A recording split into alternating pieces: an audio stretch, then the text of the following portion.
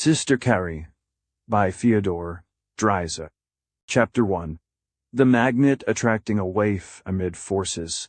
When Caroline Meeber boarded the afternoon train for Chicago, her total outfit consisted of a small trunk, a cheap imitation alligator skin satchel, a small lunch in a paper box, and a yellow leather snap purse, containing her ticket, a scrap of paper with her sister's address in Van Buren Street, and $4 in money. It was in August, 1889. She was 18 years of age, bright, timid, and full of the illusions of ignorance and youth. Whatever touch of regret at parting characterized her thoughts, it was certainly not for advantages now being given up. A gush of tears at her mother's farewell kiss, a touch in her throat when the cars clacked by the flour mill where her father worked by the day, a pathetic sigh as the familiar green environs of the village passed in review, and the threads which bound her so lightly to girlhood and home were irretrievably broken. To be sure, there was always the next station, where one might descend and return. There was the great city, bound more closely by these very trains which came up daily. Columbia City was not so very far away, even once she was in Chicago. What, pray, is a few hours, a few hundred miles? She looked at the little slip bearing her sister's address and wondered. She gazed at the green landscape, now passing in swift review, until her swifter thoughts replaced its impression with vague conjectures of what Chicago might be. When a girl leaves her home at 18, she does one of two things. Either she falls into saving hands and becomes better, or she rapidly assumes the cosmopolitan standard of virtue and becomes worse. Of an intermediate balance, under the circumstances, there is no possibility. The city has its cunning wiles, no less than the infinitely smaller and more human tempter. There are large forces which allure with all the soulfulness of expression possible in the most cultured human. The gleam of 1,000 lights is often as effective as the persuasive light in a wooing and fascinating eye. Half the undoing of the unsophisticated and natural mind is accomplished by forces wholly superhuman. A blare of sound, a roar of life, a vast array of human hives, appeal to the astonished senses in equivocal terms. Without a counselor at hand to whisper cautious interpretations, what falsehoods may not these things breed into the unguarded ear? Unrecognized for what they are, their beauty, like music, too often relaxes, then weakens, then perverts the simpler human perceptions.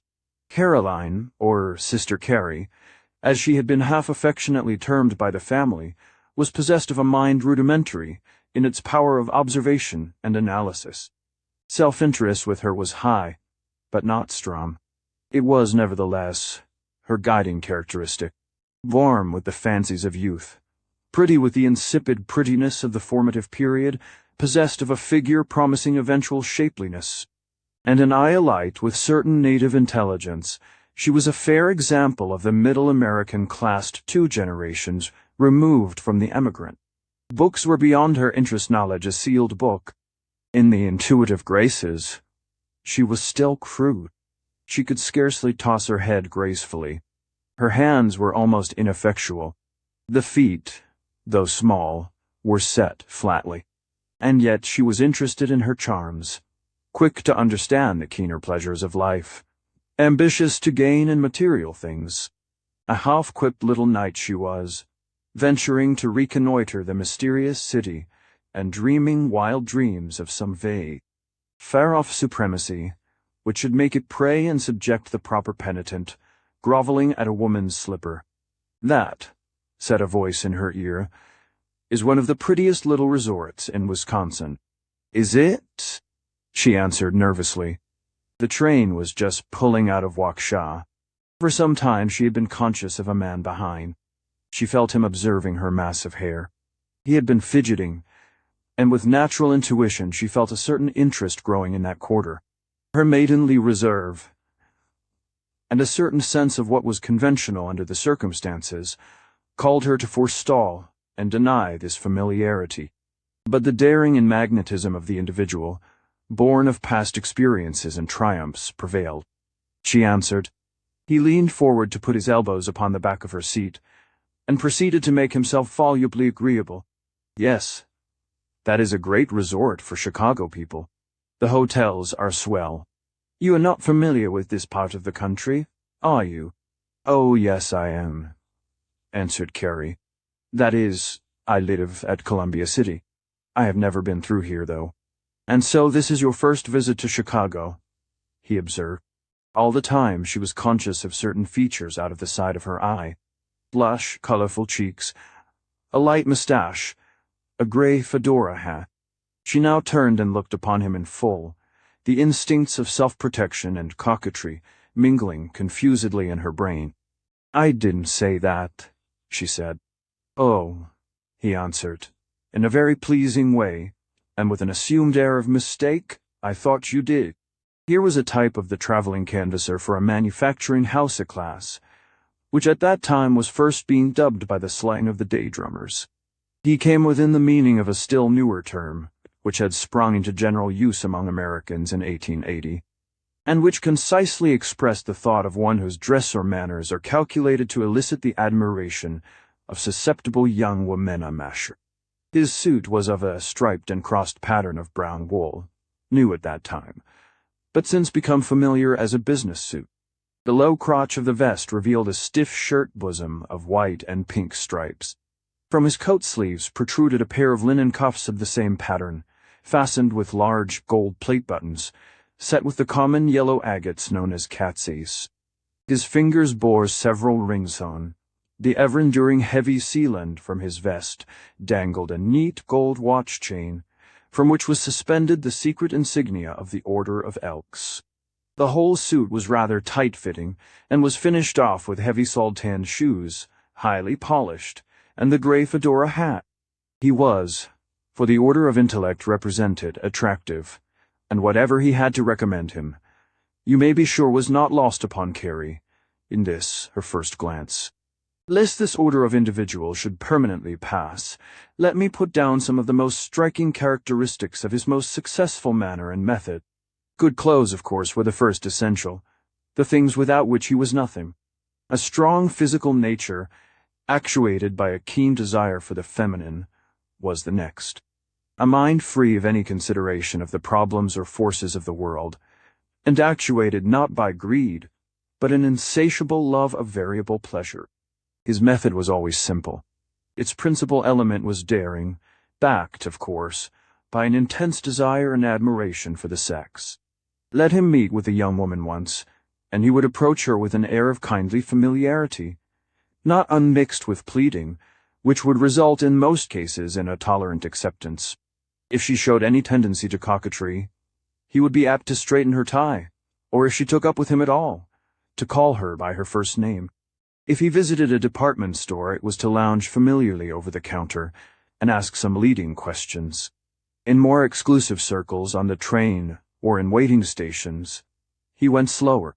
If some seemingly vulnerable object appeared, he was all attention to pass the compliments of the day, to lead the way to the parlor car, carrying her grip, or, failing that, to take a seat next her with the hope of being able to court her to her destination.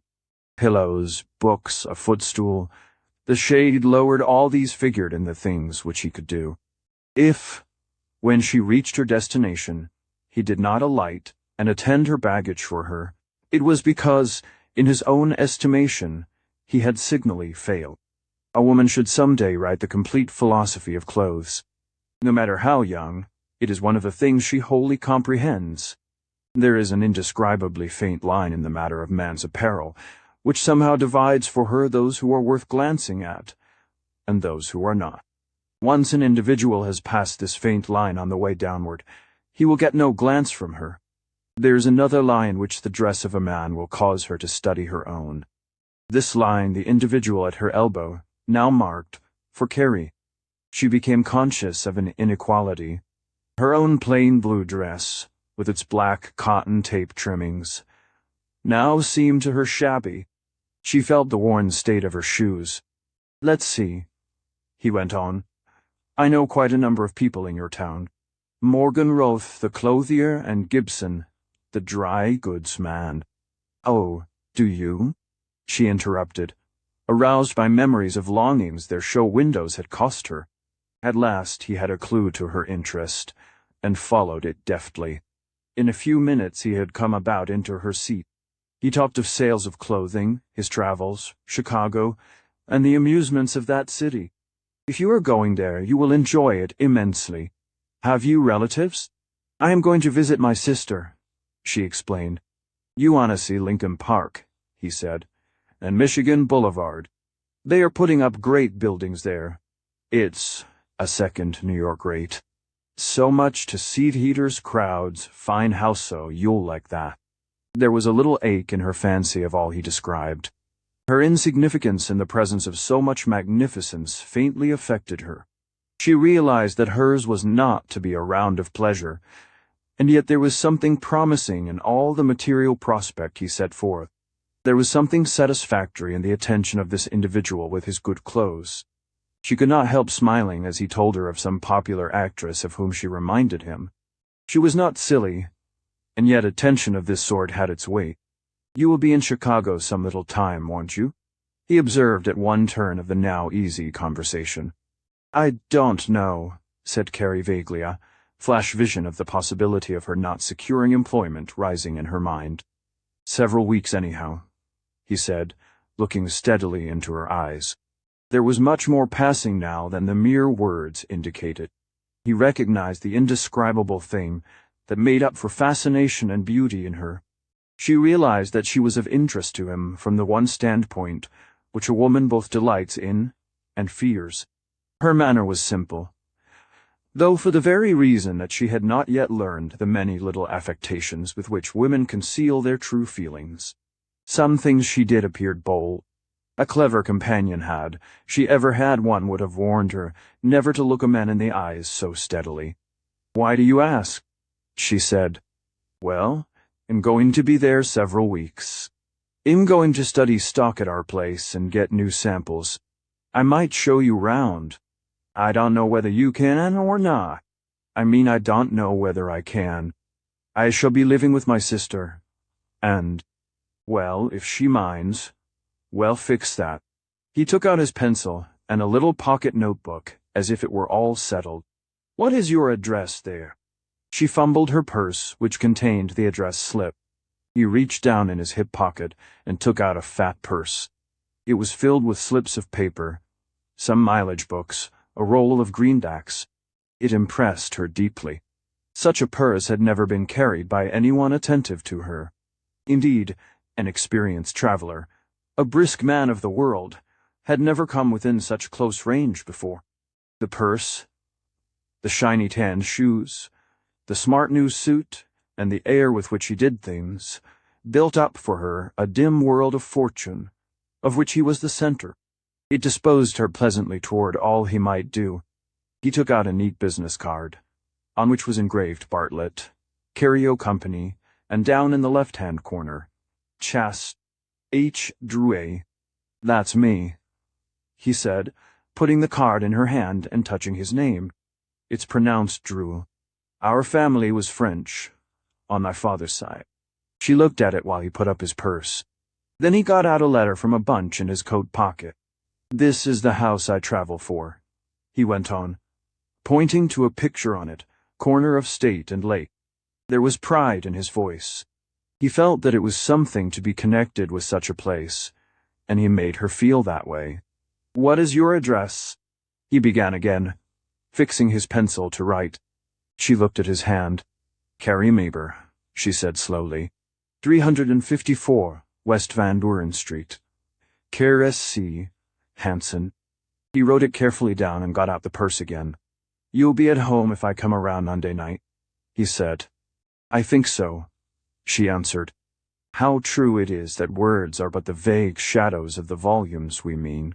Little audible links they are, chaining together great inaudible feelings and purposes.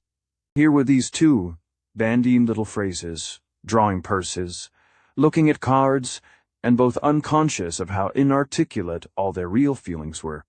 Neither was wise enough to be sure of the working of the mind of the other. He could not tell how his luring succeeded.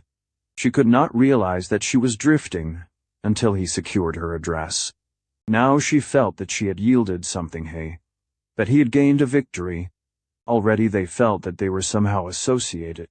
Already he took control in directing the conversation. His words were easy. Her manner was relaxed. They were nearing Chicago.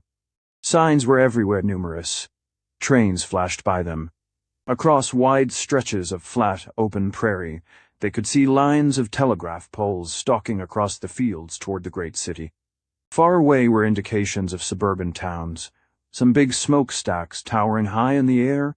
Frequently there were two-story frame houses standing out in the open fields, without fence or trees, lone outposts of the approaching army of homes.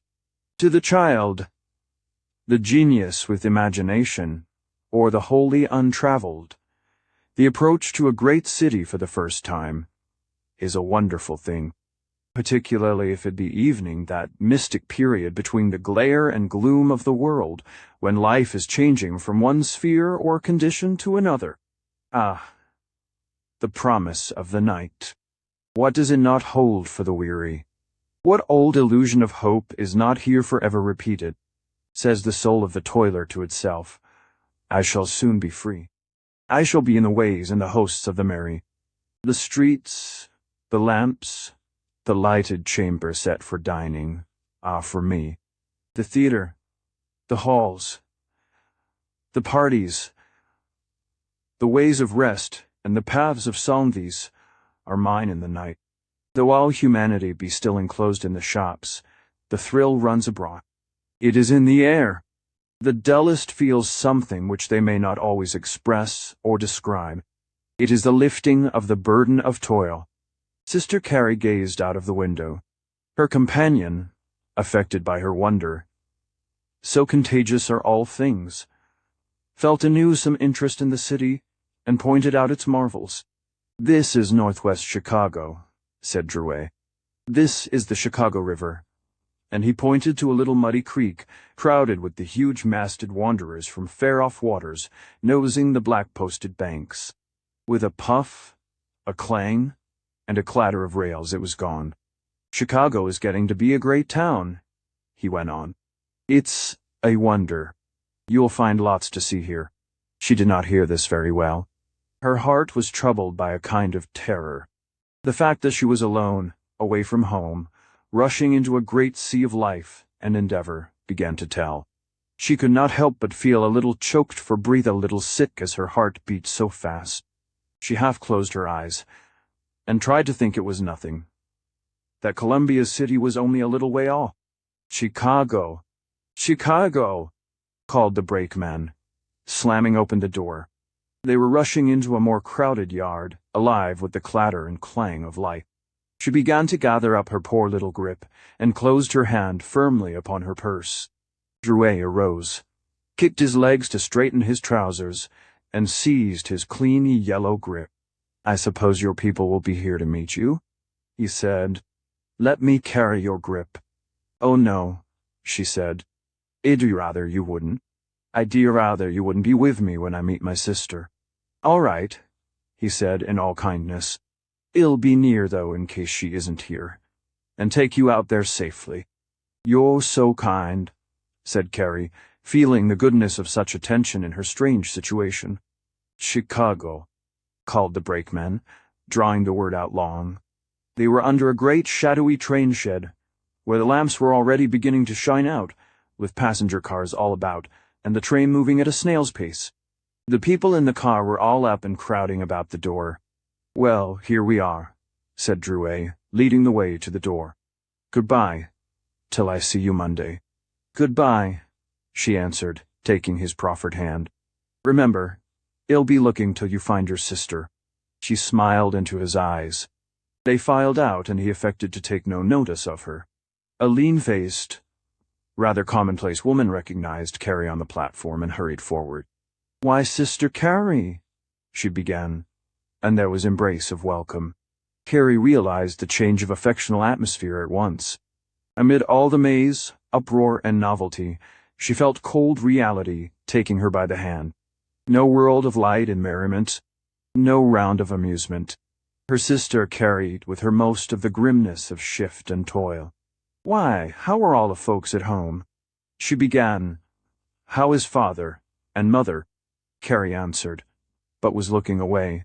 Down the aisle, toward the gate leading into the waiting room and the street, stood Drought. He was looking back.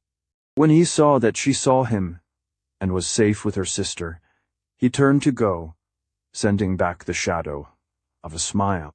Only Carrie saw it. She felt something lost to her when he moved away. When he disappeared, she felt his absence thoroughly. With her sister, she was much alone. A lone figure in a tossing, thoughtless sea. Chapter 2. What poverty threatened of granite and brass. Minnie's flat, as the one-floor resident apartments were then being called, was in a part of West Van Buren Street, inhabited by families of laborers and clerks. Men who had come and were still coming, with the rush of population pouring in at the rate of 50,000 a year. It was on the third floor, the front windows looking down into the street, where, at night, the lights of grocery stores were shining and children were playing. To Carrie, the sound of the little bells upon the horse cars, as they tinkled in and out of hearing, was as pleasing as it was novel. She gazed into the lighted street when Minnie brought her into the front room, and wondered at the sounds, the movement, the murmur of the vast city, which stretched for miles and miles in every direction. Mrs. Hansen, after the first greetings were over, gave Carrie the baby and proceeded to get supper. Her husband asked a few questions and sat down to read the evening paper. He was a silent man, American-born, of a Swede father, and now employed as a cleaner of refrigerator cars at the stockyards. To him, the presence or absence of his wife's sister was a matter of indifference. Her personal appearance did not affect him one way or the other. His one observation to the point was concerning the chances of work in Chicago. "It's a big place," he said. "You can get in somewhere in a few days. Everybody does." It had been tacitly understood beforehand that she was to get work and pay her board. He was of a clean, saving disposition, and had already paid a number of monthly installments on 2 lots far out on the west side. His ambition was someday to build a house on them. In the interval which marked the preparation of the meal, Carrie found time to study the flat. She had some slight gift of observation and that sense, so rich in every woman intuition. She felt the drag of a lean and narrow life. The walls of the rooms were discordantly papered. The floors were covered with matting, and the hall laid with a thin rag carpet. One could see that the furniture was of that poor, hurriedly patched together quality sold by the installment houses. She sat with Minnie, in the kitchen, holding the baby until it began to cry. Then she walked and sang to it, until Hansen, disturbed in his reading, came and took it. A pleasant side to his nature came out here. He was patient. One could see that he was very much wrapped up in his offspring. Now, he said, walking. There, and the there was a certain Swedish accent noticeable in his voice. "You'll want to see the city first, won't you?" said Minnie when they were eating. Well, go out Sunday and see Lincoln Park." Carrie noticed that Hansen had said nothing to this. He seemed to be thinking of something else. "Well," she said, "I think I'll look around tomorrow. I've got Friday and Saturday, and it won't be any trouble. Which way is the business part?" Minnie began to explain, but her husband took this part of the conversation to himself. "It's that way," he said, pointing east. "That's east." Then he went off into the longest speech he had yet indulged in, concerning the lay of Chicago. "You'd better look in those big manufacturing houses along Franklin Street and just the other side of the river," he concluded. "Lots of girls work there. You could get home easy, too. It isn't very far." Carrie nodded and asked her sister about the neighborhood. The latter talked in a subdued tone, telling the little she knew about it, while Hansen concerned himself with the baby. Finally, he jumped up and handed the child to his wife. "I've got to get up early in the morning, so I'll go to bed." And off he went, disappearing into the dark little bedroom off the hall, for the night. "He works way down at the stockyards," explained Minnie, "so he's got to get up at 5:30. What time do you get up to get breakfast?" asked Carrie. At about 20 minutes of 5. Together they finished the labor of the day, Carrie washing the dishes while Minnie undressed the baby and put it to bed. Minnie's manner was one of trained industry, and Carrie could see that it was a steady round of toil with her. She began to see that her relations with Drouet would have to be abandoned. He could not come here. She read from the manner of Hansen, in the subdued air of Minnie, and indeed the whole atmosphere of the flat, a settled opposition to anything save a conservative round of toil. If Hansen sat every evening in the front room and read his paper, if he went to bed at 9, and Minnie a little later, what would they expect of her? She saw that she would first need to get work and establish herself on a paying basis before she could think of having company of any sort. Her little flirtation with Drouet seemed now an extraordinary thing. No, she said to herself. He can't come here. She asked Minnie for ink and paper, which were upon the mantel in the dining room, and when the latter had gone to bed at 10, got out Drouet's card and wrote him, I cannot have you call on me here. You will have to wait until you hear from me again. My sister's place is so small. She troubled herself over what else to put in the letter. She wanted to make some reference to their relations upon the train, but was too timid. She concluded by thanking him for his kindness in a crude way, then puzzled over the formality of signing her name, and finally decided upon the severe winding up with a very truly, which she subsequently changed to sincerely. She scaled and addressed the letter, and going in the front room, the alcove of which contained her bed, drew the one small rocking chair up to the open window, and sat looking out upon the night and streets in silent wonder. Finally, wearied by her own reflections, she began to grow dull in her chair, and feeling the need of sleep, arranged her clothing for the night and went to bed. When she awoke at 8 the next morning, Hansen had gone. Her sister was busy in the dining room, which was also the sitting room, sewing. She worked, after dressing, to arrange a little breakfast for herself, and then advised with Minnie as to which way to look.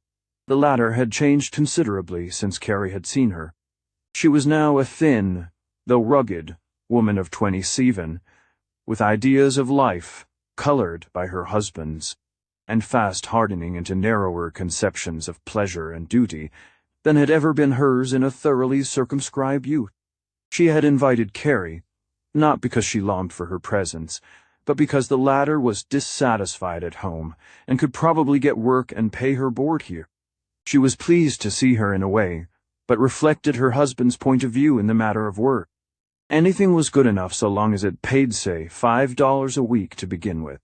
A shop girl was the destiny prefigured for the newcomer. She would get in one of the great shops and do well enough until something happened.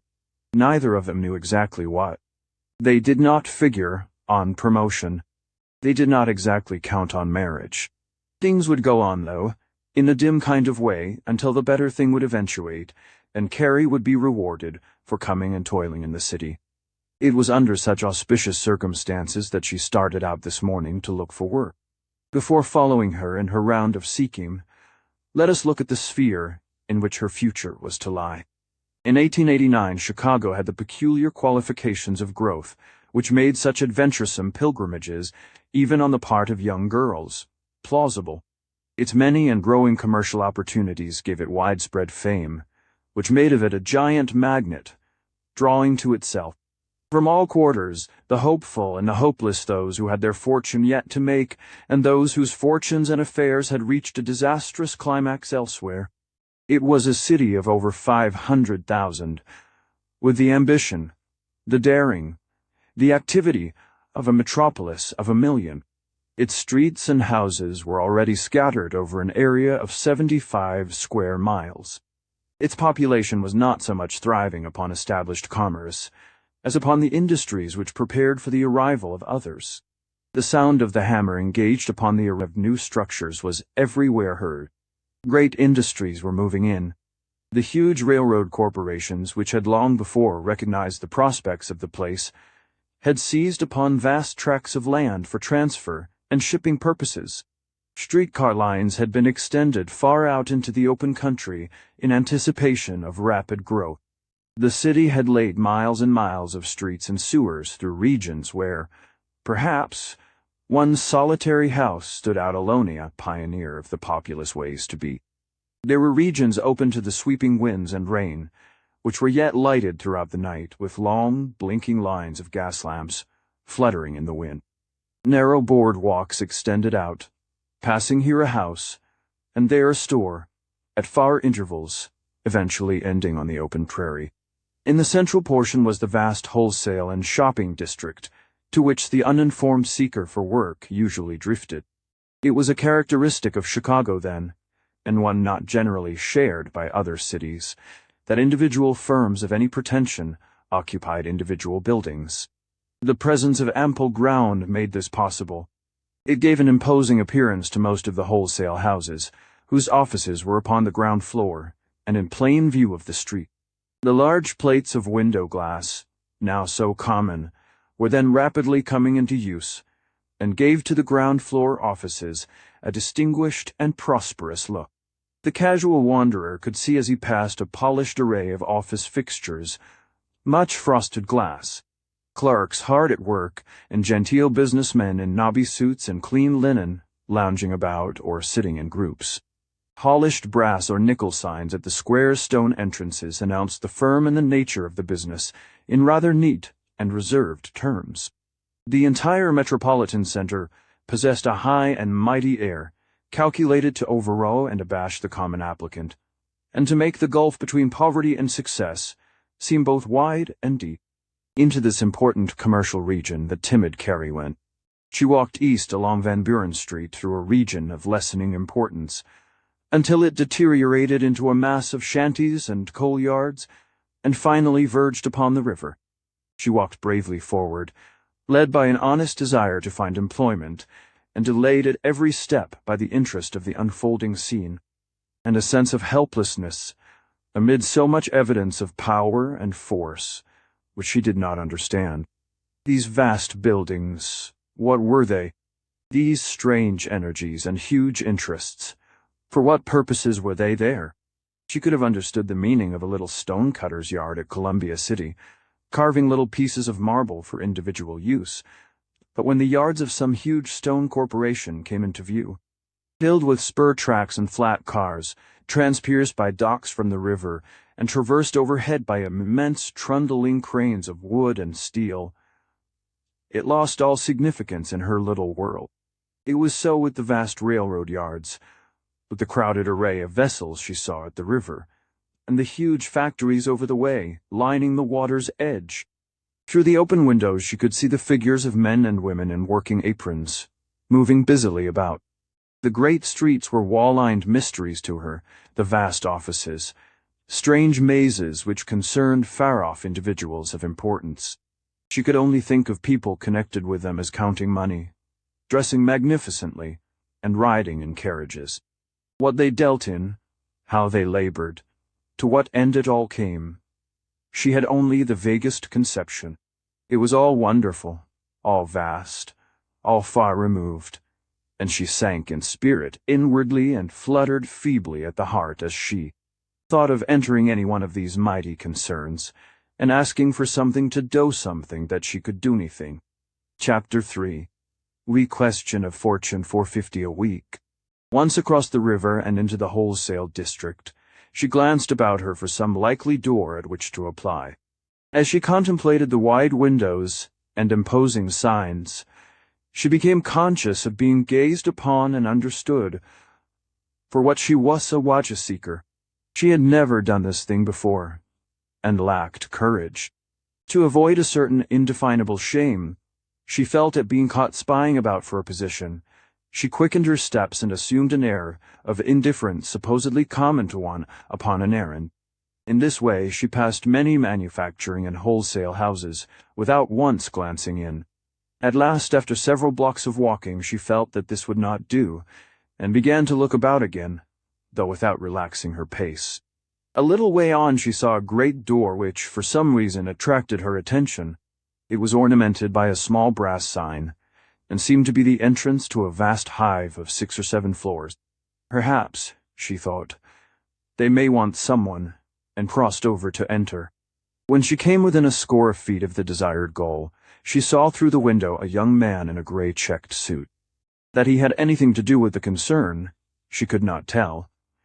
But because he happened to be looking in her direction, her weakening heart misgave her, and she hurried by, too overcome with shame to enter. Over the way stood a great 6-story structure, labeled Storm and King, which she viewed with rising hope. It was a wholesale dry goods concern and employed women. She could see them moving about now and then upon the upper floors. This place she decided to enter, no matter what. She crossed over and walked directly toward the entrance. As she did so, 2 men came out and paused in the door. A telegraph messenger in blue dashed past her, and up the few steps that led to the entrance and disappeared. Several pedestrians out of the hurrying throng which filled the sidewalks passed about her as she paused, hesitating. She looked helplessly around, and then, seeing herself observed, retreated. It was too difficult a task. She could not go past them. So severe a defeat told sadly upon her nerves. Her feet carried her mechanically forward, every foot of her progress being a satisfactory portion of a flight which she gladly made. Block after block passed by. Upon street lamps at the various corners, she read names such as Madison, Monroe, LaSalle, Clark, Dearborn, State, and still she went, her feet beginning to tire upon the broad stone flagging. She was pleased in part that the streets were bright and clean. The morning sun, shining down with steadily increasing warmth, made the shady side of the streets pleasantly cool. She looked at the blue sky overhead with more realization of its charm than had ever come to her before. Her cowardice began to trouble her in a way. She turned back, resolving to hunt up Storm and King and enter. On the way, she encountered a great wholesale shoe company, through the broad plate windows of which she saw an enclosed executive department, hidden by frosted glass. Without this enclosure, but just within the street entrance, sat a gray-haired gentleman at a small table, with a large open ledger before him. She walked by this institution several times hesitating, but finding herself unobserved, faltered past the screen door and stood humbly waiting. "Well, young lady," observed the old gentleman, looking at her somewhat kindly, "what is it you wish? That is, do you mean? Do you need any help?" She stammered. "Not just at present," he answered, smiling. "Not just at present. Come in sometime next week. Occasionally we need someone." She received the answer in silence and backed awkwardly out. The pleasant nature of her reception rather astonished her. She had expected that it would be more difficult, that something cold and harsh would be said, she knew not what. That she had not been put to shame and made to feel her unfortunate position seemed remarkable. Somewhat encouraged, she ventured into another large structure. It was a clothing company, and more people were in evidence, well-dressed men of 40 and more, surrounded by brass railings. An office boy approached her. "Who is it you wish to see?" he asked. "I want to see the manager," she said. He ran away and spoke to one of a group of 3 men who were conferring together. One of these came towards her. Well, he said coldly. The greeting drove all courage from her at once. "Do you need any help?" she stammered. "No," he replied abruptly, and turned upon his heel. She went foolishly out, the office boy deferentially swinging the door for her, and gladly sank into the obscuring crowd. It was a severe setback to her recently pleased mental state. Now she walked quite aimlessly for a time, turning here and there, seeing one great company after another, but finding no courage to prosecute her single inquiry. High noon came, and with it hunger. She hunted out an unassuming restaurant and entered, but was disturbed to find that the prices were exorbitant for the size of her purse. A bowl of soup was all that she could afford, and with this quickly eaten, she went out again. It restored her strength somewhat, and made her moderately bold to pursue the search. In walking a few blocks to fix upon some probable place, she again encountered the firm of Storm and King, and this time managed to get in. Some gentlemen were conferring close at hand, but took no notice of her. She was left standing, gazing nervously upon the floor. When the limit of her distress had been nearly reached, she was beckoned to by a man at one of the many desks within the nearby railing. "Who is it you wish to see?" he required. "Why, A1, if you please," she answered. "I am looking for something to do." "Oh, you want to see Mr. McManus," he returned. "Sit down." And he pointed to a chair against the neighboring wall. He went on leisurely writing, until after a time a short, stout gentleman came in from the street. "Mr. McManus," called the man at the desk, "this young woman wants to see you." The short gentleman turned about towards Carrie, and she arose and came forward. "What can I do for you, miss?" he inquired, surveying her curiously. "I want to know if I can get a position," she inquired. "As what?" he asked. "Not as anything in particular," she faltered. "Have you ever had any experience in the wholesale dry goods business?" he questioned. "No, sir," she replied. "Are you a stenographer or typewriter?" "No, sir." "Well, we haven't anything here," he said. "We employ only experienced help." She began to step backward toward the door, when something about her plaintive face attracted him.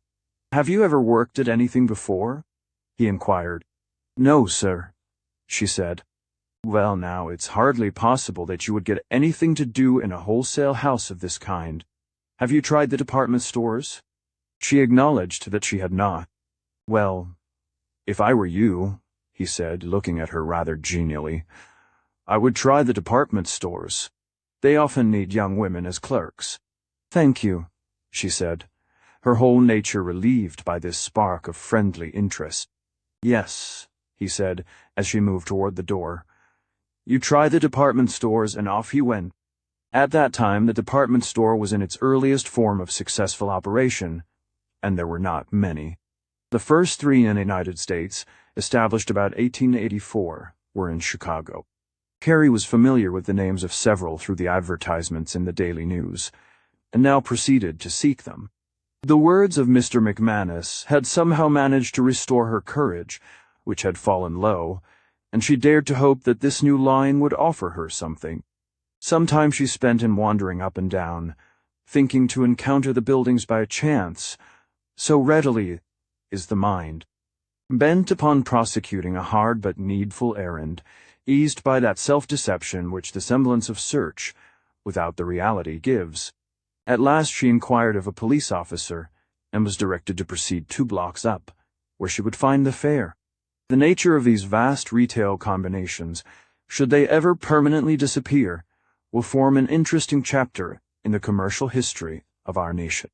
Such a flowering out of a modest trade principle the world had never witnessed up to that time. They were along the line of the most effective retail organization, with hundreds of stores coordinated into one and laid out upon the most imposing and economic basis. They were handsome, bustling, successful affairs, with a host of clerks and a swarm of patrons. Carrie passed along the busy aisles, much affected by the remarkable displays of trinkets, dress goods, stationery, and jewelry. Each separate counter was a showplace of dazzling interest and attraction. She could not help feeling the claim of each trinket invaluable upon her personally. And yet she did not stop. There was nothing there which she could not have used, nothing which she did not long to own. The dainty slippers and stockings, the delicately frilled skirts and petticoats, the laces, ribbons, hair combs, purses, all touched her with individual desire, and she felt keenly the fact that not any of these things were in the range of her purchase. She was a work-seeker, an outcast without employment, one whom the average employee could tell at a glance was poor and in need of a situation. It must not be thought that anyone could have mistaken her for a nervous, sensitive, high-strung nature, cast unduly upon a cold, calculating, and unpoetic world. Such certainly she was not. But women are peculiarly sensitive to their adornment. Not only did Carrie feel the drag of desire for all which was new and pleasing in apparel for women, but she noticed too, with a touch at the heart, the fine ladies who elbowed and ignored her, brushing past in utter disregard of her presence, themselves eagerly enlisted in the materials which the store contained. Carrie was not familiar with the appearance of her more fortunate sisters of the city.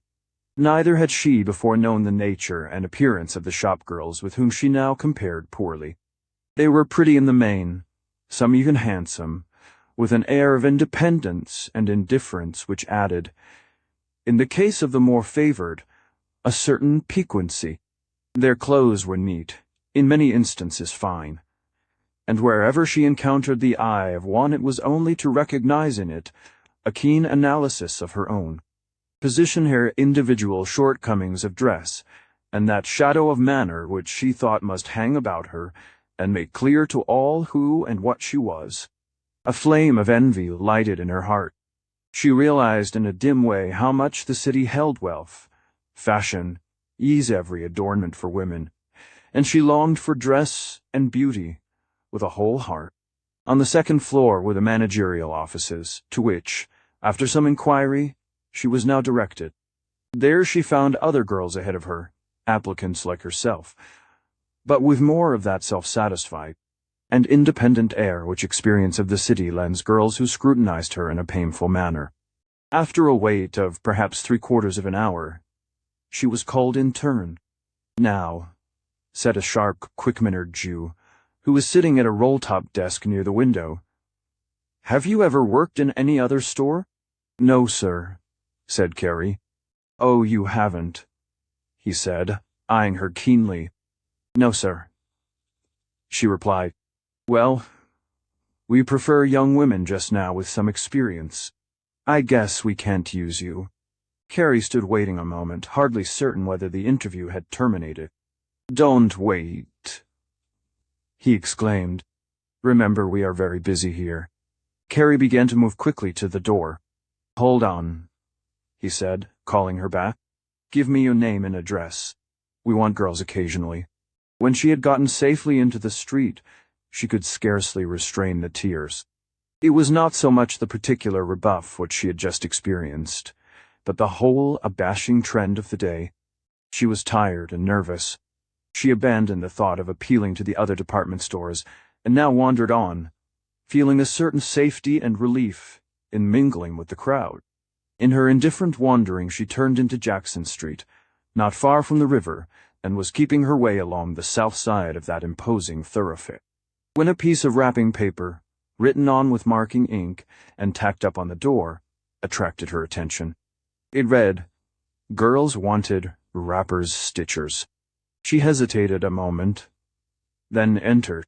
The firm of Spielheim Company, makers of boys' caps, occupied one floor of the building, 50 feet in width and some 80 feet in depth. It was a place rather dingily lighted, the darkest portions having incandescent lights, filled with machines and workbenches. At the latter labored quite a company of girls and some men. The former were drabble-looking creatures, stained in face with oil and dust, clad in thin, shapeless cotton dresses, and shod with more or less worn shoes. Many of them had their sleeves rolled up, revealing bare arms, and in some cases, owing to the heat, their dresses were open at the neck.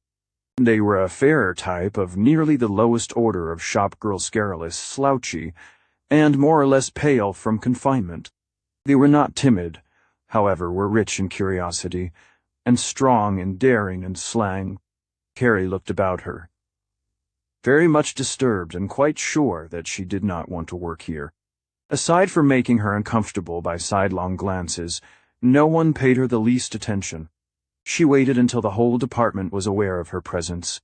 Then some word was sent around, and a foreman, in an apron and shirt sleeves, the latter rolled up to his shoulders, approached. "Do you want to see me?" he asked. "Do you need any help?" said Carrie, already learning directness of address. "Do you know how to stitch caps?" he returned. "No, sir," she replied.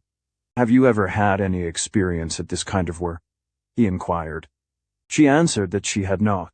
"Well," said the foreman, scratching his ear meditatively, "we do need a stitcher. We like experienced help, though. We've hardly got time to break people in." He paused, and looked away out of the window. "We might, though, put you at finishing," he concluded reflectively. "How much do you pay a week?" ventured Carrie, emboldened by a certain softness in the man's manner and his simplicity of address. "3.5, he answered. "Oh," she was about to exclaim, but checked herself and allowed her thoughts to die without expression. "We're not exactly in need of anybody," he went on vaguely, looking her over as one would a package. "You can come on Monday morning, though," he added, "and it'll put you to work." "Thank you," said Carrie weakly. "If you come, bring an apron," he added. He walked away and left her standing by the elevator, never so much as inquiring her name. While the appearance of the shop and the announcement of the price paid per week operated very much as a blow to Carrie's fancy, the fact that work of any kind was offered after so rude a round of experience was gratifying. She could not begin to believe that she would take the place. Modest as her aspirations were, she had been used to better than that.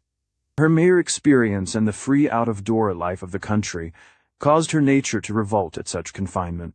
Dirt had never been her share. Her sister's flat was clean. This place was grimy and low. The girls were careless and hardened. They must be bad-minded and hearted, she imagined. Still, a place had been offered her. Surely Chicago was not so bad if she could find one place in one day. She might find another and better later. Her subsequent experiences were not of a reassuring nature, however. From all the more pleasing or imposing places, she was turned away abruptly with the most chilling formality.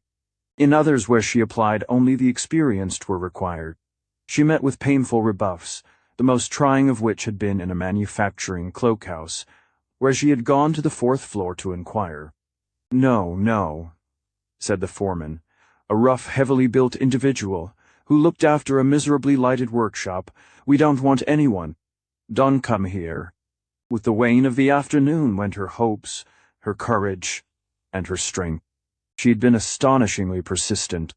So earnest an effort was well deserving of a better reward. On every hand, to her fatigued senses, the great business portion grew larger, harder, more stolid in its indifference. It seemed as if it was all closed to her, that the struggle was too fierce for her to hope to do anything at all. Men and women hurried by in long, shifting lines. She felt the flow of the tide of effort, and interest felt her own helplessness, without quite realizing the wisp on the tide that she was. She cast about vainly for some possible place to apply, but found no door which she had the courage to enter. It would be the same thing all over. The old humiliation of her plea, rewarded by curt denial. Sick at heart and in body, she turned to the west, the direction of Minnie's flat, which she had now fixed in mind, and began that wearisome, baffled retreat which the seeker for employment at nightfall too often makes. In passing through 5th Avenue, south towards Van Buren Street, where she intended to take a car, she passed the door of a large wholesale shoe house, through the plate-glass windows of which she could see a middle-aged gentleman sitting at a small desk. One of those forlorn impulses which often grow out of a fixed sense of defeat, the last sprouting of a baffled and uprooted growth of ideas, seized upon her. She walked deliberately through the door and up to the gentleman, who looked at her weary face with partially awakened interest. "What is it?" he said. Can you give me something to do?" said Carrie. "Now, I really don't know," he said kindly. "What kind of work is it you want? You're not a typewriter, are you?" "Oh, no," answered Carrie. "Well, we only employ bookkeepers and typewriters here. You might go around to the side and inquire upstairs. They did want some help upstairs a few days ago. Ask for Mr. Brown." She hastened around to the side entrance and was taken up by the elevator to the 4th floor. "Call Mr. Brown, Willie," said the elevator man to a boy nearby.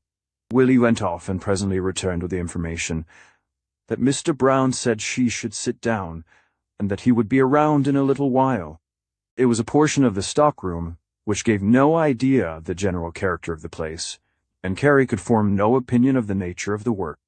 "So, you want something to do," said Mr. Brown, after he inquired concerning the nature of her errand. "Have you ever been employed in a shoe factory before?" "No, sir," said Carrie. "What is your name?" he inquired, and being informed, "Well, I don't know as I have anything for you. Would you work for 4.5 a week?" Carrie was too worn by defeat not to feel that it was considerable. She had not expected that he would offer her less than 6. She acquiesced, however, and he took her name and address. "Well," he said finally, "you report here at 8 o'clock Monday morning. I think I can find something for you to do." He left her revived by the possibilities, sure that she had found something at last. Instantly, the blood crept warmly over her body. Her nervous tension relaxed. She walked out into the busy street and discovered a new atmosphere.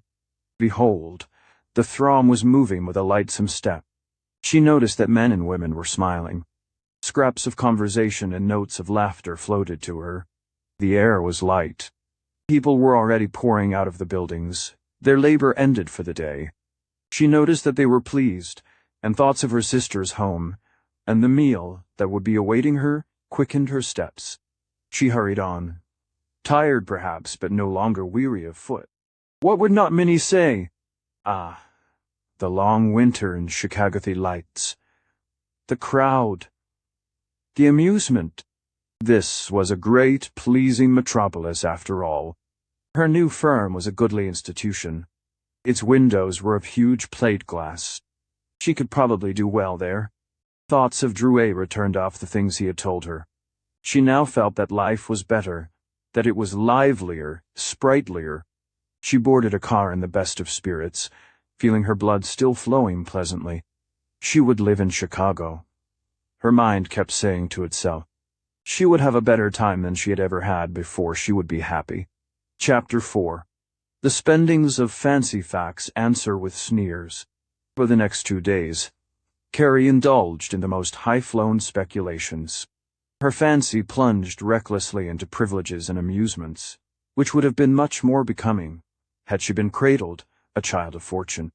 With ready will and quick mental selection, she scattered her meager $4.50 per week with a swift and graceful hand.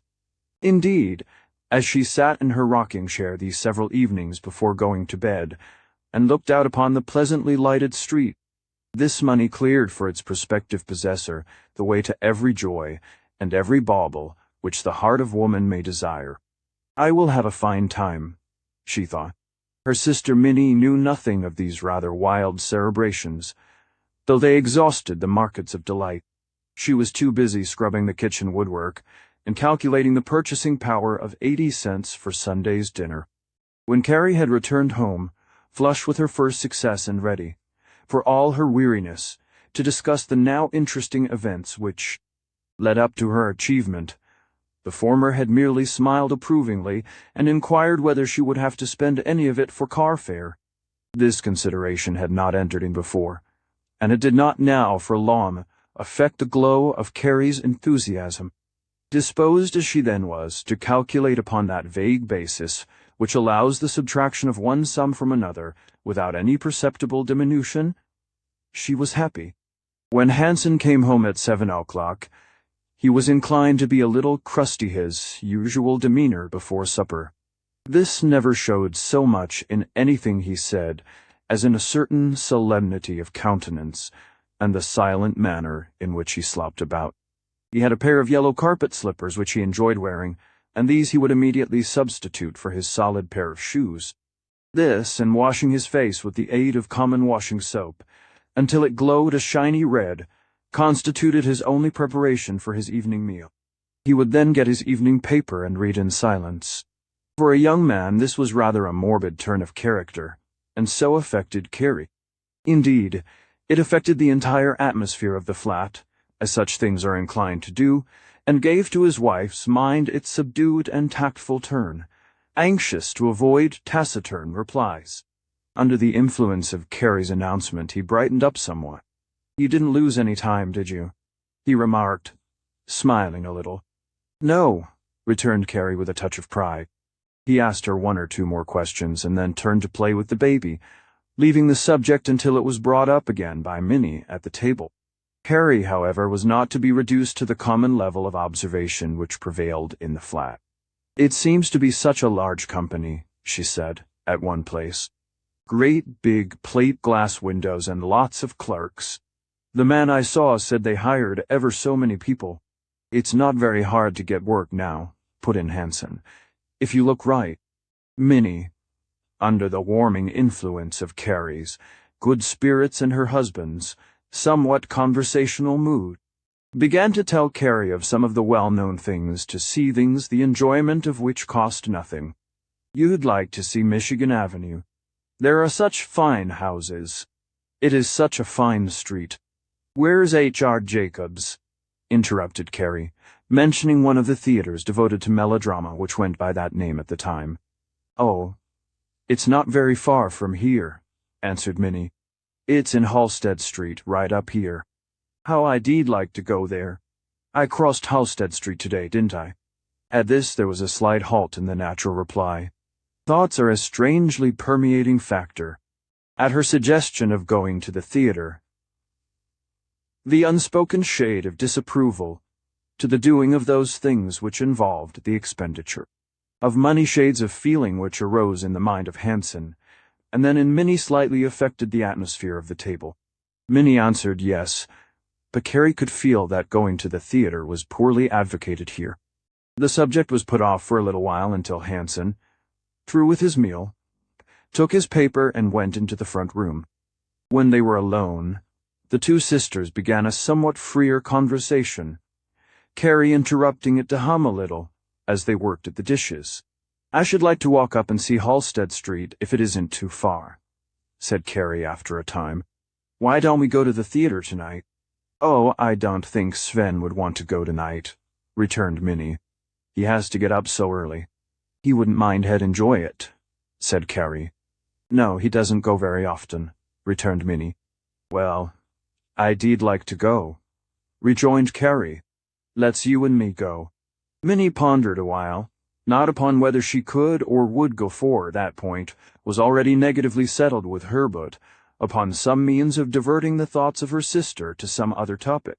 "Well, go some other time," she said at last, finding no ready means of escape. Carrie sensed the root of the opposition at once. "I have some money," she said. "You go with me."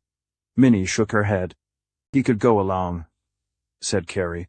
"No," returned Minnie softly, and rattling the dishes to drown the conversation. "He wouldn't."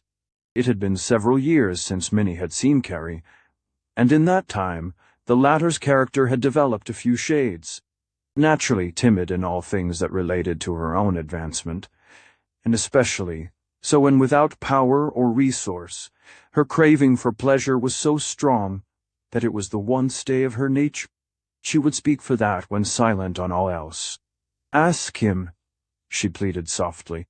Minnie was thinking of the resource which Carrie's board would add. It would pay the rent, and would make the subject of expenditure a little less difficult to talk about with her husband. But if Carrie was going to think of running around in the beginning, there would be a hitch somewhere. Unless Carrie submitted to a solemn round of industry and saw the need of hard work without longing for play, how was her coming to the city to profit them? These thoughts were not those of a cold, hard nature at all. They were the serious reflections of a mind which invariably adjusted itself, without much complaining, to such surroundings as its industry could make for it. At last, she yielded enough to ask Hansen. It was a half-hearted procedure without a shade of desire on her part. "Carrie wants us to go to the theater," she said, looking in upon her husband. Hansen looked up from his paper, and they exchanged a mild look, which said as plainly as anything, "This isn't what we expected." "I don't care to go," he returned. "What does she want to see?" "H.R. Jacobs," said Minnie. He looked down at his paper and shook his head negatively. When Carrie saw how they looked upon her proposition, she gained a still clearer feeling of their way of life.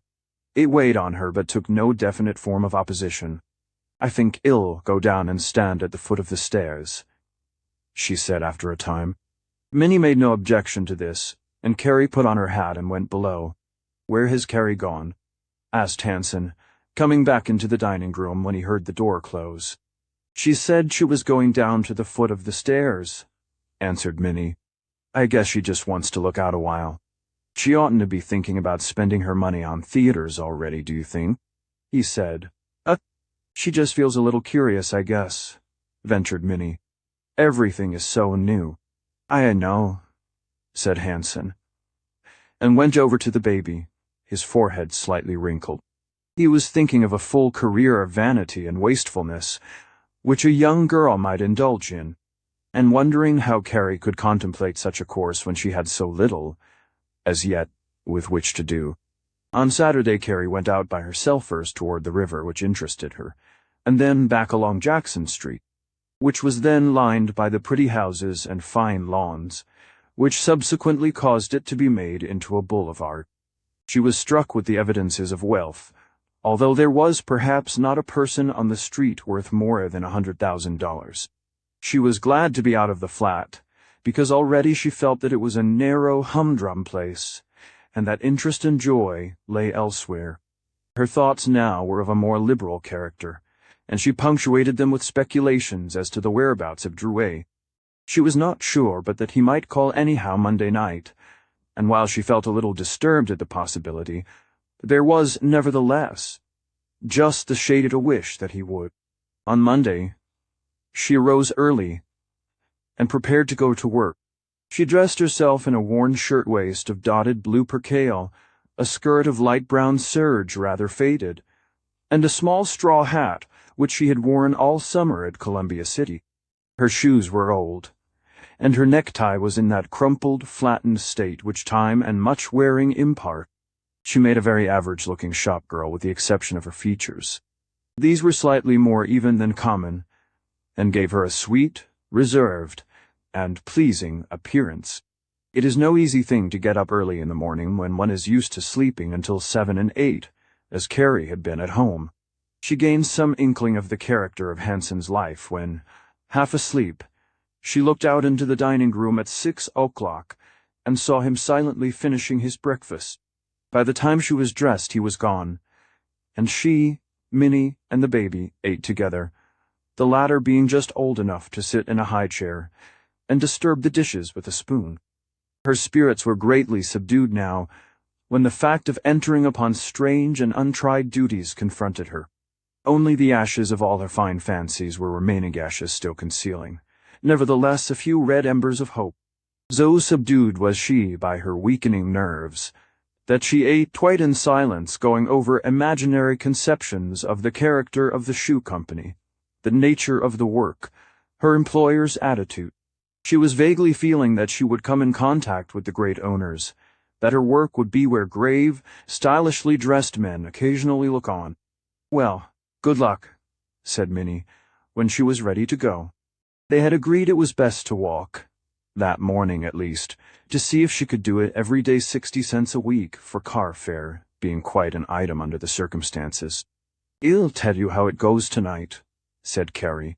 Once in the sunlit street, with laborers tramping by either direction, the horse cars passing, crowded to the rails with the small clerks and floor, help in the great wholesale houses, and men and women generally coming out of doors and passing about the neighborhood, Carrie felt slightly reassured. In the sunshine of the morning, beneath the wide blue heavens, with a fresh wind astir, what fears, except the most desperate, can find a harborage? In the night, or the gloomy chambers of the day, fears and misgivings wax strong, but out in the sunlight there is, for a time, cessation even of the terror of death. Carrie went straight forward until she crossed the river, and then turned into Fifth Avenue. The thoroughfare, in this part, was like a walled cannon of brown stone and dark red brick. The big windows looked shiny and clean. Trucks were rumbling in increasing numbers. Men and women, girls and boys were moving onward in all directions. She met girls of her own age, who looked at her as if with contempt for her diffidence. She wondered at the magnitude of this life, and at the importance of knowing much in order to do anything in it at all. Dread at her own inefficiency crept upon her. She would not know how. She would not be quick enough. Had not all the other places refused her because she did not know something or other?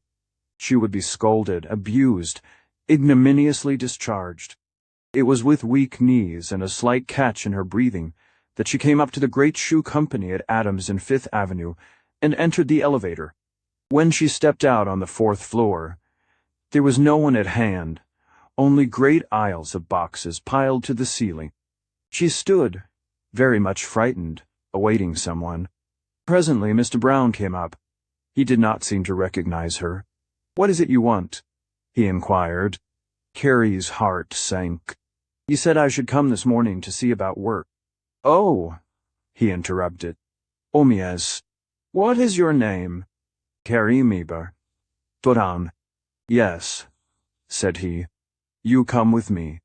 He led the way through dark box-lined aisles, which had the smell of new shoes, until they came to an iron door which opened into the factory proper. There was a large, low-ceiled room, with clacking, rattling machines, at which men in white shirt sleeves and blue gingham aprons were working. She followed him diffidently through the clattering automatons, keeping her eyes straight before her, and flushing slightly. They crossed to a far corner and took an elevator to the 6th floor. Out of the array of machines and benches, Mr. Brown signaled a foreman. "This is the girl," he said, and turning to Carrie, "You go with him." He then returned, and Carrie followed her new superior to a little desk in a corner, which he used as a kind of official center. "You've never worked at anything like this before, have you?" he questioned, rather sternly. "No, sir," she answered. He seemed rather annoyed at having to bother with such help, but put down her name, and then led her across to where a line of girls occupied stools in front of clacking machines. On the shoulder of one of the girls who was punching eye holes in one piece of the upper, by the aid of the machine, he put his hand. "You," he said, "show this girl how to do what you're doing. When you get through, come to me." The girl, so addressed, rose promptly, and gave Carrie her place. "It isn't hard to do," she said, bending over. "You just take this so, fasten it with this clamp, and start the machine." She suited action to word, fastened the piece of leather, which was eventually to form the right half of the upper of a man's shoe, by little adjustable clamps, and pushed a small steel rod at the side of the machine. The latter jumped to the task of punching, with sharp snapping clicks, cutting circular bits of leather out of the side of the upper, leaving the holes which were to hold the laces. After observing a few times, the girl let her work at it alone. Seeing that it was fairly well done, she went away.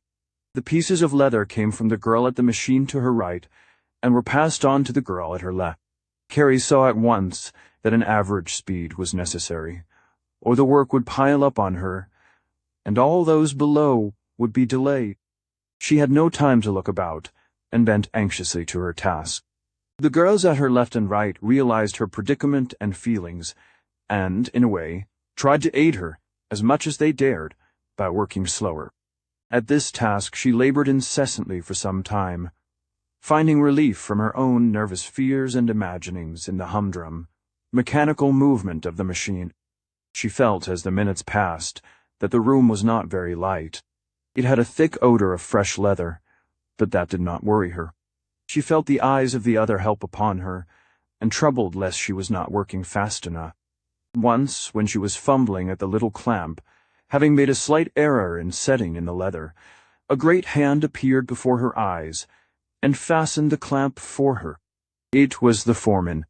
Her heart thumped so that she could scarcely see to go on. "Start your machine," he said.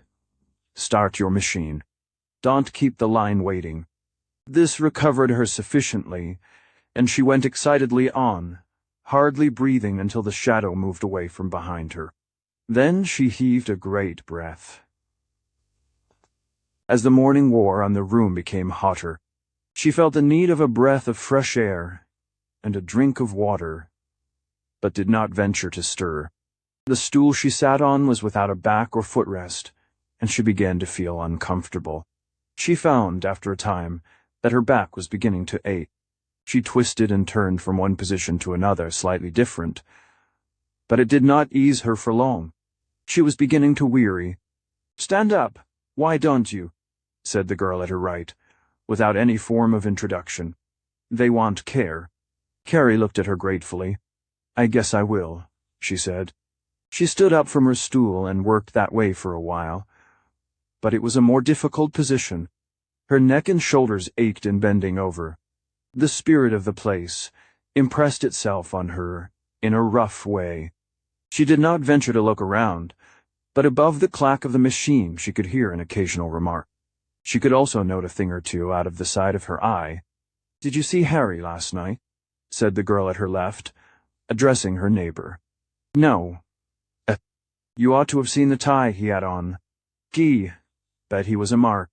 "St," said the other girl, bending over her work. The first, silenced, instantly assumed a solemn face. The foreman passed slowly along, eyeing each worker distinctly. The moment he was gone, the conversation was resumed again. "Say," began the girl at her left, "what d'ye think he said?" "I don't know. He said he saw us with Eddie Harris at Martin's last night." "No." They both giggled. A youth with tan-colored hair, that needed clipping very badly, came shuffling along between the machines, bearing a basket of leather findings under his left arm, and pressed against his stomach. When near Carrie, he stretched out his right hand and gripped one girl under the arm. "Oh, let me go," she exclaimed angrily. "Duffer toll." He only grinned broadly in return. "Rubber," he called back as she looked after him. There was nothing of the gallant in him. Carrie at last could scarcely sit still. Her legs began to tire, and she wanted to get up and stretch. Would noon never come? It seemed as if she had worked an entire day. She was not hungry at all, but weak, and her eyes were tired, straining at the one point where the eye punch came down. The girl at the right noticed her squirmings and felt sorry for her. She was concentrating herself too thoroughly. What she did really required less mental and physical strain. There was nothing to be done, however.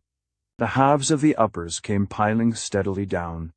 Her hands began to ache at the wrists, and then in the fingers, and towards the last she seemed one mass of dull, complaining muscles, fixed in an eternal position, and performing a single mechanical movement, which became more and more distasteful, until at last it was absolutely nauseating. When she was wondering whether the strain would ever cease, a dull-sounding bell clanged somewhere down an elevator shaft, and the end came. In an instant, there was a buzz of action and conversation. All the girls instantly left their stools and hurried away in an adjoining room. Men passed through, coming from some department which opened on the right. The whirling wheels began to sing in a steadily modifying key, until at last they died away in a low buzz. There was an audible stillness, in which the common voice sounded strange. Carrie got up and sought her lunchbox. She was stiff, a little dizzy, and very thirsty. On the way to the small space portioned off by wood, where all the wraps and lunches were kept, she encountered the foreman, who stared at her hard. "Well," he said, "did you get along all right?" "I think so," she replied, very respectfully. He replied, "For want of something better," and walked on. Under better material conditions, this kind of work would not have been so bad, but the new socialism, which involves pleasant working conditions for employees, had not then taken hold upon manufacturing companies. The place smelled of the oil of the machines and the new leather combination, which, added to the stale odors of the building, was not pleasant even in cold weather. The floor, though regularly swept every evening, presented a littered surface.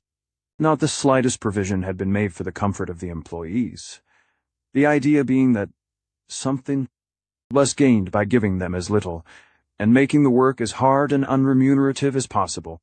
What we know of food trysts, swivel-backed chairs, dining rooms for the girls, clean aprons and curling irons supplied free, and a decent cloakroom, were unthought of. The washrooms were disagreeable, crude, if not foul places, and the whole atmosphere was sordid. Carrie looked about her, after she had drunk a tinful of water from a bucket in one corner, for a place to sit and eat. The other girls had ranged themselves about the windows or the workbenches of those of the men who had gone out. She saw no place which did not hold a couple or a group of girls, and being too timid to think of intruding herself, she sought out her machine, and seated upon her stool, opened her lunch on her lap. There, she sat listening to the chatter and comment about her. It was, for the most part, silly and graced by the current slang. Several of the men in the room exchanged compliments with the girls at long range. "Say, Kitty," called one to a girl who was doing a waltz step in a few feet of space near one of the windows. "Are you going to the ball with me?" "Look out, Kitty," called another. "You'll jar your back hair." "Go on, Rubber," was her only comment. As Carrie listened to this, and much more of similar familiar badinage among the men and girls, she instinctively withdrew into herself. She was not used to this type, and felt that there was something hard and low about it all. She feared that the young boys about would address such remarks to her boys who, beside Drouet, seemed uncouth and ridiculous. She made the average feminine distinction between clothes, putting worth, goodness, and distinction in a dress suit, and leaving all the unlovely qualities and those beneath notice in overalls and jumper. She was glad when the short half-hour was over, and the wheels began to whir again. Though wearied, she would be inconspicuous. This illusion ended when another young man passed along the aisle and poked her indifferently in the ribs with his thumb. She turned about, indignation leaping to her eyes, but he had gone on and only once turned to grin. She found it difficult to conquer an inclination to cry. The girl next her noticed her state of mind. "Don't you mind," she said. "He's too fresh." Carrie said nothing, but bent over her work.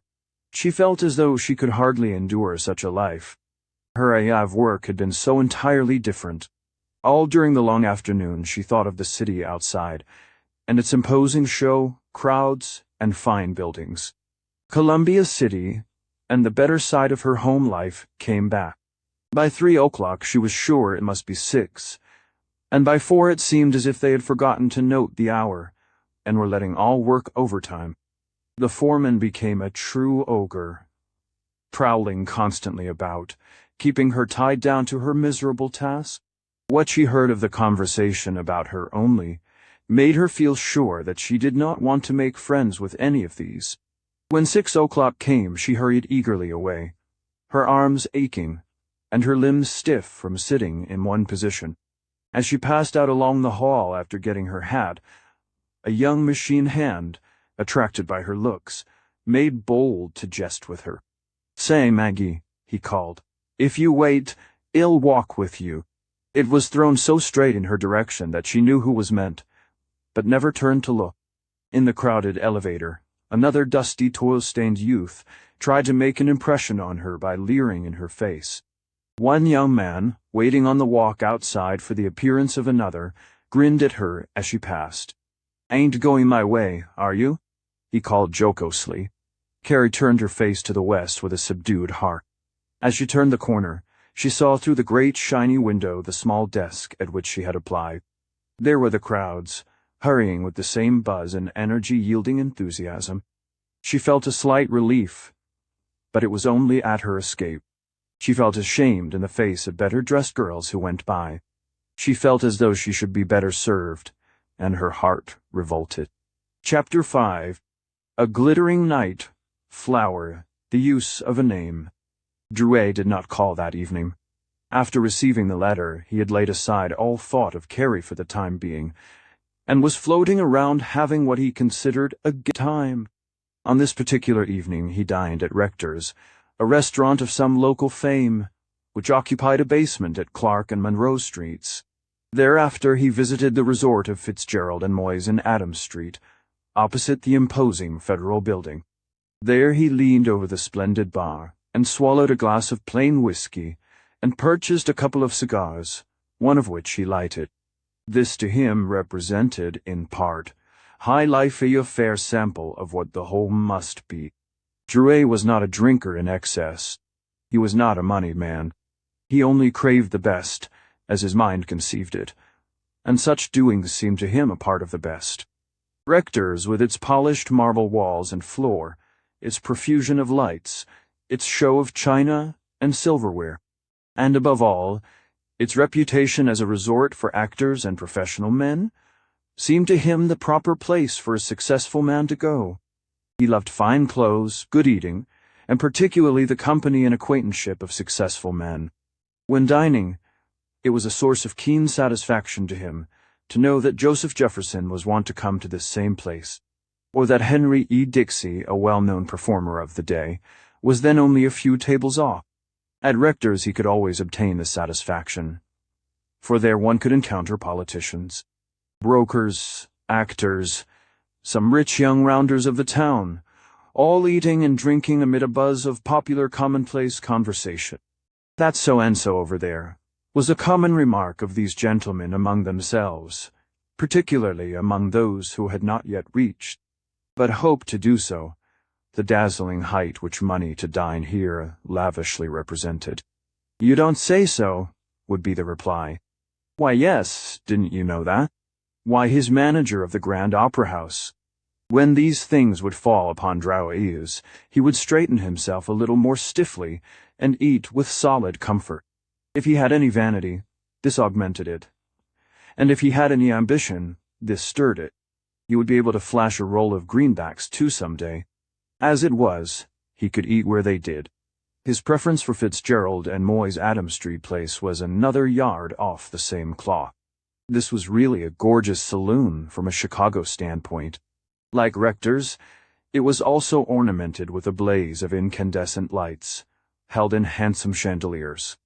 The floors were of brightly colored tiles, the walls a composition of rich, dark, polished wood, which reflected the light, and colored stucco work, which gave the place a very sumptuous appearance. The long bar was a blaze of lights, polished woodwork, colored and cut glassware, and many fancy bottles. It was a truly swell saloon, with rich screens, fancy wines, and a line of bar goods unsurpassed in the country. At Rector's, Drouet had met Mr. G. W. Hurstwood, manager of Fitzgerald and Moy's. He had been pointed out as a very successful and well-known man about town. Hurstwood looked the part, for, besides being slightly under 40, he had a good, stout constitution, an active manner, and a solid, substantial air, which was composed in part of his fine clothes, his clean linen, his jewels, and above all, his own sense of his importance. Drouet immediately conceived a notion of him as being someone worth knowing, and was glad not only to meet him but to visit the Adam Street bar thereafter whenever he wanted a drink or a cigar.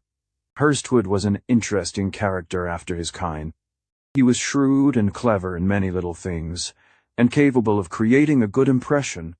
His managerial position was fairly important, a kind of stewardship which was imposing, but lacked financial control.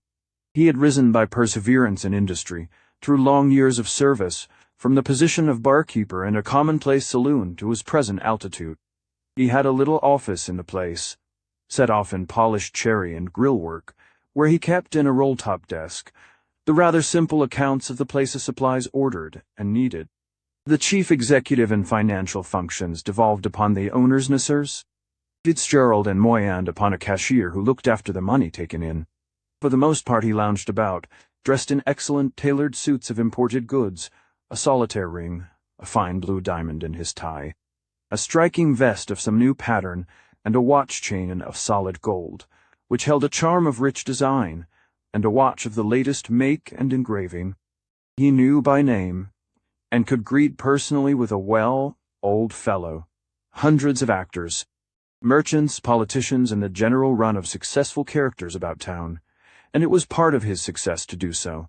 He had a finely graduated scale of informality and friendship, which improved from this "How do you do?"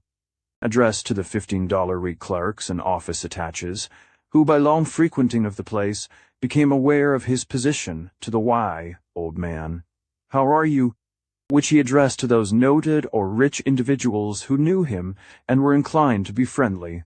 There was a class, however, too rich, too famous, or too successful, with whom he could not attempt any familiarity of address, and with these he was professionally tactful. assuming a grave and dignified attitude, paying them the deference which would win their good feeling without, in the least, compromising his own bearing and opinions. There were, in the last place, a few good followers, neither rich nor poor, famous, nor yet remarkably successful, with whom he was friendly on the score of good fellowship. These were the kind of men with whom he would converse longest, and most seriously. He loved to go out and have a good time once in a while, to go to the races, the theaters, the sporting entertainments at some of the clubs. He kept a horse and neat trap, had his wife and 2 children, who were well established in a neat house on the north side near Lincoln Park, and was altogether a very acceptable individual of our great American upper class, first grade below the luxuriously rich. Hurstwood liked Drouet. The latter's genial nature and dressy appearance pleased him. He knew that Drouet was only a traveling salesman and not one of many years at that, but the firm of Bartlett, Carrie Company, was a large and prosperous house, and Drouet stood well. Hurstwood knew Carrie quite well, having drunk a glass now and then with him, in company with several others, when the conversation was general. Drouet had what was a help in his business, a moderate sense of humor, and could tell a good story when the occasion required. He could talk races with Hurstwood, tell interesting incidents concerning himself and his experiences with women, and report the state of trade in the cities which he visited, and so managed to make himself almost invariably agreeable. Tonight he was particularly so, since his report to the company had been favorably commented upon. His new samples had been satisfactorily selected, and his trip marked out for the next 6 weeks. "Why, hello, Charlie, old man," said Hurstwood, as Drouet came in that evening about 8 o'clock. "How goes it?" The room was crowded. Drouet shook hands, beaming good nature, and they strolled towards the bar. "Oh, all right. I haven't seen you in 6 weeks. When did you get in?" "Friday," said Drouet. "Had a fine trip." "Glad of it," said Hurstwood, his black eyes lit with a warmth which half displaced the cold make-believe that usually dwelt in them. "What are you going to take?" he added, as the barkeeper, in snowy jacket and tie, leaned toward them from behind the bar. "Old pepper," said Drouet. "A little of the same for me," put in Hurstwood. "How long are you in town this time?" inquired Hurstwood. "Only until Wednesday. I'm going up to St. Paul. George Evans was in here Saturday, and said he saw you in Milwaukee last week." "Yes, I saw George," returned Drouet. "Great old boy, isn't he? We had quite a time there together." The barkeeper was setting out the glasses and bottle before them, and they now poured out the draught as they talked, Drouet filling his to within a third of full, as was considered proper, and Hurstwood taking the barest suggestion of whiskey and modifying it with seltzer. "What's become of Carrie?" remarked Hurstwood. "I haven't seen him around here in 2 weeks." "Laid up, they say," exclaimed Drouet. "Say, he's a gouty old boy. Made a lot of money in his time, though, hasn't he?" "Yes, wads of it," returned Drouet. "He won't live much longer. Barely comes down to the office now." "Just one boy, hasn't he?" asked Hurstwood. "Yes, and a swift pacer," laughed Drouet.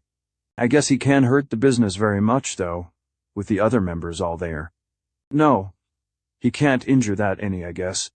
Hurstwood was standing, his coat open, his thumbs in his pockets. The light on his jewels and rings relieving them with agreeable distinctness. He was the picture of fastidious comfort.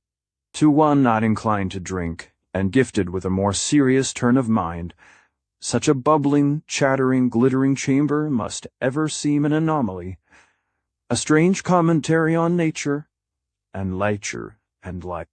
Here come the moths, in endless procession, to bask in the light of the flame. Such conversation as one may hear would not warrant a commendation of the scene upon intellectual grounds. It seems plain that schemers would choose more sequestered quarters to arrange their plans, that politicians would not gather here in company to discuss anything save formalities. With a sharp ear it may hear, and it would scarcely be justified on the score of thirst, for the majority of those who frequent these more gorgeous places have no craving for liquor. Nevertheless, the fact that here men gather, here chatter, here love to pass and rub elbows, must be explained upon some grounds. It must be that a strange bundle of passions and vague desires give rise to such a curious social institution, or it would not be. Drouet, for one, was lured as much by his longing for pleasure as by his desire to shine among his betters. The many friends he met here dropped in because they craved, without perhaps consciously analyzing it, the company, the glow, the atmosphere which they found. One might take it, after all, as an augur of the better social order, for the things which they satisfied here, though sensory, were not evil. No evil could come out of the contemplation of an expensively decorated chamber. The worst effect of such a thing would be, perhaps, to stir up in the material-minded an ambition to arrange their lives upon a similarly splendid basis.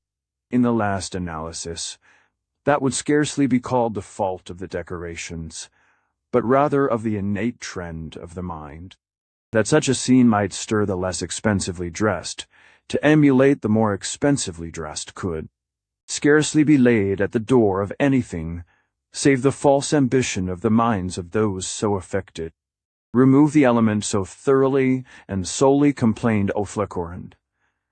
There would not be one to gainsay the qualities of beauty and enthusiasm which would remain.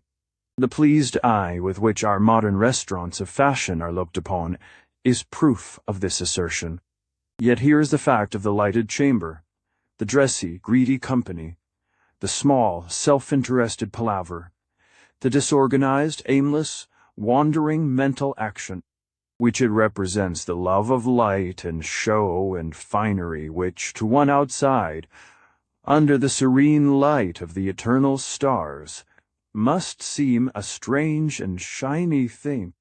Under the stars and sweeping night winds, what a lamp-flower it must bloom, a strange glittering night-flower, odour-yielding, insect-drawing, insect-infested rose of pleasure. "See that fellow coming in there?" said Hurstwood, glancing at a gentleman just entering, arrayed in a high hat and Prince Albert coat, his fat cheeks puffed and red, as with good eating. "No, where?" said Drouet. "There," said Hurstwood, indicating the direction by a cast of his eye. "The man with the silk hat." "Oh, yes," said Drouet, now affecting not to see.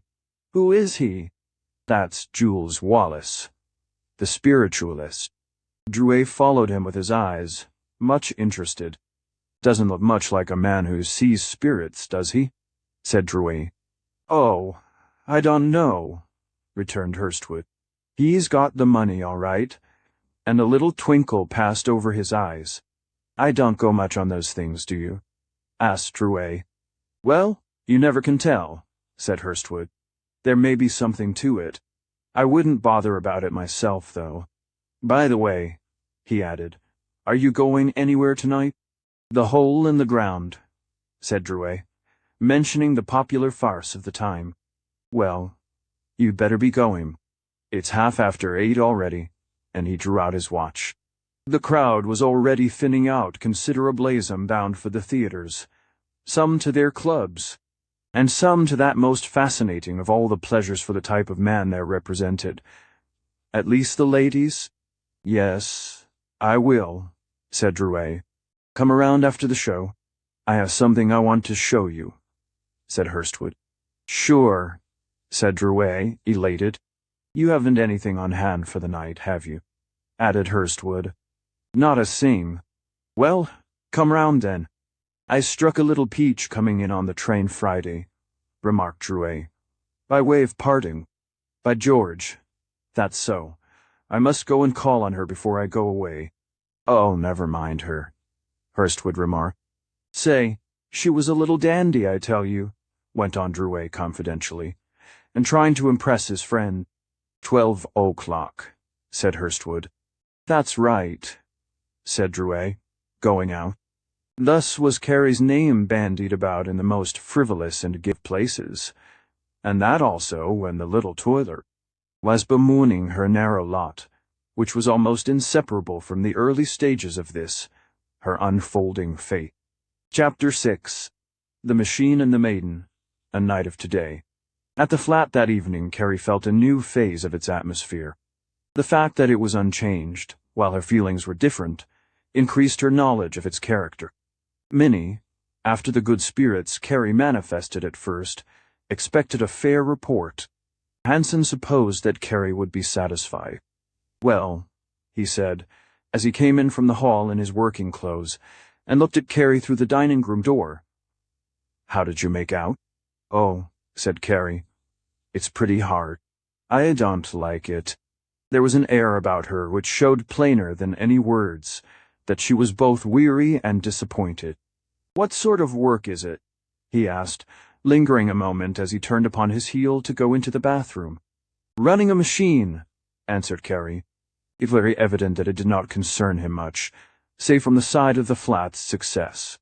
He was irritated a shade because it could not have come about in the throe of fortune for Carrie to be pleased. Minnie worked with less elation than she had just before Carrie arrived. The sizzle of the meat frying did not sound quite so pleasing now that Carrie had reported her discontent. To Carrie, the one relief of the whole day would have been a jolly home, a sympathetic reception, a bright supper table, and someone to say, "Oh well, stand it a little while. You will get something better," but now this was ashes. She began to see that they looked upon her complaint as unwarranted, and that she was supposed to work on and say nothing. She knew that she was to pay $4 for her board and room, and now she felt that it would be an exceedingly gloomy round, living with these people. Minnie was no companion for her sister. She was too old. Her thoughts were staid and solemnly adapted to a condition. If Hansen had any pleasant thoughts or happy feelings, he concealed them. He seemed to do all his mental operations without the aid of physical expression. He was as still as a deserted chamber. Carrie, on the other hand, had the blood of youth and some imagination. Her day of love and the mysteries of courtship were still ahead. She could think of things she would like to do, of clothes she would like to wear, and of places she would like to visit. These were the things upon which her mind ran, and it was like meeting with opposition at every turn to find no one here to call forth or respond to her feelings. She had forgotten, in considering and explaining the result of her day, that Drouet might come. Now, when she saw how unreceptive these two people were, she hoped he would not. She did not know exactly what she would do or how she would explain to Drouet if he came. After supper she changed her clothes. When she was trimly dressed, she was rather a sweet little being, with large eyes and a sad mouth. Her face expressed the mingled expectancy, dissatisfaction, and depression she felt. She wandered about after the dishes were put away, talked a little with Minnie, and then decided to go down and stand in the door at the foot of the stairs. If Drouet came, she could meet him there. Her face took on the semblance of a look of happiness as she put on her hat to go below. "Carrie doesn't seem to like her place very well," said Minnie to her husband when the latter came out, paper in hand, to sit in the dining room a few minutes. "She ought to keep it for a time anyhow," said Hansen. "Has she gone downstairs?" "Yes," said Minnie. "I'd tell her to keep it if I were you. She might be here weeks without getting another one." Minnie said she would, and Hansen read his paper. "If I were you," he said a little later, "I wouldn't let her stand in the door down there. It don't look good." "I'll tell her," said Minnie. The life of the streets continued for a long time to interest Carrie. She never wearied of wondering where the people in the cars were going, or what their enjoyments were. Her imagination trod a very narrow round, always winding up at points which concerned money, looks, clothes, or enjoyment. She would have a far-off thought of Columbia City now and then, or an irritating rush of feeling concerning her experiences of the present day, but, on the whole, the little world about her enlisted her whole attention. The first floor of the building, of which Hansen's flat was the third, was occupied by a bakery, and to this, while she was standing there, Hansen came down to buy a loaf of bread. She was not aware of his presence until he was quite near her, "I'm after bread," was all he said as he passed. The contagion of thought here demonstrated itself. While Hansen really came for bread, the thought dwelt with him that now he would see what Carrie was doing. No sooner did he draw near her with that in mind than she felt it. Of course, she had no understanding of what put it into her head, but, nevertheless, it aroused in her the first shade of real antipathy to him. She knew now that she did not like him. He was suspicious. A thought will color a world for us. The flow of Carrie's meditations had been disturbed, and Hansen had not long gone upstairs before she followed. She had realized with the lapse of the quarter hours that Drouet was not coming, and somehow she felt a little resentful. A little as if she had been forsaken was not good enough. She went upstairs, where everything was silent. Minnie was sewing by a lamp at the table. Hansen had already turned in for the night. In her weariness and disappointment, Carrie did no more than announce that she was going to bed. "Yes, you'd better," returned Minnie. "You've got to get up early, you know." The morning was no better. Hansen was just going out the door as Carrie came from her room. Minnie tried to talk with her during breakfast, but there was not much of interest which they could mutually discuss. As on the previous morning, Carrie walked downtown, for she began to realize now that her $4.50 would not even allow her car fare after she paid her board. This seemed a miserable arrangement. But the morning light swept away the first misgivings of the day, as morning light is ever wont to do. At the shoe factory she put in a long day, scarcely so wearisome as the preceding, but considerably less novel. The head foreman, on his round, stopped by her machine. "Where did you come from?" he inquired. "Mr. Brown hired me," she replied. "Oh, he did, eh? And then see that you keep things going." Machine girls impressed her even less favorably. They seemed satisfied with their lot, and were in a sense common. Carrie had more imagination than they. She was not used to slang. Her instinct in the matter of dress was naturally better. She disliked to listen to the girl next to her, who was rather hardened by experience. "I'm going to quit this," she heard her remark to her neighbor. "What with the stipend and being up late, it's too much for me health." They were free with the fellows, young and old, about the place, and exchanged banter and rude phrases which at first shocked her. She saw that she was taken to be of the same sort and addressed accordingly. "Hello," remarked one of the stout-wristed soul workers to her at noon. "You're a daisy." He really expected to hear the common awe. "Go chase yourself," in return, and was sufficiently abashed by Carrie's silently moving away, to retreat, awkwardly grinning. That night at the flat she was even more lonely. The dull situation was becoming harder to endure. She could see that the Hansens seldom or never had any company. Standing at the street door looking out, she ventured to walk out a little way. Her easy gait and idle manner attracted attention of an offensive but common sort. She was slightly taken back at the overtures of a well-dressed man of 30, who in passing looked at her, reduced his pace, turned back and said, "Out for a little stroll, are you, this evening?" Carrie looked at him in amazement, and then summoned sufficient thought to reply, "Why, I don't know you," backing away as she did so.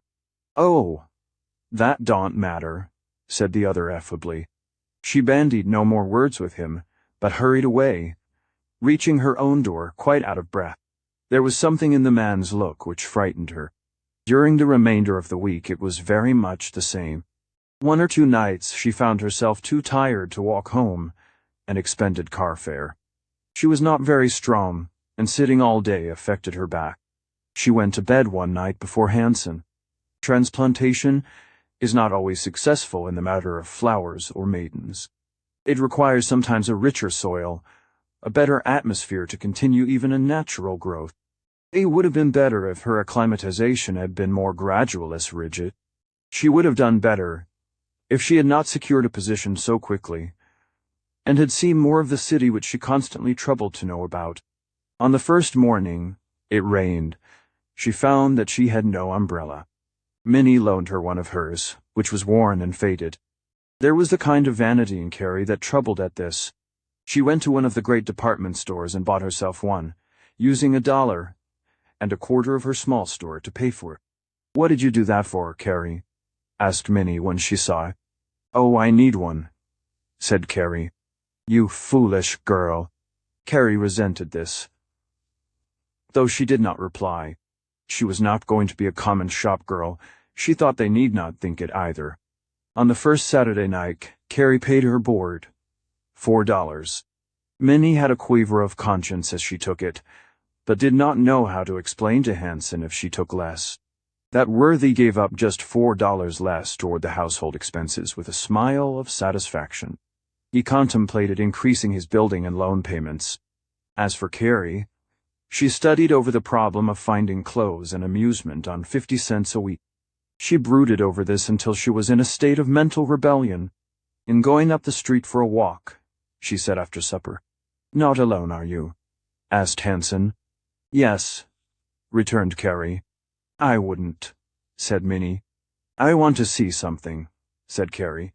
And by the tone she put into the last word, they realized for the first time she was not pleased with them. "What's the matter with her?" asked Hanson, when she went into the front room to get her hat. "I know," said Minnie. "Well, she ought to know better than to want to go out alone." Carrie did not go very far, after all. She returned and stood in the door. The next day they went out to Garfield Park, but it did not please her.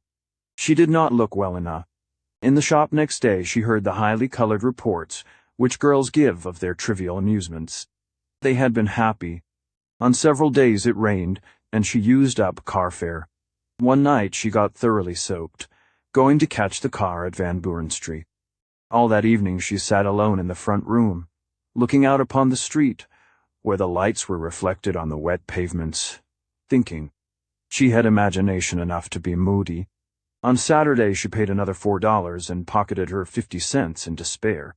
The speaking acquaintanceship which she formed with some of the girls at the shop discovered to her the fact that they had more of their earnings to use for themselves than she did. They had young men of the kind whom she, since her experience with Drouet, felt above, who took them about. She came to thoroughly dislike the light-headed young fellows of the shop. Not one of them had a show of refinement. She saw only their workday side. There came a day when the first premonitory blast of winter swept over the city. It scudded the fleecy clouds in the heavens, trailed long, thin streamers of smoke from the tall stacks, and raced about the streets and corners in sharp and sudden puffs. Carrie now felt the problem of winter clothes. What was she to do? She had no winter jacket, no hat, no shoes. It was difficult to speak to Minnie about this. But at last she summoned the courage. "I don't know what I'm going to do about clothes," she said one evening when they were together. "I need a hat." Minnie looked serious. "Why don't you keep part of your money and buy yourself one?" she suggested, worried over the situation which the withholding of Carrie's money would create. "I'd like to for a week or so, if you don't mind," ventured Carrie. "Could you pay $2? asked Minnie. Carrie readily acquiesced, glad to escape the trying situation, and liberal now that she saw a way out. She was elated and began figuring at once. She needed a hat first of all. How Minnie explained to Hanson she never knew. He said nothing at all, but there were thoughts in the air which left disagreeable impressions.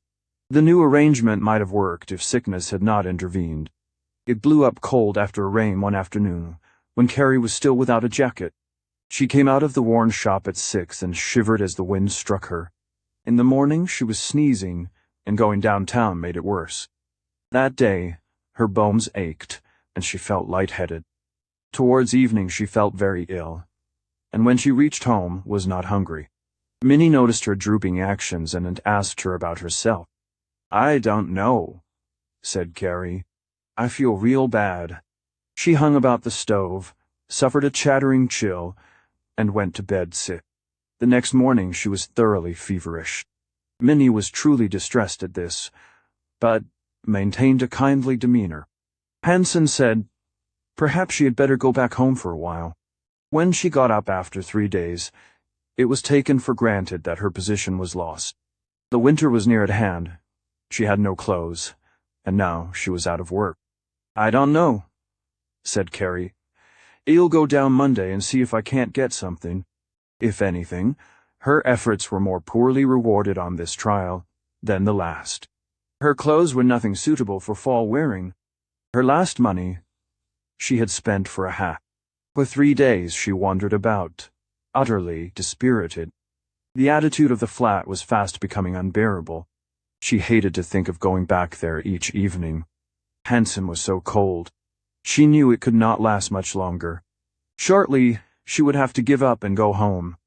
On the 4th day she was downtown all day, having borrowed 10 cents for lunch from Minnie. She had applied in the cheapest kind of places without success.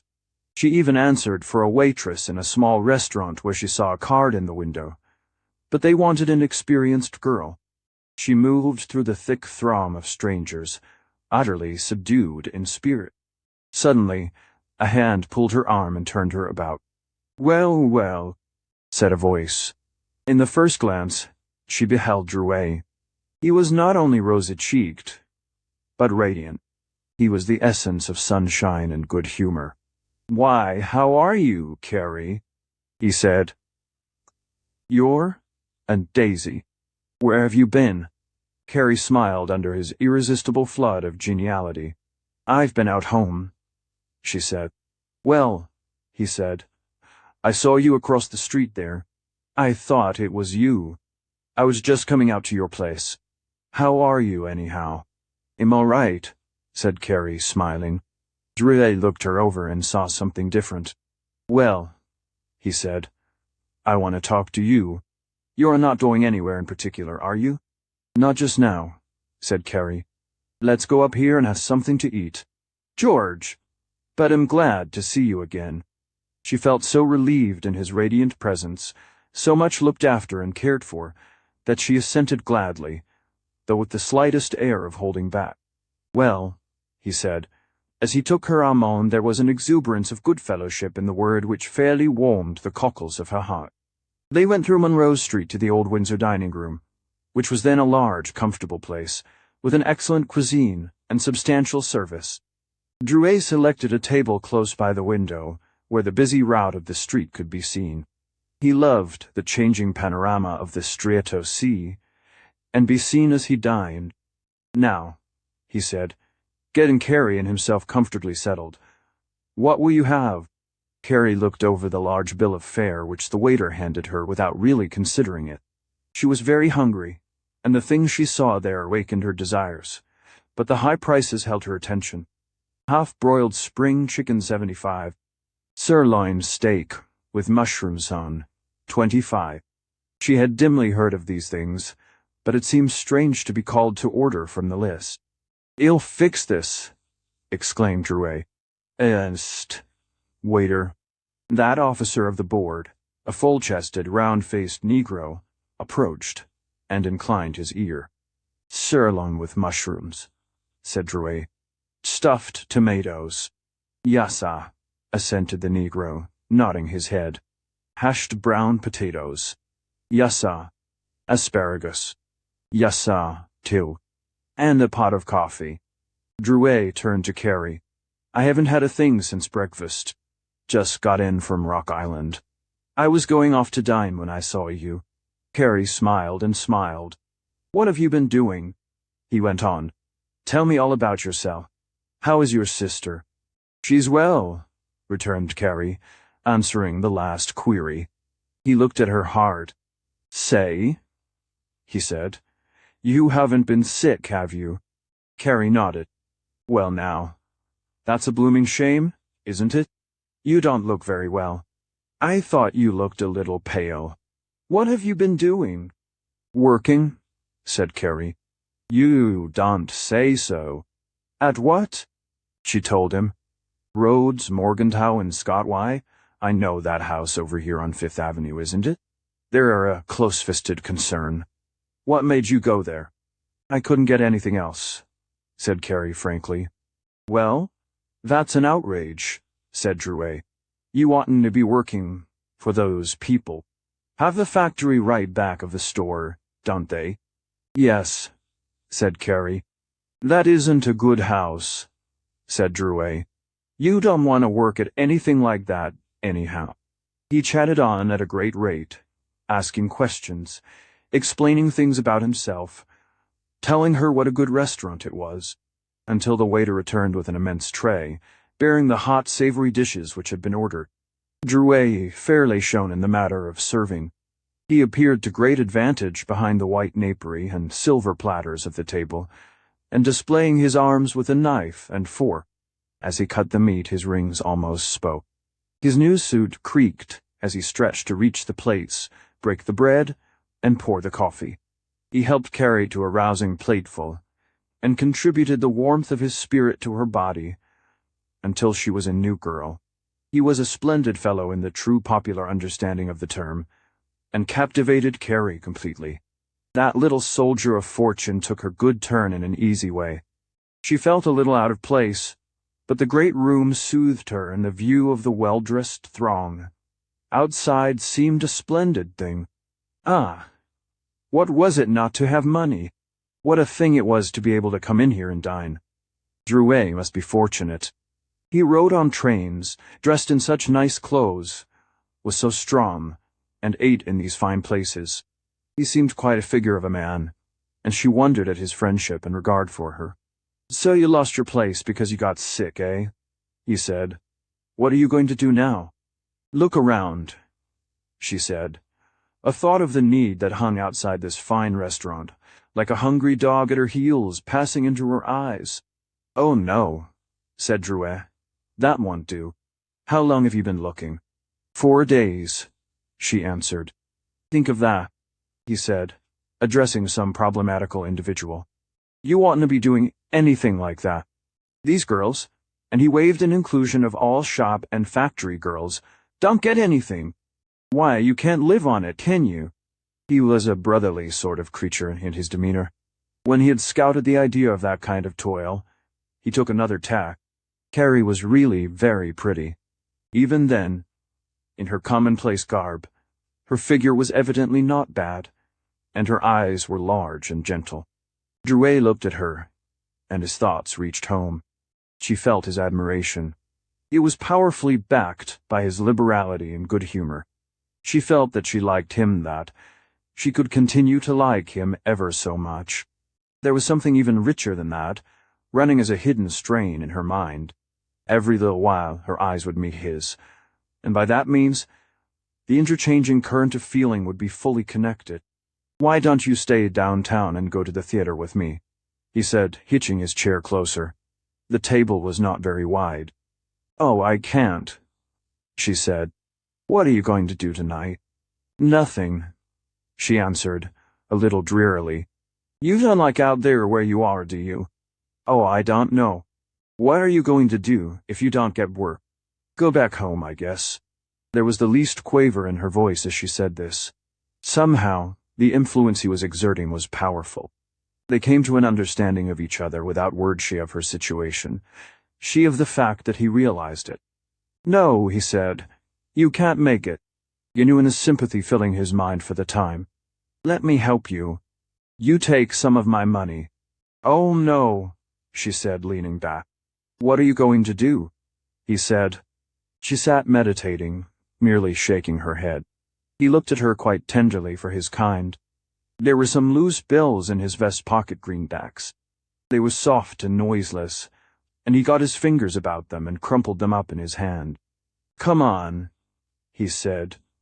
I'll see you through all right. Get yourself some clothes. It was the first reference he had made to that subject, and now she realized how bad off she was. In his crude way, he had struck the keynote. Her lips trembled a little. She had her hand out on the table before her.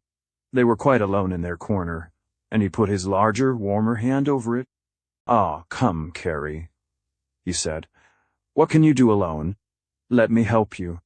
He pressed her hand gently, and she tried to withdraw it. At this he held it fast, and she no longer protested. Then he slipped the greenbacks he had into her palm, and when she began to protest, he whispered, I'll loan it to you, that's all right. I'll loan it to you. He made her take it. She felt bound to him by a strange tie of affection now. They went out, and he walked with her far out south toward Polk Street, talking. "You don't want to live with those people," he said in one place, abstractedly. Carrie heard it, but it made only a slight impression. "Come down and meet me tomorrow," he said. "And we'll go to the matinee." "Will you?" Carrie protested a while, but acquiesced. "You're not doing anything. Get yourself a nice pair of shoes and a jacket." She scarcely gave a thought to the complication which would trouble her when he was gone. In his presence, she was of his own, hopeful, easy way out mood. "Don't you bother about those people out there," he said at parting. "It'll help you." Carrie left him, feeling as though a great arm had slipped out before her to draw off trouble. The money she had accepted was 2 soft, green, handsome $10 bills. Chapter 7. The lure of the material beauty speaks for itself. The true meaning of money yet remains to be popularly explained and comprehended. When each individual realizes for himself that this thing primarily stands for, and should only be accepted as a moral, due that it should be paid out as honestly stored energy, and not as a usurped privilegement of our social, religious, and political troubles will have permanently passed. As for Carrie, her understanding of the moral significance of money was the popular understanding, nothing more. The old definition money, something everybody else has and I must get, would have expressed her understanding of it thoroughly. Some of it she now held in her hand, 2 soft green $10 bills, and she felt that she was immensely better off for the having of them. It was something that was power in itself. One of her order of mind would have been content to be cast away upon a desert island with a bundle of money, and only the long strain of starvation would have taught her that in some cases it could have no value. Even then, she would have had no conception of the relative value of the thing her one thought would undoubtedly have concerned the pity of having so much power, and the inability to use it. The poor girl thrilled as she walked away from Drouet. She felt ashamed in part because she had been weak enough to take it, but her need was so dire she was still glad. Now she would have a nice new jacket. Now she would buy a nice pair of pretty button shoes. She would get stockings, too, and a skirt, and until already, as in the matter of her prospective salary, she had got beyond, in her desires, twice the purchasing power of her bills. She conceived a true estimate of Drouet. To her, and indeed to all the world, he was a nice, good-hearted man. There was nothing evil in the fellow. He gave her the money out of a good heart, out of a realization of her want. He would not have given the same amount to a poor young man, but we must not forget that a poor young man could not, in the nature of things, have appealed to him like a poor young girl. Femininity affected his feelings. He was the creature of an inborn desire. Yet no beggar could have caught his eye and said, "My God, mister, I'm starving." But he would gladly have handed out what was considered the proper portion to give beggars, and thought no more about it. There would have been no speculation, no philosophizing. He had no mental process in him worthy the dignity of either of those terms. In his good clothes and fine health, he was a merry, unthinking moth of the lamp. Deprived of his position, and struck by a few of the involved and baffling forces which sometimes play upon man, he would have been as helpless as Carrie is helpless, as non-understanding, as pitiable, if you will, as she. Now, in regard to his pursuit of women, he meant them no harm, because he did not conceive of the relation which he hoped to hold with them as being harmful. He loved to make advances to women, to have them succumb to his charms, not because he was a cold-blooded, dark, scheming villain, but because his inborn desire urged him to that as a chief delight. He was vain, he was boastful, he was as deluded by fine clothes as any silly-headed girl. A truly deep-deed villain could have hornswaggled him as readily as he could have flattered a pretty shop-girl. His fine success as a salesman lay in his geniality, and the thoroughly reputable standing of his house. He bobbed about among men, a veritable bundle of enthusiasm, no power, worthy the name of intellect. No thoughts worthy the adjective noble, no feelings long continued in one strain. A Madame Sappho would have called him a pig, a Shakespeare would have said my merry child old. Drinking Carrie thought him a clever, successful businessman. In short, he was as good as his intellect conceived. The best proof that there was something open and commendable about the man was the fact that Carrie took the money. No deep, sinister soul with ulterior motives could have given her 15 cents under the guise of friendship. The unintellectual are not so helpless. Nature has taught the beasts of the field to fly when some unheralded danger threatens.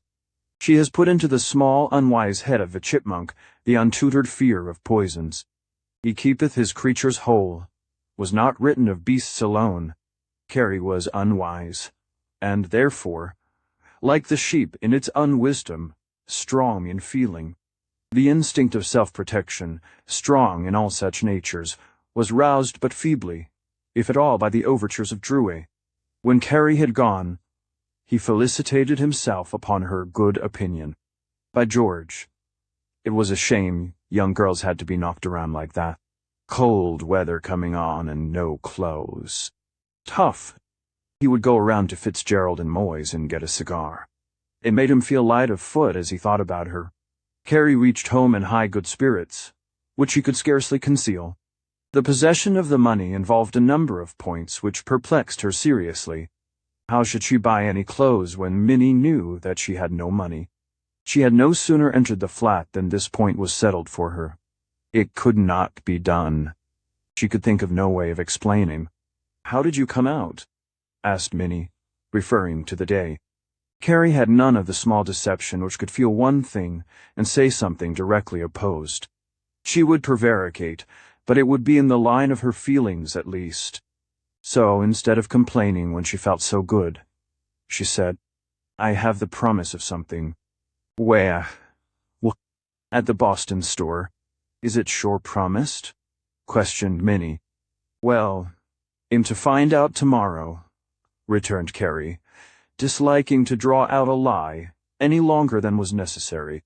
Minnie felt the atmosphere of good feeling which Carrie brought with her.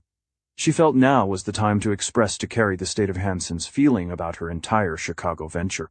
"If you shouldn't get it," she paused, troubled for an easy way. "If I don't get something pretty soon, I think I'll go home." Minnie saw her chance. "Sven thinks it might be best for the winter anyhow." The situation flashed on Carrie at once. They were unwilling to keep her any longer, out of work. She did not blame Minnie. She did not blame Hanson very much. Now, as she sat there digesting the remark, she was glad she had Drowett's money. "Yes," she said after a few moments, "I thought of doing that." She did not explain that the thought, however, had aroused all the antagonism of her nature. Columbia City, what was there for her? She knew its dull little round by heart. Here was the great, mysterious city, which was still a magnet for her. What she had seen only suggested its possibilities. Now to turn back on it and live the little old life out there, she almost exclaimed against the thought.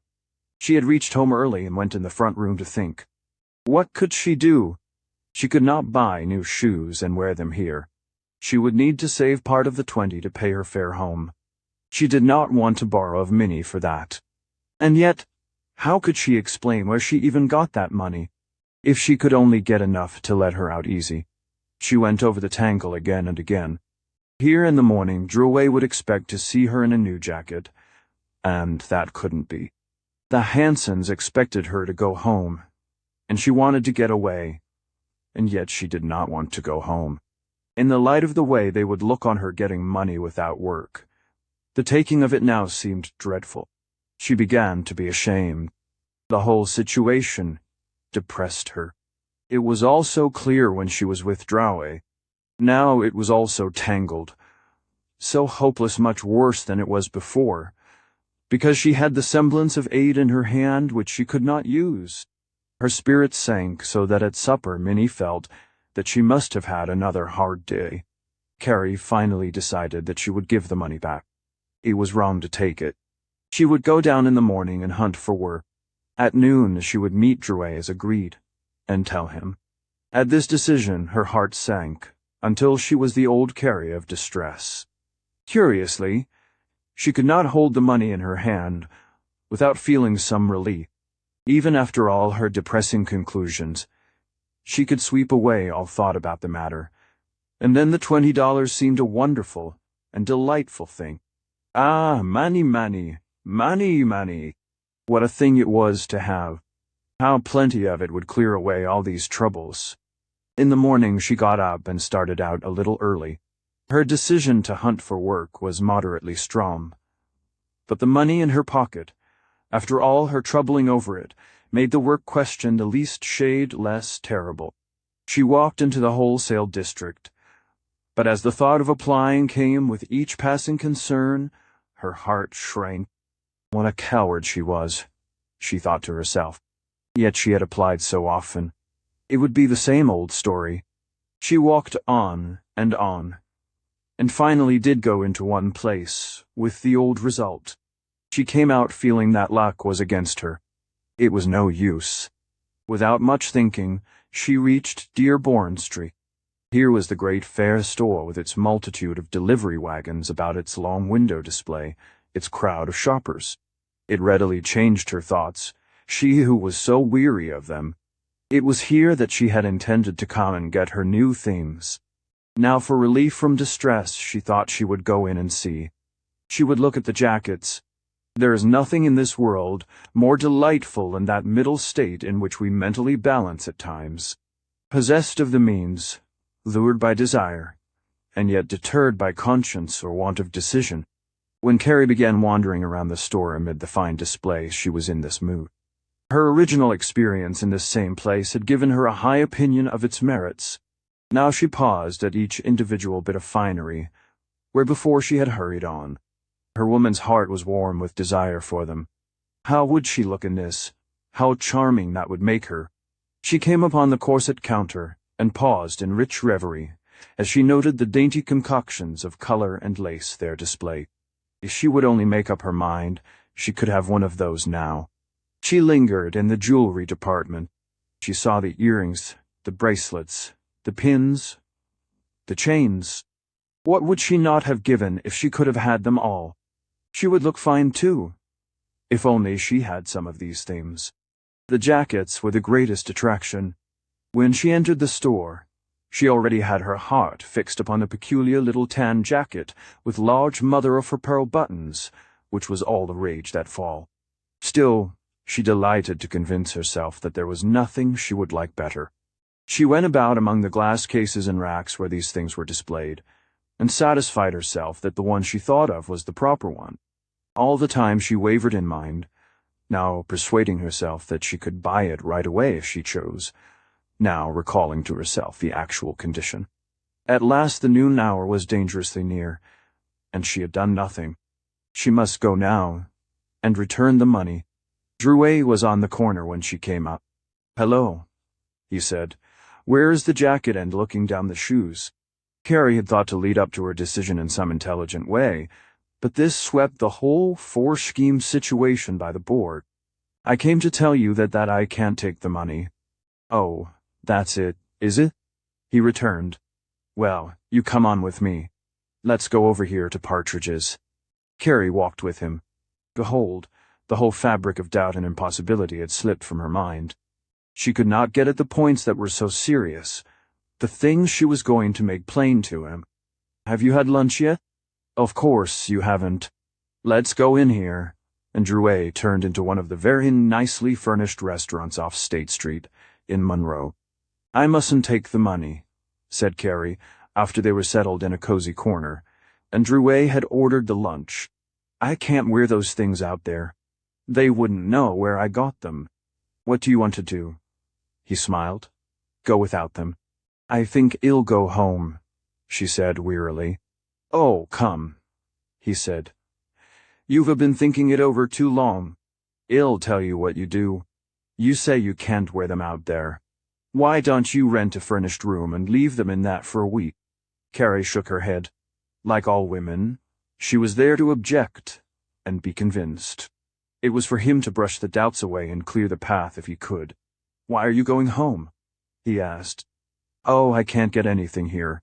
They want to keep you," he remarked, intuitively. "They can't," said Carrie. "I'll tell you what you do," he said. "You come with me. I'll take care of you." Carrie heard this passively. The peculiar state which she was in made it sound like the welcome breath of an open door. Drouet seemed of her own spirit and pleasing. He was clean, handsome, well-dressed and sympathetic. His voice was the voice of a friend. "What can you do back at Columbia City?" he went on, rousing by the words in Carrie's mind a picture of the dull world she had left. "There isn't anything down there. Chicago's the place. You can get a nice room here and some clothes, and then you can do something." Carrie looked out through the window into the busy street. There it was, the admirable, great city, so fine when you are not poor. An elegant coach, with a prancing pair of bays, passed by, carrying in its upholstered depths a young lady. "What will you have if you go back?" asked Drouet.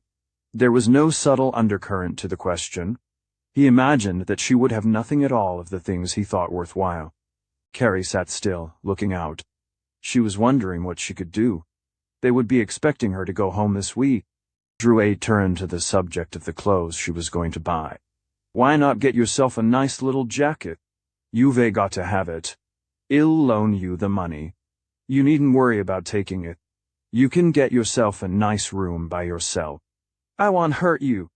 Carrie saw the drift, but could not express her thoughts. She felt more than ever the helplessness of her case. "If I could only get something to do," she said. "Maybe you can," went on Drouet, "if you stay here. You can't if you go away. They won't let you stay out there. Now, why not let me get you a nice room? I won't bother. You needn't be afraid. Then, when you get fixed up, maybe you could get something." He looked at her pretty face, and it vivified his mental resources. She was a sweet little mortal to him, there was no doubt of that. She seemed to have some power back of her actions. She was not like the common run of store girls. She wasn't silly. In reality, Carrie had more imagination than hem or taste. It was a finer mental strain in her that made possible her depression and loneliness. Her poor clothes were neat, and she held her head unconsciously in a dainty way. "Do you think I could get something?" she asked. "Sure," he said, reaching over and filling her cup with tea. "I'll help you." She looked at him, and he laughed reassuringly. "Now, I'll tell you what we'll do. Well, go over here to Partridge's and you pick out what you want. Then we'll look around for a room for you. You can leave the things there. Then we'll go to the show tonight." Carrie shook her head. "Well, you can go out to the flat then, that's all right. You don't need to stay in the room. Just take it and leave your things there." She hung in doubt about this until the dinner was over. "Let's go over and look at the jackets," he said. Together, they went. In the store they found that shine and rustle of new things which immediately laid hold of Carrie's heart.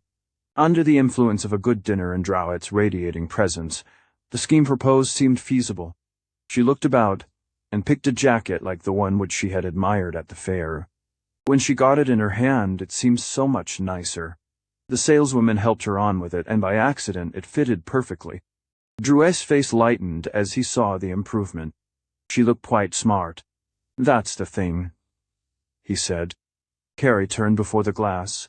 She could not help feeling pleased as she looked at herself. A warm glow crept into her cheeks. "That's the thing," said Drouet. "Now pay for it."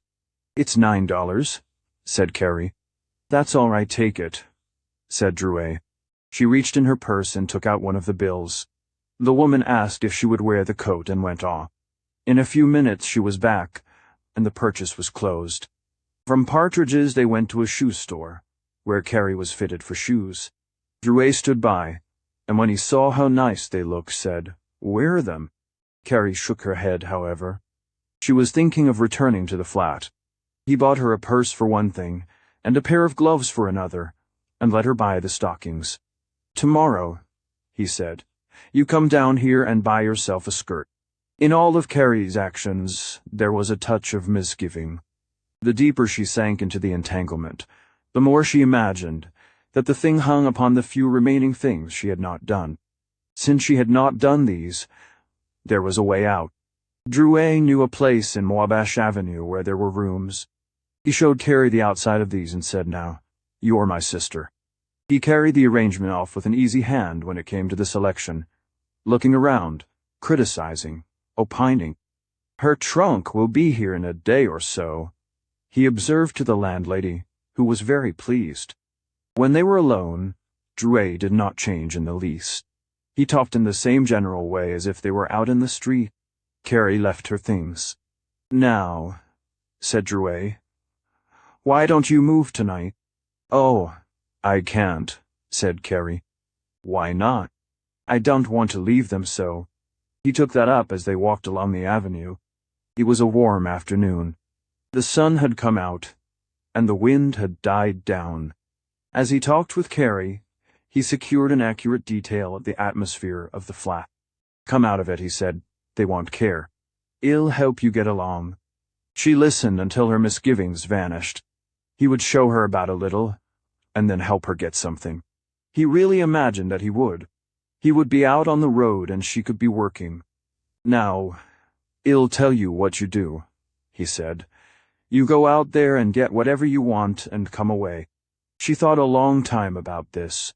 Finally, she agreed. He would come out as far as Peoria Street and wait for her.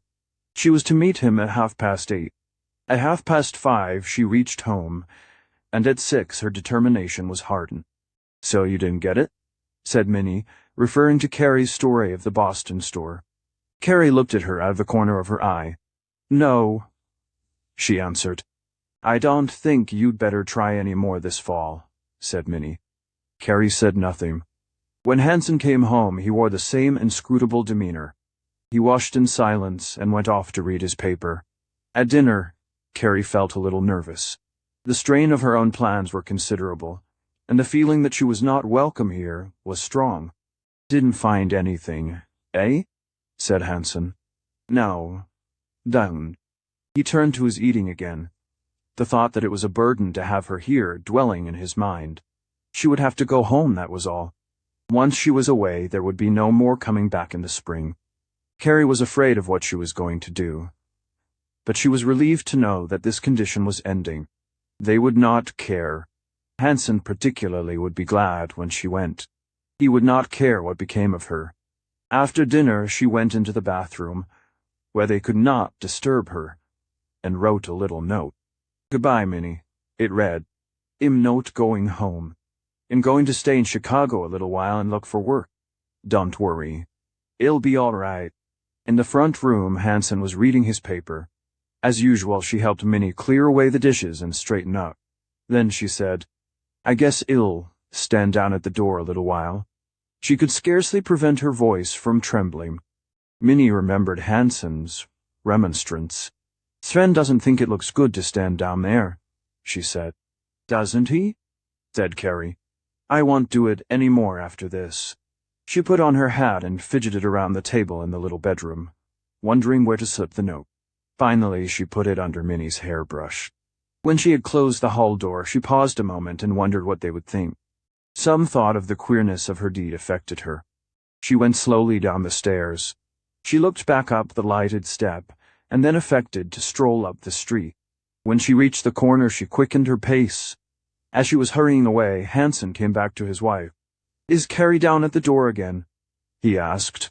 "Yes," said Minnie. "She said she wasn't going to do it any more." He went over to the baby where it was playing on the floor and began to poke his finger at it. Drouet was on the corner waiting, in good spirits. "Hello, Carrie," he said, as a sprightly figure of a girl drew near him. "Got here safe, did you? Well, take a car." Chapter 8. Intimations by Winter, an ambassador summoned. Among the forces which sweep and play throughout the universe, untutored man is but a wisp in the wind. Our civilization is still in a middle stage, scarcely beast, in that it is no longer wholly guided by instinct, scarcely human, in that it is not yet wholly guided by reason. On the tiger, no responsibility rests. We see him aligned by nature with the forces of life, is born into their keeping, and without thought he is protected. We see man far removed from the lairs of the jungles, his innate instincts dulled by too near an approach to free will, his free will not sufficiently developed to replace his instincts and afford him perfect guidance. He is becoming too wise to hearken always to instincts and desires. He is still too weak to always prevail against them. As a beast, the forces of life aligned him with them. As a man, he has not yet wholly learned to align himself with the forces. In this intermediate stage, he wavers, neither drawn in harmony with nature by his instincts, nor yet wisely putting himself into harmony by his own free will. He is even as a wisp in the wind, moved by every breath of passion, acting now by his will and now by his instincts, erring with one, only to retrieve by the other, falling by one, only to rise by the other, a creature of incalculable variability. We have the consolation of knowing that evolution is ever in action, that the ideal is a light that cannot fail.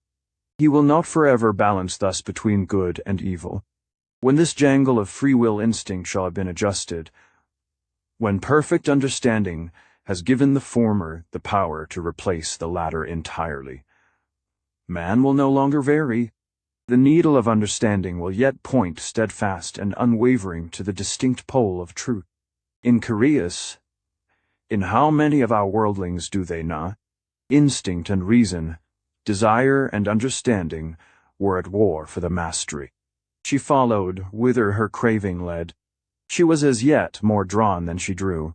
When Minnie found the note next morning, after a night of mingled wonder and anxiety, which was not exactly touched by yearning, sorrow, or love, she exclaimed, "Well, what do you think of that?"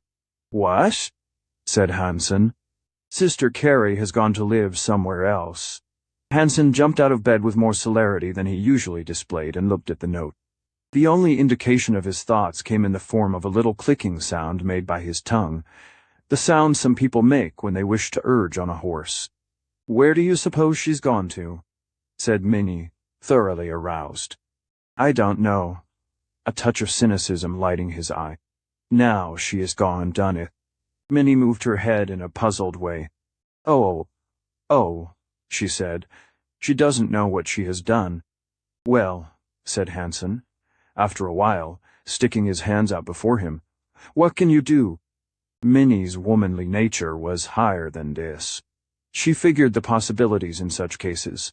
"Oh," she said at last, "poor Sister Carrie." At the time of this particular conversation, which occurred at 5 a.m., that little soldier of fortune was sleeping a rather troubled sleep in her new room, alone. Carrie's new state was remarkable in that she saw possibilities in it. She was no sensualist, longing to drowse sleepily in the lap of luxury.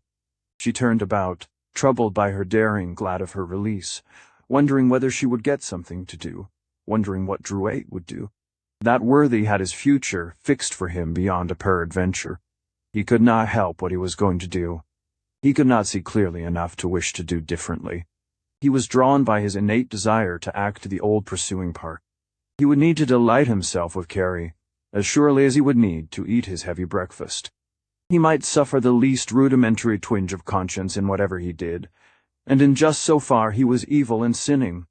But whatever twinges of conscience he might have would be rudimentary, you may be sure. The next day he called upon Carrie, and she saw him in her chamber. He was the same jolly, enlivening soul. "Ah," he said, "what are you looking so blue about? Come on out to breakfast. You want to get your other clothes today." Carrie looked at him with the hue of shifting thought in her large eyes. "I wish I could get something to do," she said. "You'll get that all right," said Drouet. "What's the use worrying right now? Get yourself fixed up. See the city. I won't hurt you." "I know you won't," she remarked, half truthfully. "Got on the new shoes, haven't you? Stick 'em out.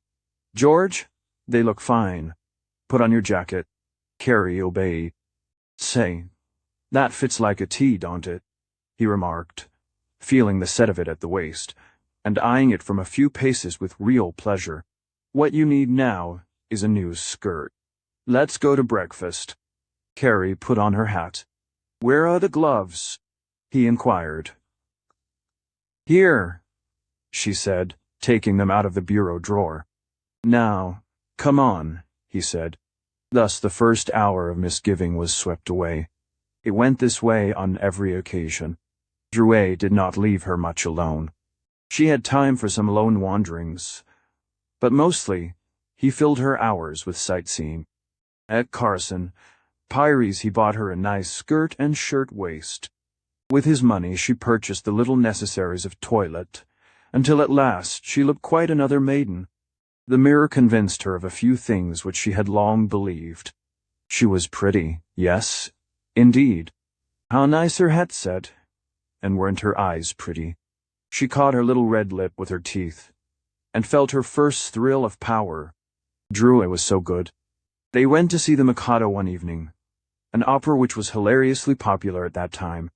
Before going, they made off for the Windsor dining room, which was in Dearborn Street, a considerable distance from Carrie's room.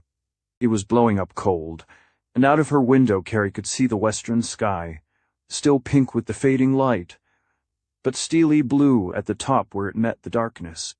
A long, thin cloud of pink hung in midair, shaped like some island in a far-off sea. Somehow the swaying of some dead branches of trees across the way brought back the picture, with which she was familiar when she looked from their front window in December days at home. She paused and wrung her little hands. "What's the matter?" said Drouet. "Oh, I don't know," she said, her lip trembling. He sensed something, and slipped his arm over her shoulder, patting her arm. "Come on," he said gently. "You're all right." She turned to slip on her jacket. "Better wear that bow about your throat tonight." They walked north on Wabash to Adams Street and then west. The lights in the stores were already shining out in gushes of golden hue. The arc lights were sputtering overhead, and high up were the lighted windows of the tall office buildings. The chill wind whipped in and out in gusty breaths. Homeward bound, the 6 o'clock throng bumped and jostled. Light overcoats were turned up about the ears. Hats were pulled down. Little shop girls went fluttering by in pairs and fours, chattering, laughing. It was a spectacle of warm-blooded humanity. Suddenly, a pair of eyes met Carrie's in recognition.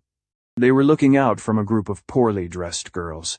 Their clothes were faded and loose-hanging, their jackets old, their general makeup shabby. Carrie recognized the glance in the girl. She was one of those who worked at the machines in the shoe factory. The latter looked not quite sure, and then turned her head and looked. Carrie felt as if some great tide had rolled between them. The old dress and the old machine came back. She actually started. Drouet didn't notice until Carrie bumped into a pedestrian. "You must be thinking," he said. They dined and went to the theater. That spectacle pleased Carrie immensely. The color and grace of it caught her eye. She had vain imaginings about place and power, about far-off lands and magnificent people. When it was over, the clatter of coaches and the throng of fine ladies made her stare. "Wait a minute," said Drouet, holding her back in the showy foyer where ladies and gentlemen were moving in a social crush. Skirts rustling, lash-covered heads nodding, white teeth showing through parted lips. "Let's see. 67. The coach caller was saying, his voice lifted in a sort of euphonious cry. 67. "Isn't it fine?" said Carrie. "Great," said Drouet. He was as much affected by this show of finery and gaiety as she. He pressed her arm warmly. Once she looked up, her even teeth glistening through her smiling lips, her eyes alight. As they were moving out, he whispered down to her, "You look lovely." They were right where the coach caller was swinging open a coach door and ushering in 2 ladies. "You stick to me and we'll have a coach," laughed Drouet. Carrie scarcely heard. Her head was so full of the swirl of life. They stopped in at a restaurant for a little after-theater lunch. Just a shade of a thought of the hour entered Carrie's head. But there was no household law to govern her now. If any habits ever had time to fix upon her, they would have operated here. Habits are peculiar things. They will drive the really non-religious mind out of bed to say prayers that are only a custom, and not a devotion. The victim of habit, when he has neglected the thing which it was his custom to do, feels a little scratching in the brain, a little irritating something, which comes of being out of the rut, and imagines it to be the prick of conscience, the still small voice that is urging him ever to righteousness. If the digression is unusual enough, the drag of habit will be heavy enough to cause the unreasoning victim to return and perform the perfunctory thing. Now, bless me, says such a mind, I have done my duty when, as a matter of fact, it has merely done its old unbreakable trick once again. Carrie had no excellent home principles fixed upon her. If she had, she would have been more consciously distressed. Now, the lunch went off with considerable warmth.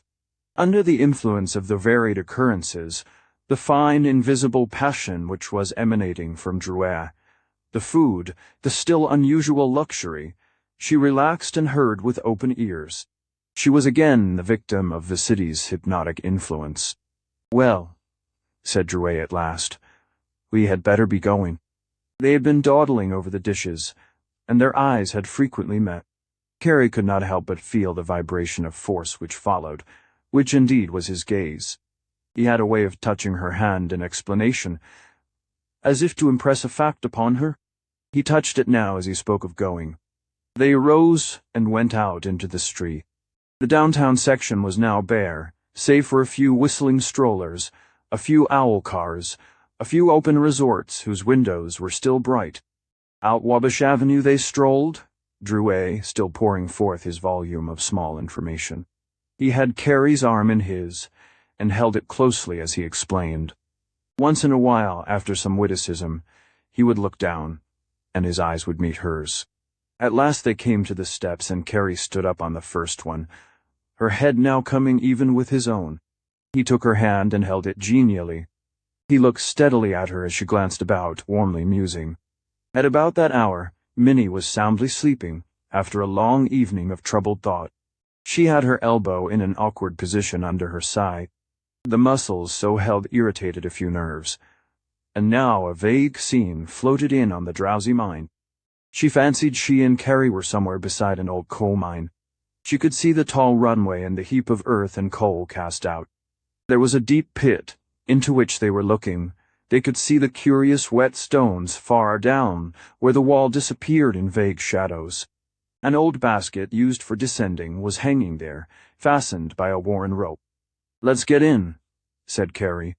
Oh, no, said Minnie. Yes, come on, said Carrie. She began to pull the basket over, and now, in spite of all protest, she had swung over and was going down. Carrie, she called. Carrie, come back. But Carrie was far down now, and the shadow had swallowed her completely. She moved her arm. Now the mystic scenery merged queerly, and the place was by waters she had never seen. They were upon some board or ground, or something that reached far out, and at the end of this was Carrie. They looked about, and now the thing was sinking, and Minnie heard the low sip of the encroaching water. Come on, Carrie, she called, but Carrie was reaching farther out.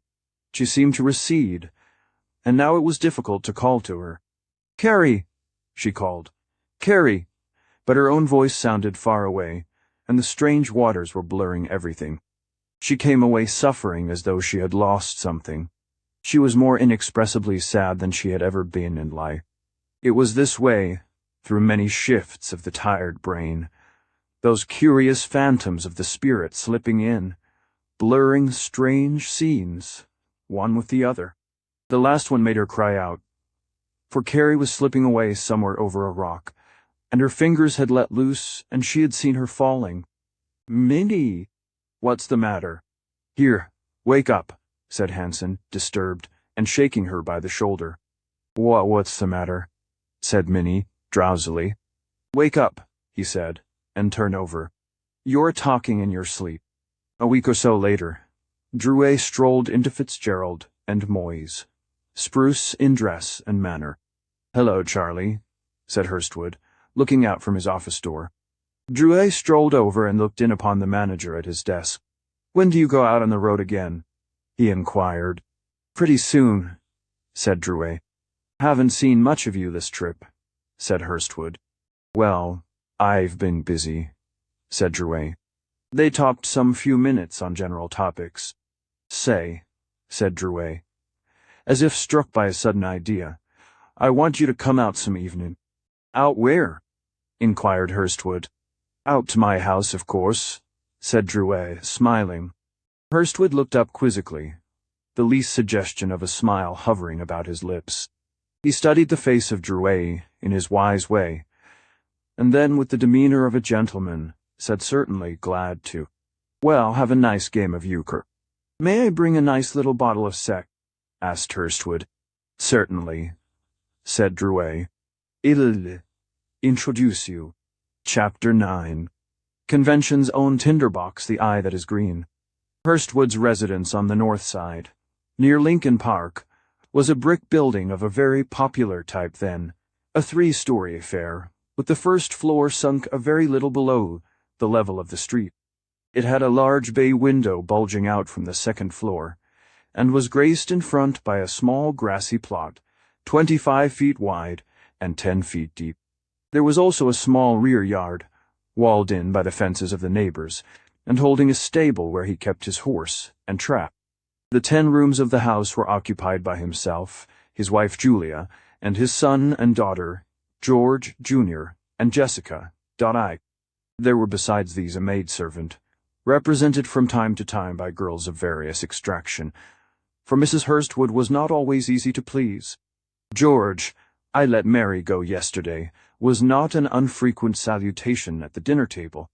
"All right," was his only reply. He had long since wearied of discussing the rancorous subject.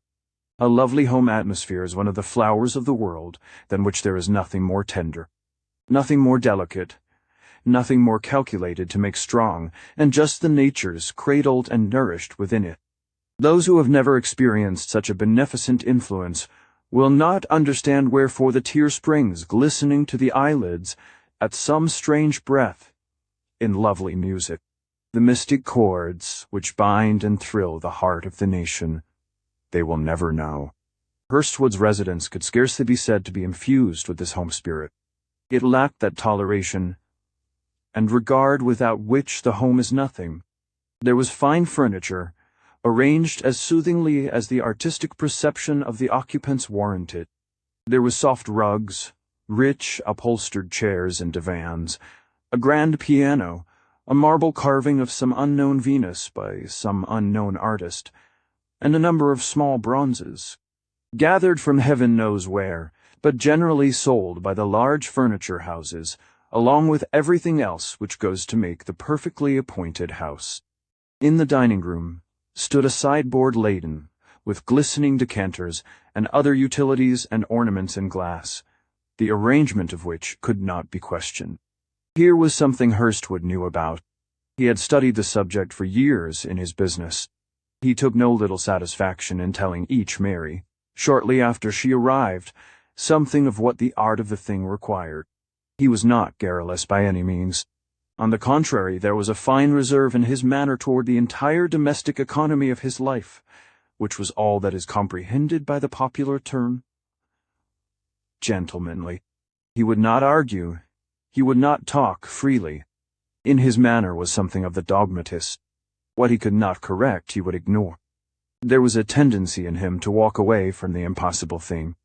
There was a time when he had been considerably enamored of his Jessica, especially when he was younger and more confined in his success.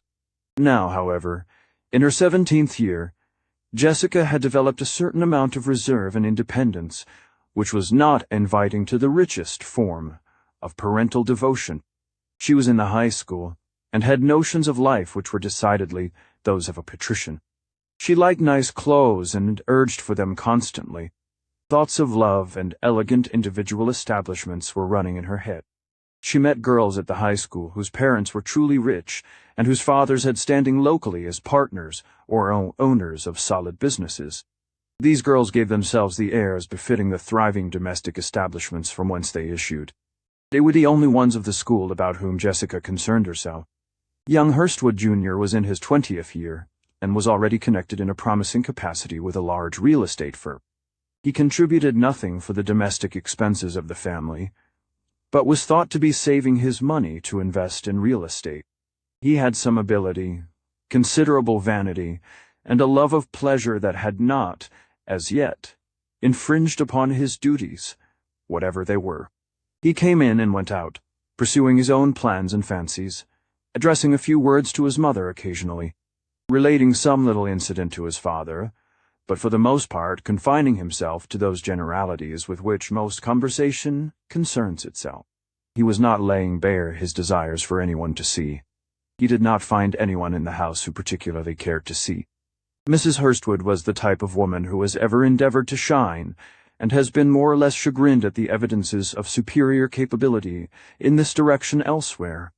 Her knowledge of life extended to that little conventional round of society of which she was not but long to be member. She was not without realization already that this thing was impossible, so far as she was concerned. For her daughter, she hoped better things. Through Jessica, she might rise a little. Through George Jr.'s possible success, she might draw to herself the privilege of pointing proudly. Even Hurstwood was doing well enough, and she was anxious that his small real estate adventures should prosper.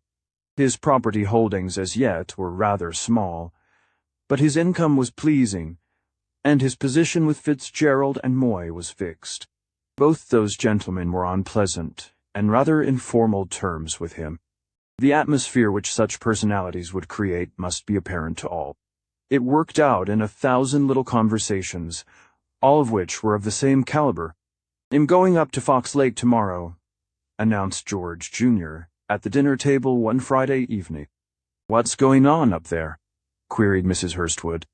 "Eddie Farway's got a new steam launch, and he wants me to come up and see how it works." "How much did it cost him?" asked his mother. "Oh, over $2,000. He says it's a dandy." "Old Farway must be making money," put in Hurstwood. "He is, I guess. Jack told me they were shipping Vegakura to Australia now, Sid. They sent a whole box to Cape Town last week." "Just think of that," said Mrs. Hurstwood. "And only 4 years ago they had that basement in Madison Street. Jack told me they were going to put up a 6-story building next spring in Roby Street." "Just think of that," said Jessica. On this particular occasion, Hurstwood wished to leave early.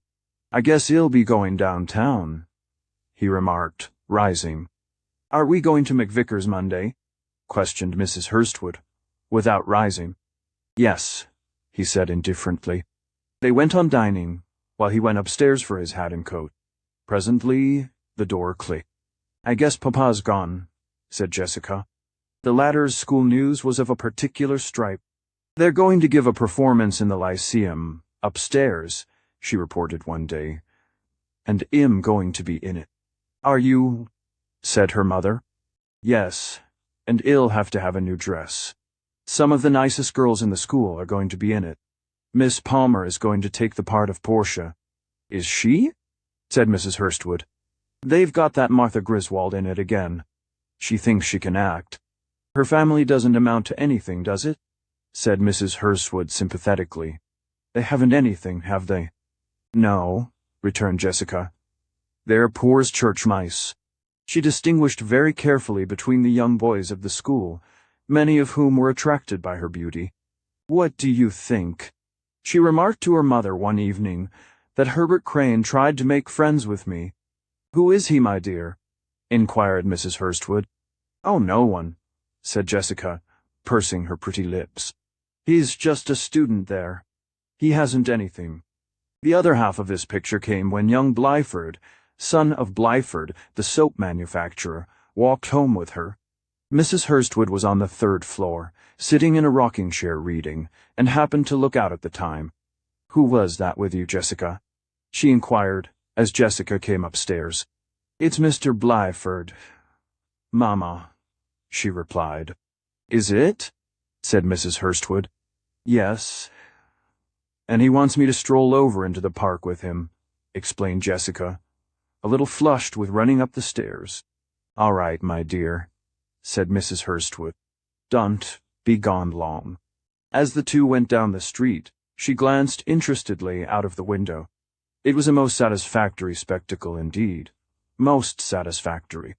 In this atmosphere Hurstwood had moved for a number of years, not thinking deeply concerning it.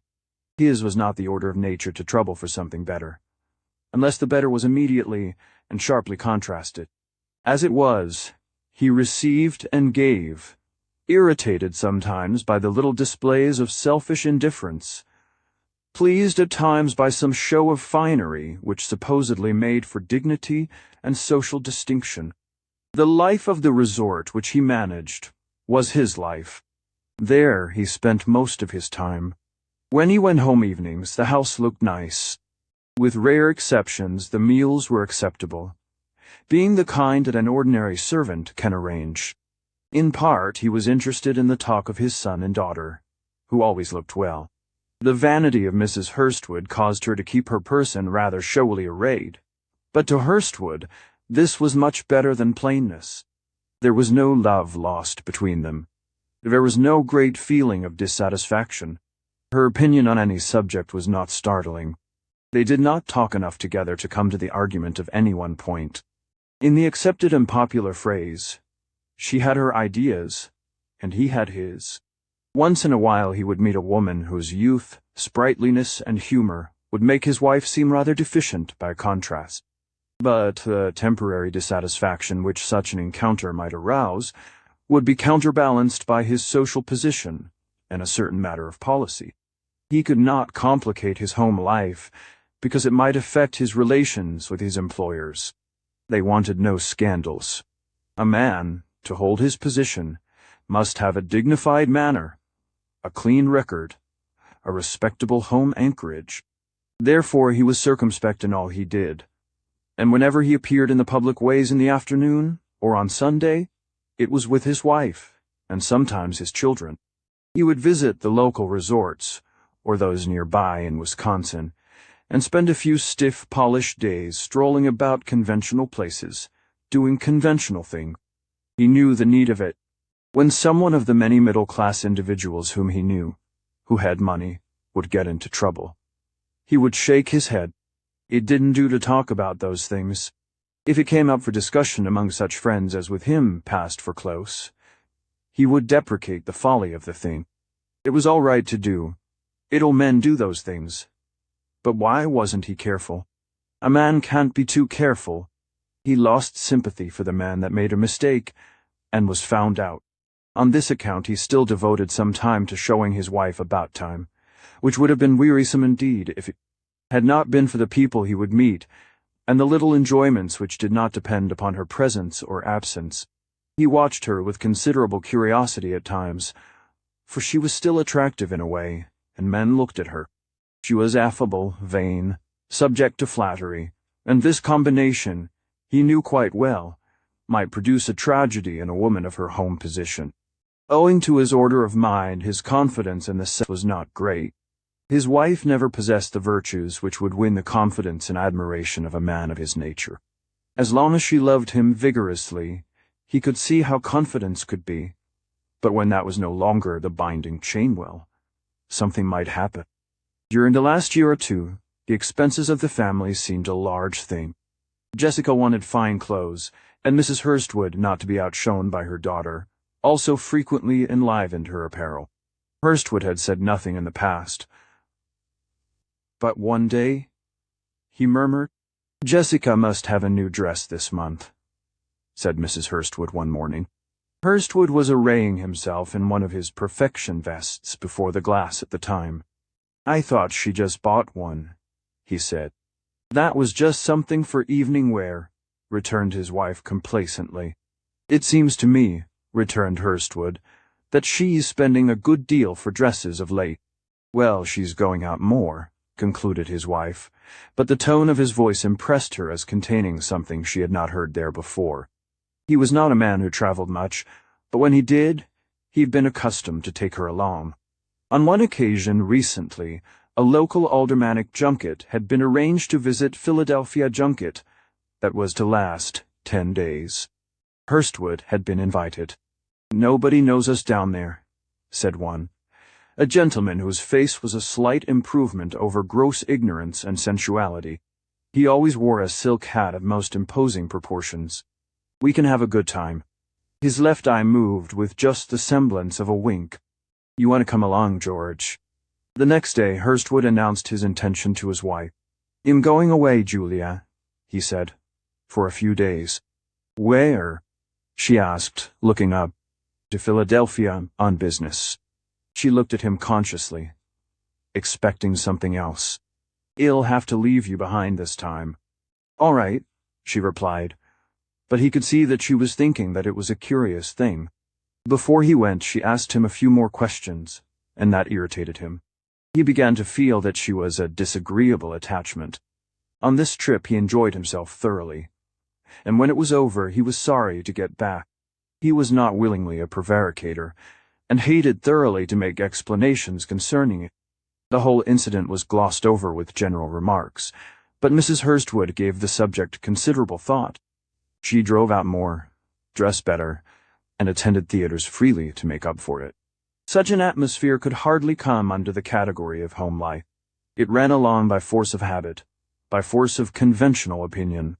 With the lapse of time, it must necessarily become drier and drier, must eventually be tinder, easily lighted, and destroyed.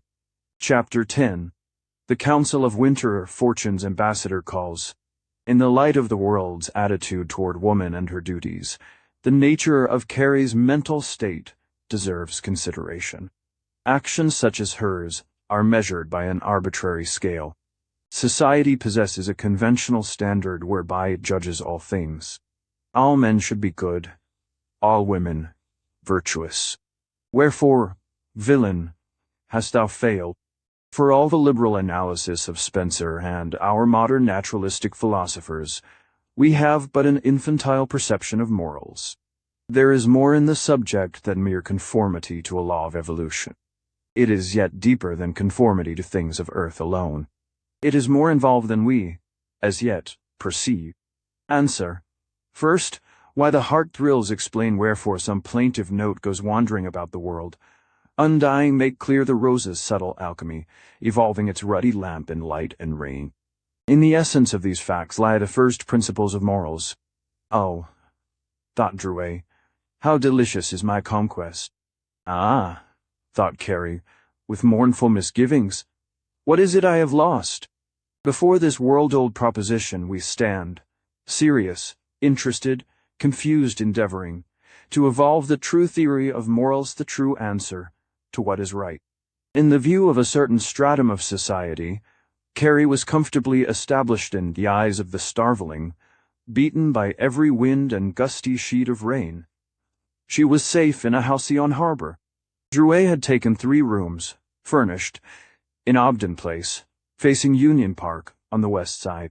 That was a little, green-carpeted breathing spot than which today there is nothing more beautiful in Chicago. It afforded a vista pleasant to contemplate. The best room looked out upon the lawn of the park, now sere and brown, where a little lake lay sheltered. Over the bare limbs of the trees, which now swayed in the wintry wind, rose the steeple of the Union Park Congregational Church, and far off the towers of several others. The rooms were comfortably enough furnished. There was a good Brussels carpet on the floor, rich in dull red and lemon shades, and representing large jardiniere filled with gorgeous, impossible flowers. There was a large pure glass mirror between the 2 windows. A large, soft, green, plush-covered couch occupied one corner, and several rocking chairs were set about. Some pictures, several rugs, a few small pieces of bric-a-brac, and a tale of contents is told. In the bedroom, off the front room, was Carrie's trunk, bought by Drouet, and in the wardrobe, gilt in 2. The wall quite an array of clothing more than she had ever possessed before, and of very becoming designs. There was a 3rd room for possible use as a kitchen, where Drouet had Carrie establish a little portable gas stove for the preparation of small lunches, oysters, Welsh rarebits, and the like, of which he was exceedingly fond, and lastly, a bath. The whole place was cozy, in that it was lighted by gas, and heated by furnace registers, possessing also a small grate, set with an asbestos back, a method of cheerful warming, which was then first coming into use. By her industry and natural love of order, which now developed, the place maintained an air pleasing in the extreme. Here then was Carrie, established in a pleasant fashion, free of certain difficulties which most ominously confronted her, laden with many new ones which were of a mental order, and altogether so turned about in all of her earthly relationships that she might well have been a new and different individual. She looked into her glass and saw a prettier Carrie than she had seen before she looked into her mind, a mirror prepared of her own and the world's opinions, and saw a worse. Between these two images she wavered, hesitating which to believe. "My, but you're a little beauty," Drouet was wont to exclaim to her. She would look at him with large, pleased eyes. "You know it, don't you?" He would continue. "Oh, I don't know," she would reply, feeling delight in the fact that one should think so, hesitating to believe, though she really did, that she was vain enough to think so much of herself. Her conscience, however, was not a Drouet, interested to praise. There she heard a different voice, with which she argued, pleaded, excused. It was no just and sapient counselor, in its last analysis. It was only an average little conscience, a thing which represented the world, her past environment, habit, convention, in a confused way. With it, the voice of the people was truly the voice of God. "Oh, thou failure," said the voice. "Why?" she questioned. "Look at those about," came the whispered answer. "Look at those who are good. How would they scorn to do what you have done? Look at the good girls. How will they draw away from such as you, when they know you have been weak? You had not tried before you failed." It was when Carrie was alone, looking out across the park, that she would be listening to this. It would come infrequently when something else did not interfere, when the pleasant side was not too apparent, when Drouet was not there. It was somewhat clear in utterance at first, but never wholly convincing. There was always an answer. Always the December days threatened. She was alone. She was desireful. She was fearful of the whistling wind. The voice of want made answer for her. Once the bright days of summer pass by, a city takes on that somber garb of gray, wrapped in which it goes about its labors during the long winter. Its endless buildings look gray. Its sky and its streets assume a somber hue. The scattered, leafless trees and wind-blown dust and paper but add to the general solemnity of color. There seems to be something in the chill breezes which scurry through the long, narrow thoroughfares, productive of rueful thoughts. Not poets alone, nor artists, nor that superior order of mind which arrogates to itself all refinement, feel this, but dogs and all men. These feel as much as the poet, though they have not the same power of expression. The sparrow upon the wire, the cat in the doorway, the dray horse tugging his weary load, feel the long, keen breaths of winter. It strikes to the heart of all life, animate and inanimate. If it were not for the artificial fires of merriment, the rush of profit-seeking trade, and pleasure-selling amusements, if the various merchants failed to make the customary display within and without their establishments, if our streets were not strung with signs of gorgeous hues and thronged with hurrying purchasers, we would quickly discover how firmly the chill hand of winter lays upon the heart, how dispiriting are the days during which the sun withholds a portion of our allowance of light and warmth. We are more dependent upon these things than is often thought. We are insects produced by heat, and pass without it. In the drag of such a gray day, the secret voice would reassert itself, feebly and more feebly. Such mental conflict was not always uppermost. Carrie was not by any means a gloomy soul. More, She had not the mind to get firm hold upon a definite truth. When she could not find her way out of the labyrinth of illogic which thought upon the subject created, she would turn away entirely. Drouet, all the time, was conducting himself in a model way for one of his sort. He took her about a great deal, spent money upon her, and when he traveled took her with him. There were times when she would be alone for 2 or 3 days, while he made the shorter circuits of his business, but, as a rule, she saw a great deal of. "Say, Carrie," he said one morning, shortly after they had so established themselves, "I've invited my friend Hurstwood to come out some day and spend the evening with us." "Who is he?" asked Carrie doubtfully. "Oh, he's a nice man. He's manager of Fitzgerald and Moyes." "What's that?" said Carrie. "The finest resort in town. It's a way up. Swell place." Carrie puzzled a moment. She was wondering what Drouet had told him, what her attitude would be. "That's all right," said Drouet, feeling her thought. "He doesn't know anything.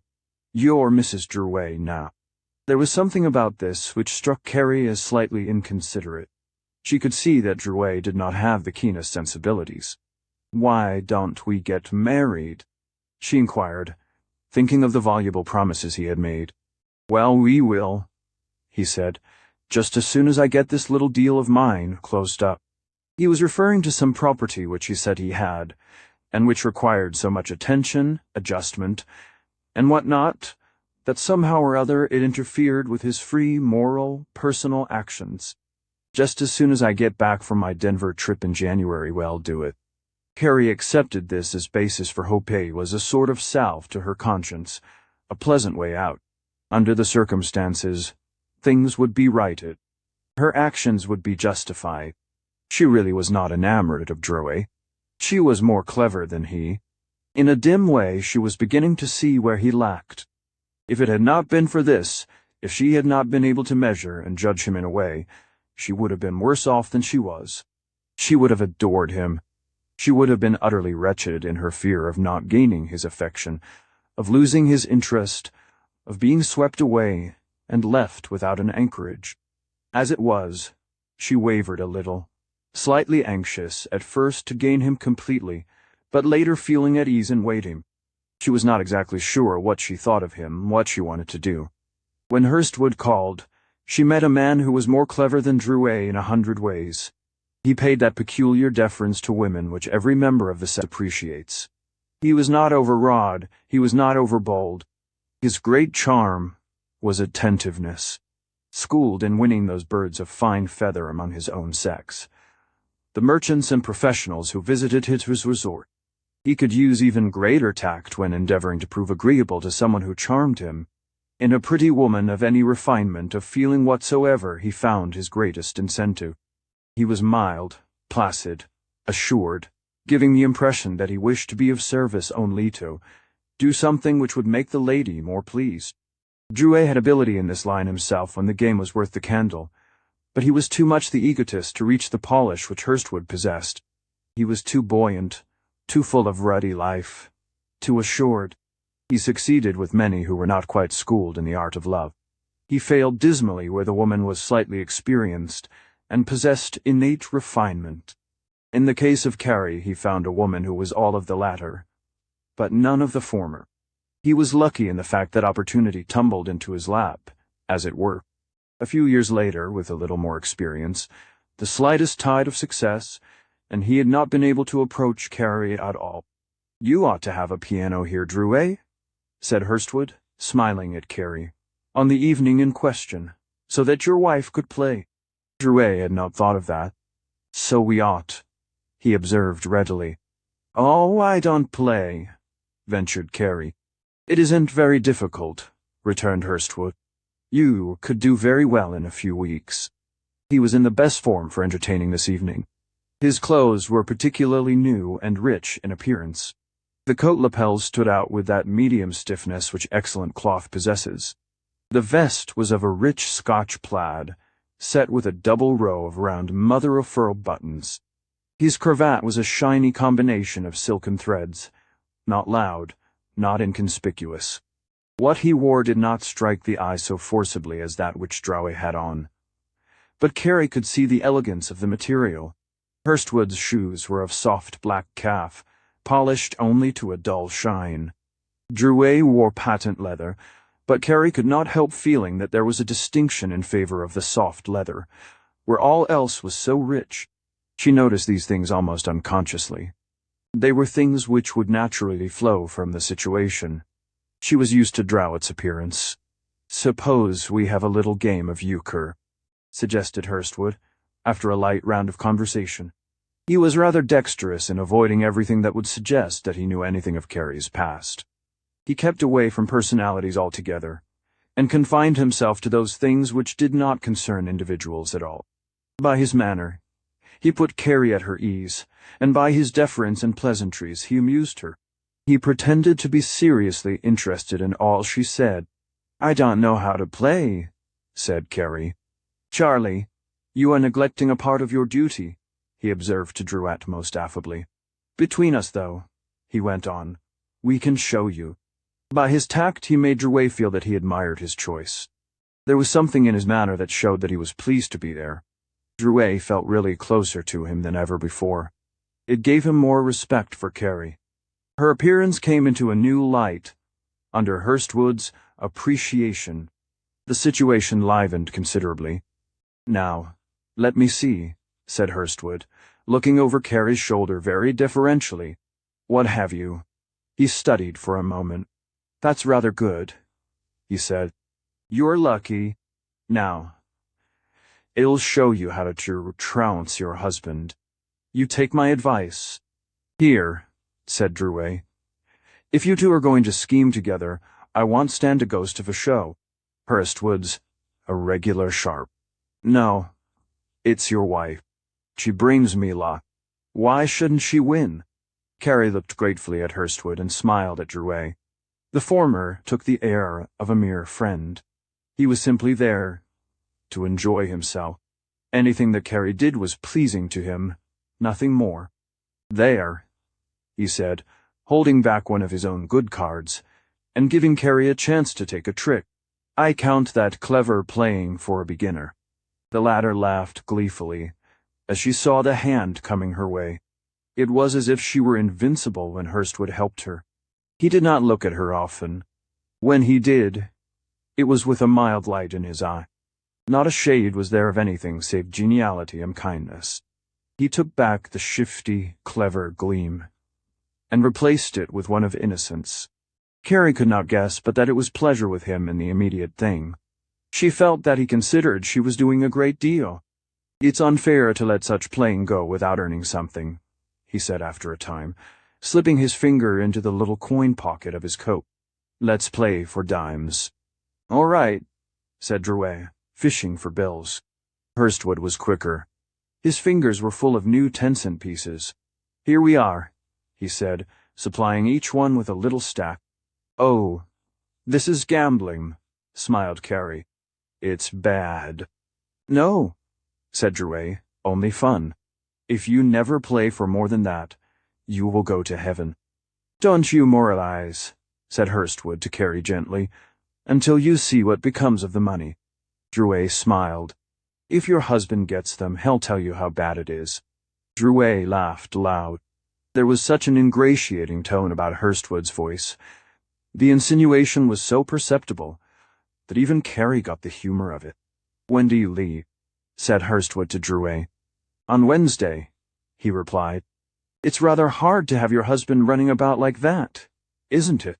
said Hurstwood, addressing Carrie. "She's going along with me this time," said Drouet. "You must both go with me to the theater before you go." "Certainly," said Drouet. Carrie, I'd like it ever so much," she replied. Hurstwood did his best to see that Carrie won the money. He rejoiced in her success, kept counting her winnings, and finally gathered and put them in her extended hand. They spread a little lunch, at which he served the wine, and afterwards he used fine tact in going. "Now," he said, addressing first Carrie and then Drouet with his eyes, "you must be ready at 7:30. I'll come and get you." They went with him to the door, and there was his cab waiting, its red lamps gleaming cheerfully in the shadow. "Now," he observed to Drouet, with a tone of good fellowship, "when you leave your wife alone, you must let me show her around a little. It will break up her loneliness." "Sure," said Drouet, quite pleased at the attention shown. "You're so kind," observed Carrie. "Not at all," said Hurstwood. "I would want your husband to do as much for me." He smiled and went lightly away. Carrie was thoroughly impressed. She had never come in contact with such grace. As for Drouet, he was equally pleased. "There's a nice man," he remarked to Carrie, as they returned to their cozy chamber. "A good friend of mine, too." "He seems to be," said Carrie. Chapter 11. The persuasion of fashion feeling guards are its own. Carrie was an apt student of fortune's ways off fortune's superficialities. Seeing a thing, she would immediately set to inquiring how she would look, properly related to it. Be it known that this is not fine feeling. It is not wisdom.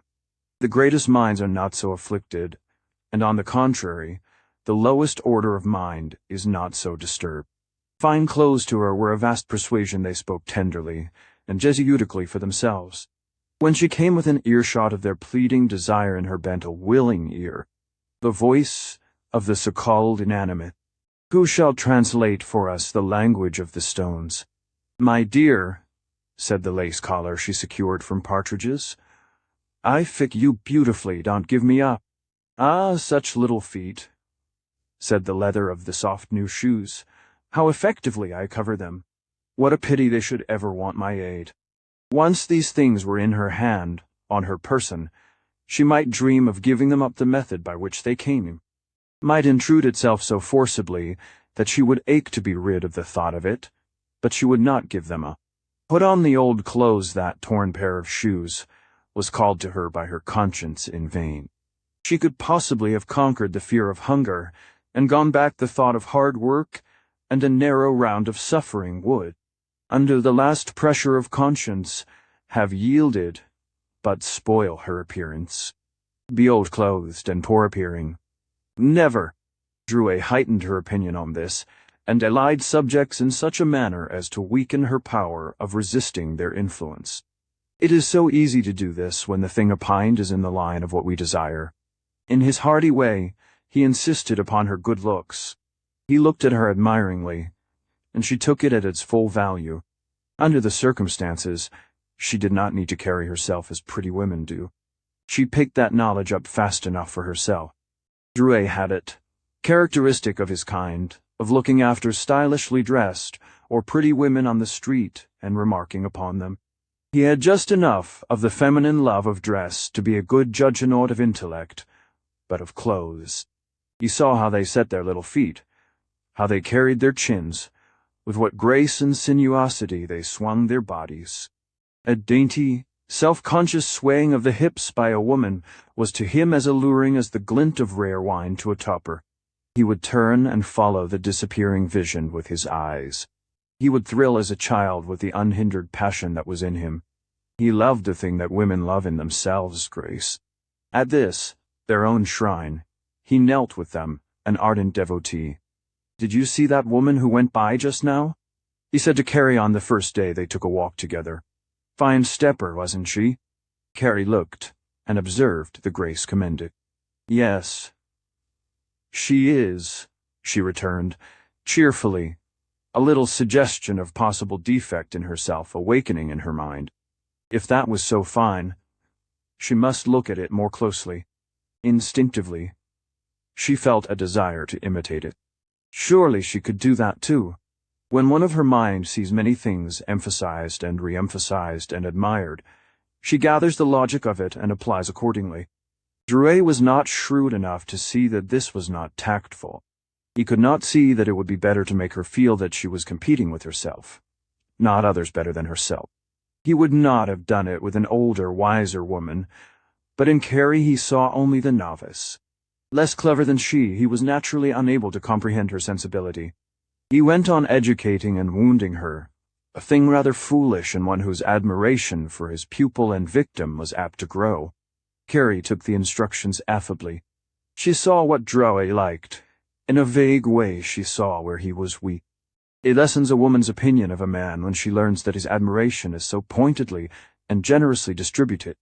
She sees but one object of supreme compliment in this world, and that is herself. If a man is to succeed with many women, he must be all in all to each. In her own apartments, Carrie saw things which were lessons in the same school. In the same house with her lived an official of one of the theaters, Mr. Frank A. Hale, manager of the Standard, and his wife, a pleasing-looking brunette of 35. They were people of a sort very common in America today, who live respectably from hand to mouth. Hale received a salary of $45 a week. His wife, quite attractive, affected the feeling of youth, and objected to that sort of home life which means the care of a house and the raising of a family. Like Drouet and Carrie, they also occupied 3 rooms on the floor above. Not long after she arrived, Mrs. Hale established social relations with her, and together they went about. For a long time this was her only companionship, and the gossip of the manager's wife formed the medium through which she saw the world. Such trivialities, such praises of wealth, such conventional expression of morals, as sifted through this passive creature's mind, fell upon Carrie, and for the while confused her. On the other hand, her own feelings were a corrective influence. The constant drag to something better was not to be denied. By those things which address the heart was, she steadily recalled. In the apartments across the hall were a young girl and her mother. They were from Evansville, Indiana, the wife and daughter of a railroad treasurer. The daughter was here to study music, the mother to keep her company. Carrie did not make their acquaintance, but she saw the daughter coming in and going out. A few times she had seen her at the piano in the parlor, and not infrequently had heard her play. This young woman was particularly dressy for her station, and wore a jeweled ring or two, which flashed upon her white fingers as she played. Now, Carrie was affected by music. Her nervous composition responded to certain strains, much as certain strings of a harp vibrate when a corresponding key of a piano is struck. She was delicately molded in sentiment, and answered with vague ruminations to certain wistful chords.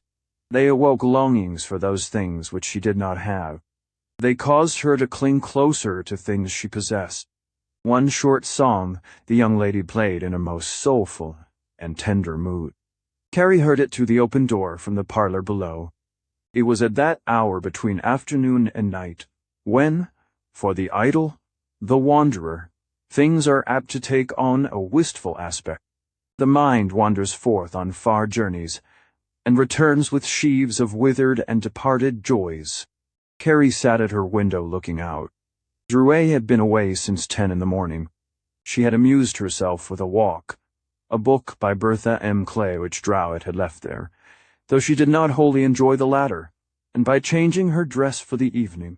Now she sat looking out across the park, as wistful and depressed as the nature which craves variety and life can be under such circumstances. As she contemplated her new state, the strain from the parlor below stole upward. With it, her thoughts became colored and enmeshed. She reverted to the things which were best and saddest within the small limit of her experience. She became for the moment a repentant. While she was in this mood, Drouet came in, bringing with him an entirely different atmosphere.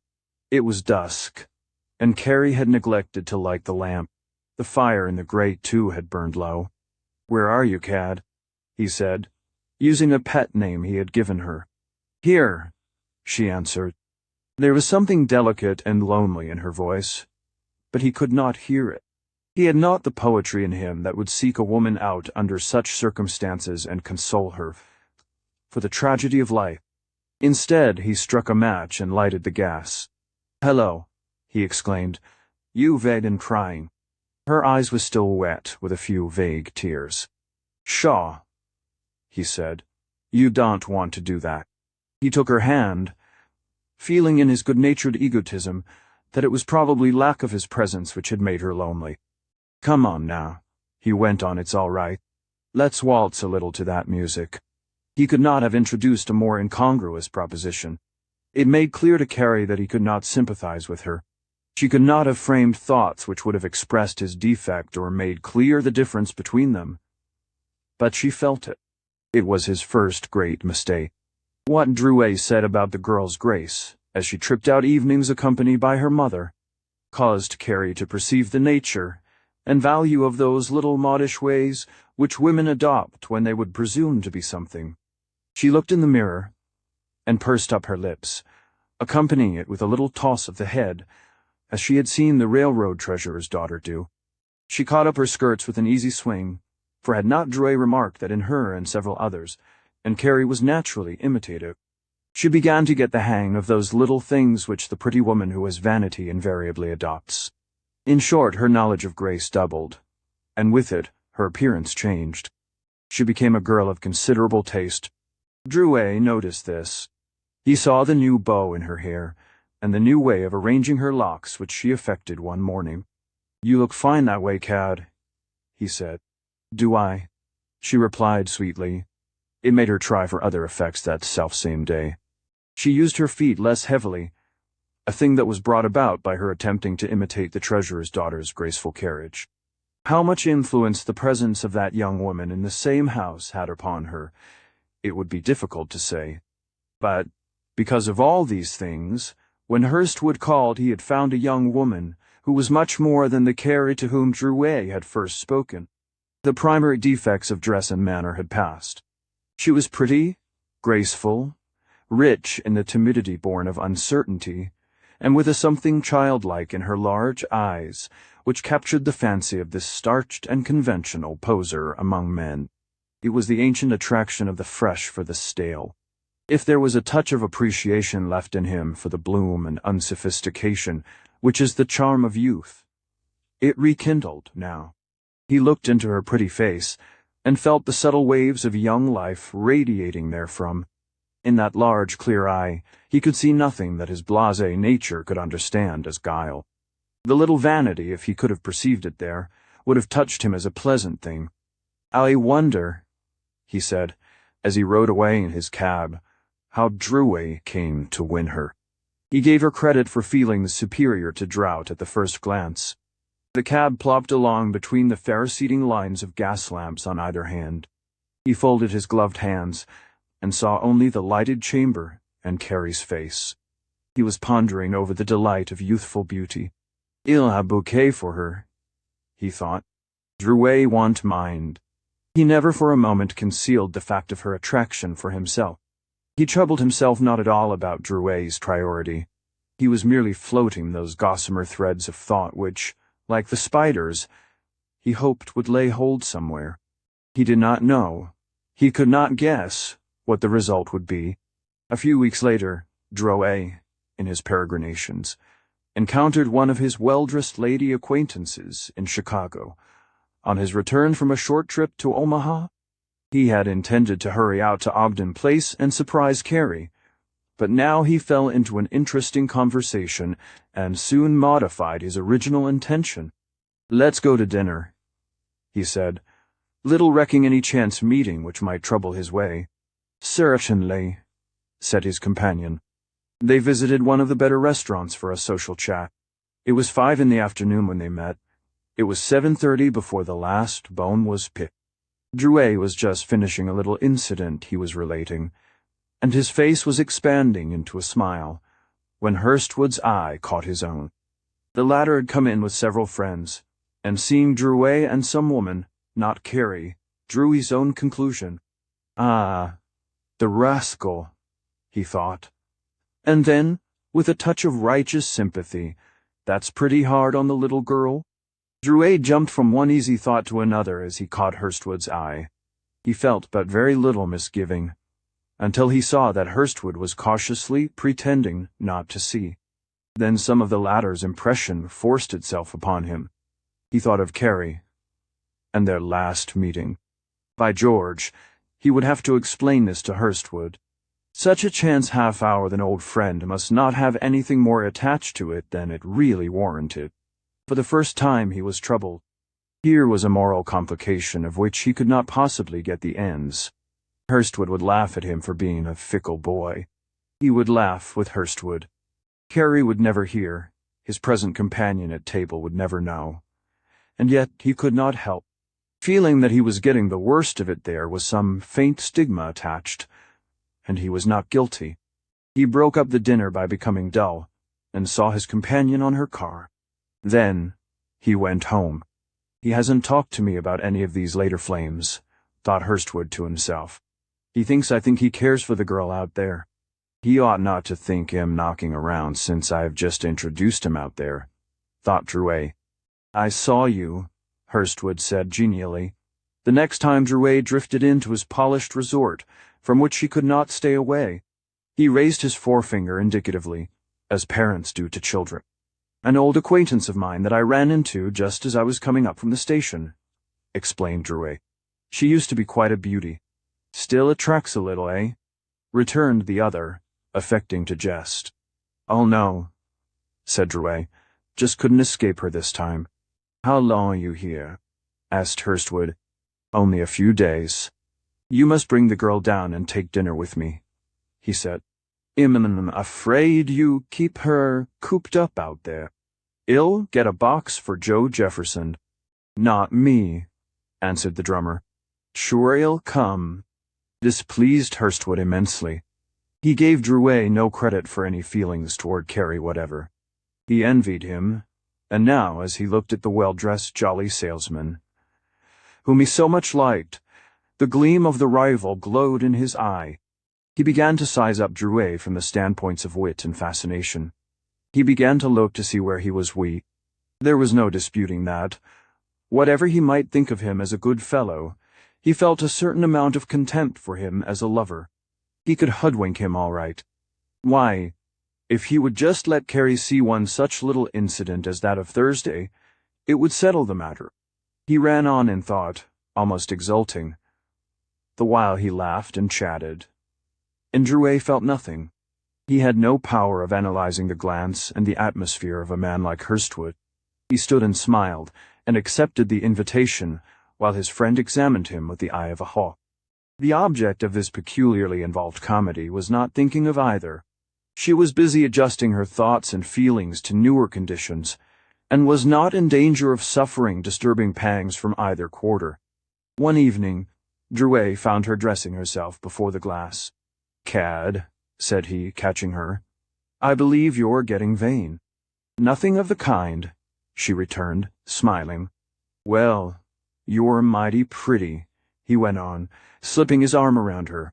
Put on that navy blue dress of yours and I'll take you to the show.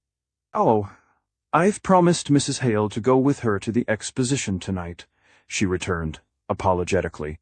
You did, eh? He said, studying the situation abstractedly. I wouldn't care to go to that myself. Well, I don't know, answered Carrie, puzzling, but not offering to break her promise in his favor. Just then, a knock came at their door, and the maidservant handed a letter in. He says there's an answer expected, she explained. It's from Hurstwood, said Drouet, noting the superscription as he tore it open. You're to come down and see Joe Jefferson with me tonight. It ran in part. It's my turn as we agreed the other day. All other bets are off. Well, what do you say to this? Asked Drouet innocently while Carrie's mind bubbled with favorable replies. You had better decide, Charlie, she said reservedly. I guess we had better go. If you can break that engagement upstairs, said Drouet. Oh, I can, returned Carrie without thinking. Drouet's elected writing paper while Carrie went to change her dress. She hardly explained to herself why this latest invitation appealed to her most. Shall I wear my hair as I did yesterday? She asked as she came out with several articles of apparel pending. Sure, he returned pleasantly. She was relieved to see that he felt nothing. She did not credit her willingness to go to any fascination Hurstwood held for her. It seemed that the combination of Hurstwood, Drouet, and herself was more agreeable than anything else that had been suggested. She arrayed herself most carefully, and they started off, extending excuses upstairs. I say, said Hurstwood, as they came up the theater lobby, "We are exceedingly charming this evening." Carrie fluttered under his approving glance. "Now, then," he said, leading the way up the foyer into the theater. If ever there was dressiness, it was here. It was the personification of the old term spick and span. "Did you ever see Jefferson?" he questioned, as he leaned toward Carrie in the box. "I never did," she returned. "He's delightful, delightful," he went on, giving the commonplace rendition of approval which such men know. He sent Drouet after a program, and then discoursed to Carrie concerning Jefferson as he had heard of him. The former was pleased beyond expression, and was really hypnotized by the environment, the trappings of the box, the elegance of her companion. Several times their eyes accidentally met, and then there poured into hers such a flood of feeling as she had never before experienced. She could not for the moment explain it, for in the next glance or the next move of the hand there was seeming indifference, mingled only with the kindest attention. Drouet shared in the conversation, but he was almost dull in comparison. Hurstwood entertained them both, and now it was driven into Carrie's mind that here was the superior man. She instinctively felt that he was stronger and higher, and yet withal so simple. By the end of the third act she was sure that Drouet was only a kindly soul, but otherwise defective. He sank every moment in her estimation by the strong comparison. "I have had such a nice time," said Carrie, when it was all over and they were coming out. "Yes, indeed," added Drouet, who was not in the least aware that a battle had been fought and his defenses weakened. He was like the Emperor of China, who sat glorying in himself, unaware that his fairest provinces were being wrested from him. "Well, you have saved me a dreary evening," returned Hurstwood. "Good night." He took Carrie's little hand, and a current of feeling swept from one to the other. "I'm so tired," said Carrie, leaning back in the car when Drouet began to talk. "Well, you rest a little while I smoke," he said, rising, and then he foolishly went to the forward platform of the car and left the game as it stood. Chapter 12. Of the lamps of the mansions, the ambassador plea. Mrs. Hurstwood was not aware of any of her husband's moral defections, though she might readily have suspected his tendencies, which she well understood. She was a woman upon whose action under provocation you could never count. Hurstwood, for one, had not the slightest idea of what she would do under certain circumstances. He had never seen her thoroughly aroused. In fact, she was not a woman who would fly into a passion. She had too little faith in mankind not to know that they were erring. She was too calculating to jeopardize any advantage she might gain in the way of information by fruitless clamor. Her wrath would never wreak itself in one fell blow. She would wait and brood, studying the details and adding to them until her power might be commensurate with her desire for revenge. At the same time, she would not delay to inflict any injury, big or little, which would wound the object of her revenge and still leave him uncertain as to the source of the evil. She was a cold, self-centered woman, with many a thought of her own which never found expression, not even by so much as the glint of an eye. Hurstwood felt some of this in her nature, though he did not actually perceive it. He dwelt with her in peace and some satisfaction. He did not fear her in the least. There was no cause for it. She still took a faint pride in him, which was augmented by her desire to have her social integrity maintained. She was secretly somewhat pleased by the fact that much of her husband's property was in her name, a precaution which Hurstwood had taken when his home interests were somewhat more alluring than at present. His wife had not the slightest reason to feel that anything would ever go amiss with their household, and yet the shadows which run before gave her a thought of the good of it now and then. She was in a position to become refractory with considerable advantage, and Hurstwood conducted himself circumspectly because he felt that he could not be sure of anything once she became dissatisfied. It so happened that on the night when Hurstwood, Carrie, and Drouet were in the box at McVicker's, George, Jr., was in the 6th row of the parquet with the daughter of H.B. Carmichael, the third partner of a wholesale dry goods house of that city. Hurstwood did not see his son, for he sat, as was his wont, as far back as possible, leaving himself just partially visible when he bent forward, to those within the first 6 rows in question. It was his wont to sit this way in every theatre to make his personality as inconspicuous as possible, where it would be no advantage to him to have it otherwise.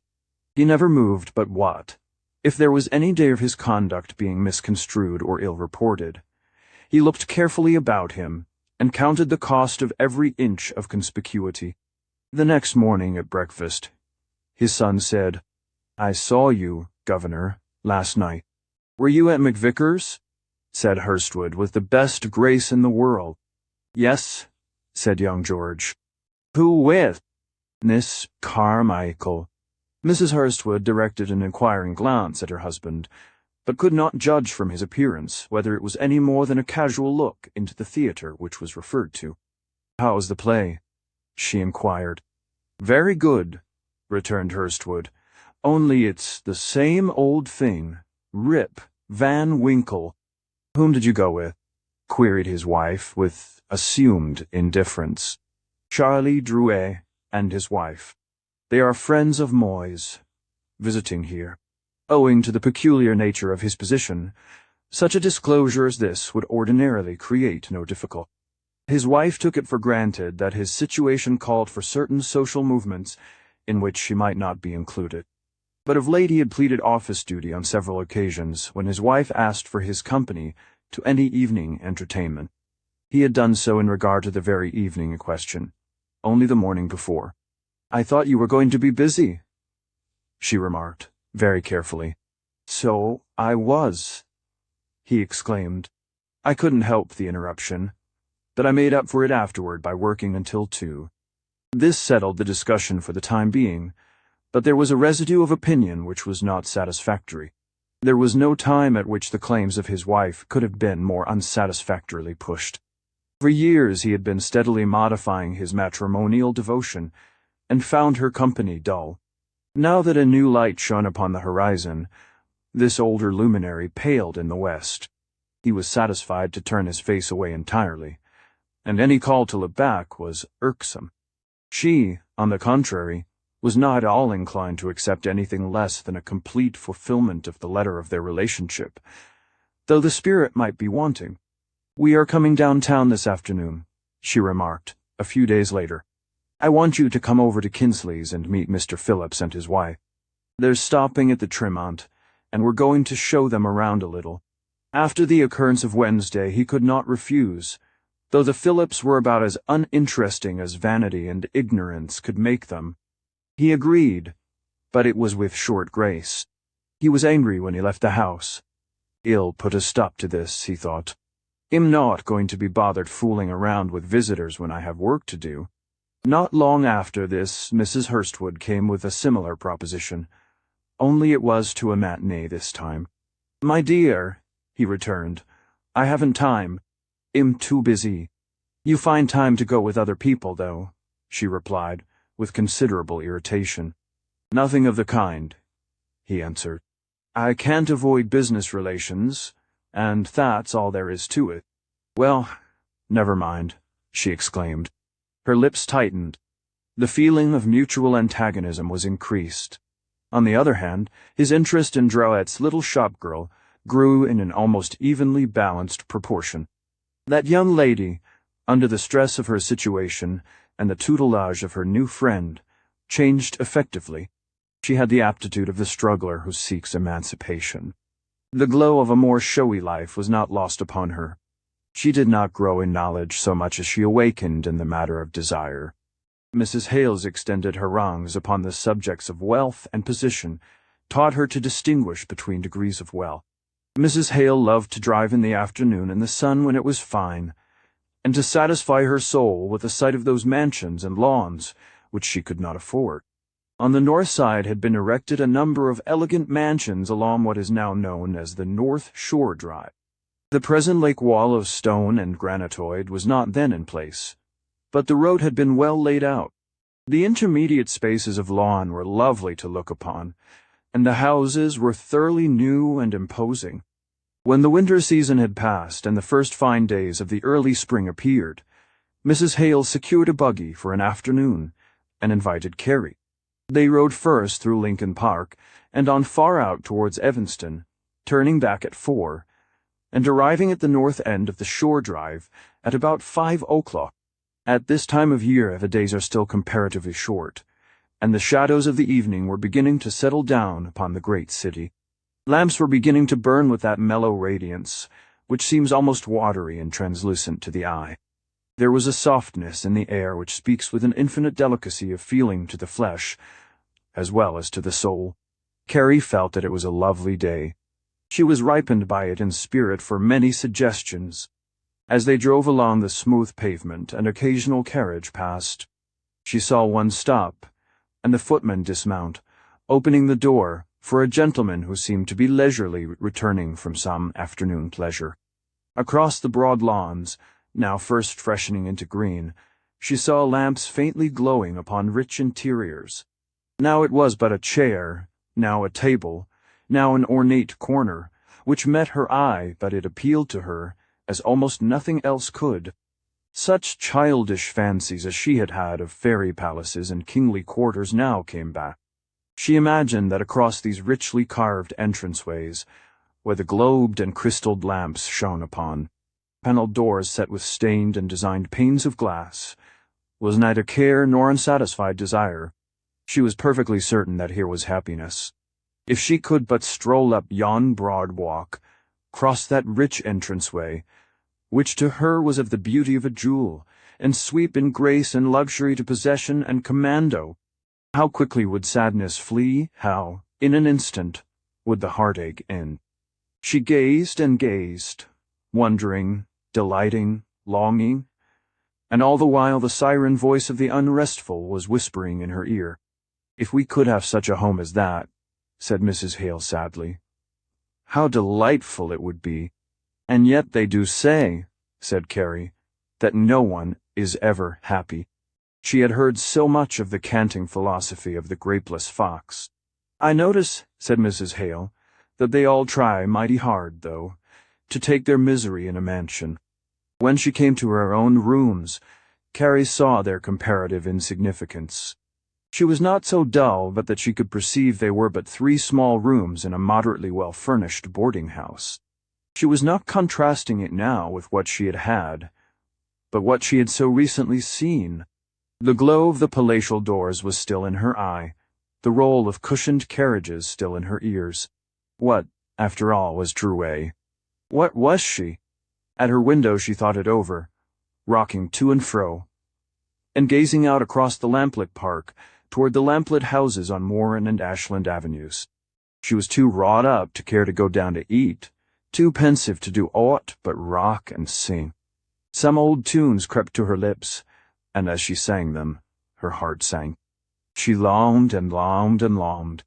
It was now for the old cottage room in Columbia City, now the mansion upon the shore drive, now the fine dress of some lady, now the elegance of some scene. She was sad beyond measure, and yet uncertain, wishing, fancying. Finally, it seemed as if all her state was one of loneliness and forsakenness, and she could scarce refrain from trembling at the lip. She hummed and hummed as the moments went by, sitting in the shadow by the window, and was therein as happy, though she did not perceive it, as she ever would be. While Carrie was still in this frame of mind, the house servant brought up the intelligence that Mr. Hurstwood was in the parlor, asking to see Mr. and Mrs. Drew. "I guess he doesn't know that Charlie is out of town," thought Carrie. She had seen comparatively little of the manager during the winter, but had been kept constantly in mind of him by one thing and another, principally by the strong impression he had made. She was quite disturbed for the moment as to her appearance, but soon satisfied herself by the aid of the mirror, and went below. Hurstwood was in his best form, as usual. He hadn't heard that Drouet was out of town. He was but slightly affected by the intelligence, and devoted himself to the more general topics which would interest Carrie. It was surprising the ease with which he conducted a conversation. He was like every man who has had the advantage of practice, and knows he has sympathy. He knew that Carrie listened to him pleasurably, and without the least effort, he fell into a train of observation which absorbed her fancy. He drew up his chair and modulated his voice to such a degree that what he said seemed wholly confidential. He confined himself almost exclusively to his observation of men and pleasures. He had been here and there. He had seen this and that.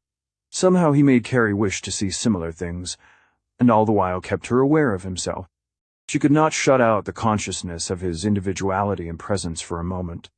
He would raise his eyes slowly, in smiling emphasis of something, and she was fixed by their magnetism. He would draw out, with the easiest grace, her approval. Once he touched her hand for emphasis, and she only smiled. He seemed to radiate an atmosphere which suffused her being. He was never dull for a minute, and seemed to make her clever. At least, she brightened under his influence until all her best side was exhibited. She felt that she was more clever with him than with others. At least, he seemed to find so much in her to applaud. There was not the slightest touch of patronage. Drouet was full of it. There had been something so personal, so subtle, in each meeting between them, both when Drouet was present and when he was absent, that Carrie could not speak of it without feeling a sense of difficulty. She was no talker. She could never arrange her thoughts in fluent order. It was always a matter of feeling with her, strong and deep. Each time there had been no sentence of importance which she could relate. And as for the glances and sensations, what woman would reveal them? Such things had never been between her and Drouet. As a matter of fact, they could never be. She had been dominated by distress and the enthusiastic forces of relief which Drouet represented at an opportune moment when she yielded to it. Now she was persuaded by secret current feelings which Drouet had never understood. Hurstwood's glance was as effective as the spoken words of a lover, and more. They called for no immediate decision and could not be answered. People in general attach too much importance to words. They are under the illusion that talking effects great results. As a matter of fact, words are, as a rule, the shallowest portion of all the argument. They but dimly represent the great surging feelings and desires which lie behind. When the distraction of the tongue is removed, the heart listens. In this conversation she heard, instead of his words, the voices of the things which he represented. How suave was the counsel of his appearance! How feelingly did his superior state speak for itself! The growing desire he felt for her lay upon her spirit as a gentle hand. She did not need to tremble at all. Because it was invisible, she did not need to worry over what other people would say, what she herself would say because it had no tangibility. She was being pleaded with, persuaded, led into denying old rights and assuming new ones, and yet there were no words to prove it. Such conversation as was indulged in held the same relationship to the actual mental enactments of the twain that the low music of the orchestra does to the dramatic incident which it is used to cover. "Have you ever seen the houses along the lake shore on the north side?" asked Hurstwood. "Why, I was just over there this afternoon, Miss Hale and I. Aren't they beautiful?" "They're very fine," he answered. "Oh me," said Carrie pensively. "I wish I could live in such a place." "You're not happy," said Hurstwood slowly, after a slight pause. He had raised his eyes solemnly, and was looking into her own. He assumed that he had struck a deep chord.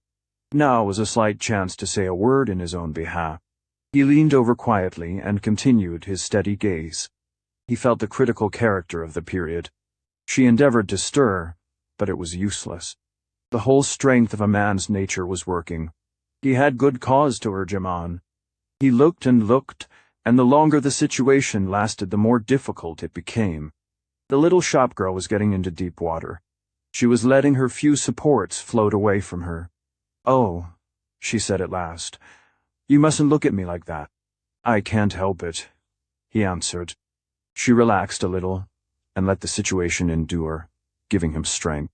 "You are not satisfied with life, are you?" "No," she answered weakly. He saw he was the master of this situation. He felt it. He reached over and touched her hand. "You mustn't," she exclaimed, jumping up. "I didn't intend to," he answered easily. She did not run away, as she might have done. She did not terminate the interview, but he drifted off into a pleasant field of thought with the readiest grace. Not long after he rose to go, and she felt that he was in power. "You mustn't feel bad," he said. "Kindly, things will straighten out in the course of time." She made no answer, because she could think of nothing to say. "We are good friends, aren't we?" he said, extending his hand. "Yes," she answered. "Not a word, then, until I see you again." He retained a hold on her hand. "I can't promise," she said doubtfully. "You must be more generous than that," he said, in such a simple way that she was touched. "Let's not talk about it any more," she returned. "All right," he said, brightening. He went down the steps and into his cab. Carrie closed the door and ascended into her room. She undid her broad lace collar before the mirror and unfastened her pretty alligator belt which she had recently bought. "In getting terrible," she said, honestly affected by a feeling of trouble and shame. "I don't seem to do anything right." She unloosed her hair after a time and let it hang in loose brown waves. Her mind was going over the events of the evening. "I don't know," she murmured at last, "what I can do." "Well," said Hurstwood as he rode away, "she likes me all right, that I know." The aroused manager whistled merrily for a good 4 miles to his office, an old melody that he had not recalled for 15 years. Chapter 13. His credentials accepted a babel of tongues. It was not quite 2 days after the scene between Carrie and Hurstwood in the Ogden Place parlor before he again put in his appearance. He'd been thinking almost uninterruptedly of her. Her leniency had, in a way, inflamed his regard. He felt that he must succeed with her, and that speedily. The reason for his interest, not to say fascination, was deeper than mere desire. It was a flowering out of feelings which had been withering in dry and almost barren soil for many years. It is probable that Carrie represented a better order of woman than had ever attracted him before. He had had no love affair since that which culminated in his marriage, and since then time and the world had taught him how raw and erroneous was his original judgment. Whenever he thought of it, he told himself that, if he had it to do over again, he would never marry such a woman. At the same time, his experience with women in general had lessened his respect for the sex. He maintained a cynical attitude, well grounded on numerous experiences. Such women as he had known were of nearly one type: selfish, ignorant, flashy. The wives of his friends were not inspiring to look upon. His own wife had developed a cold, commonplace nature, which to him was anything but pleasing. What he knew of that underworld, where groveled the beatmen of society, and he knew a great deal had hardened his nature. He looked upon most women with suspicion, a single eye to the utility of beauty and dress.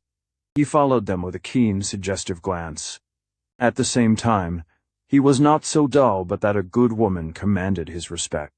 Personally, he did not attempt to analyze the marvel of a saintly woman. He would take off his hat and would silence the light-tongued and the vicious in her presence much as the Irish keeper of a Bowery Hall will humble himself before a sister of mercy and pay toll to charity with a willing and reverent hand. But he would not think much upon the question of why he did so.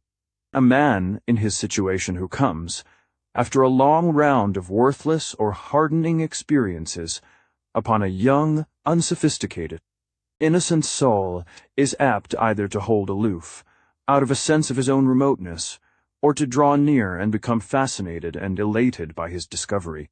It is only by a roundabout process that such men ever do draw near such a girl.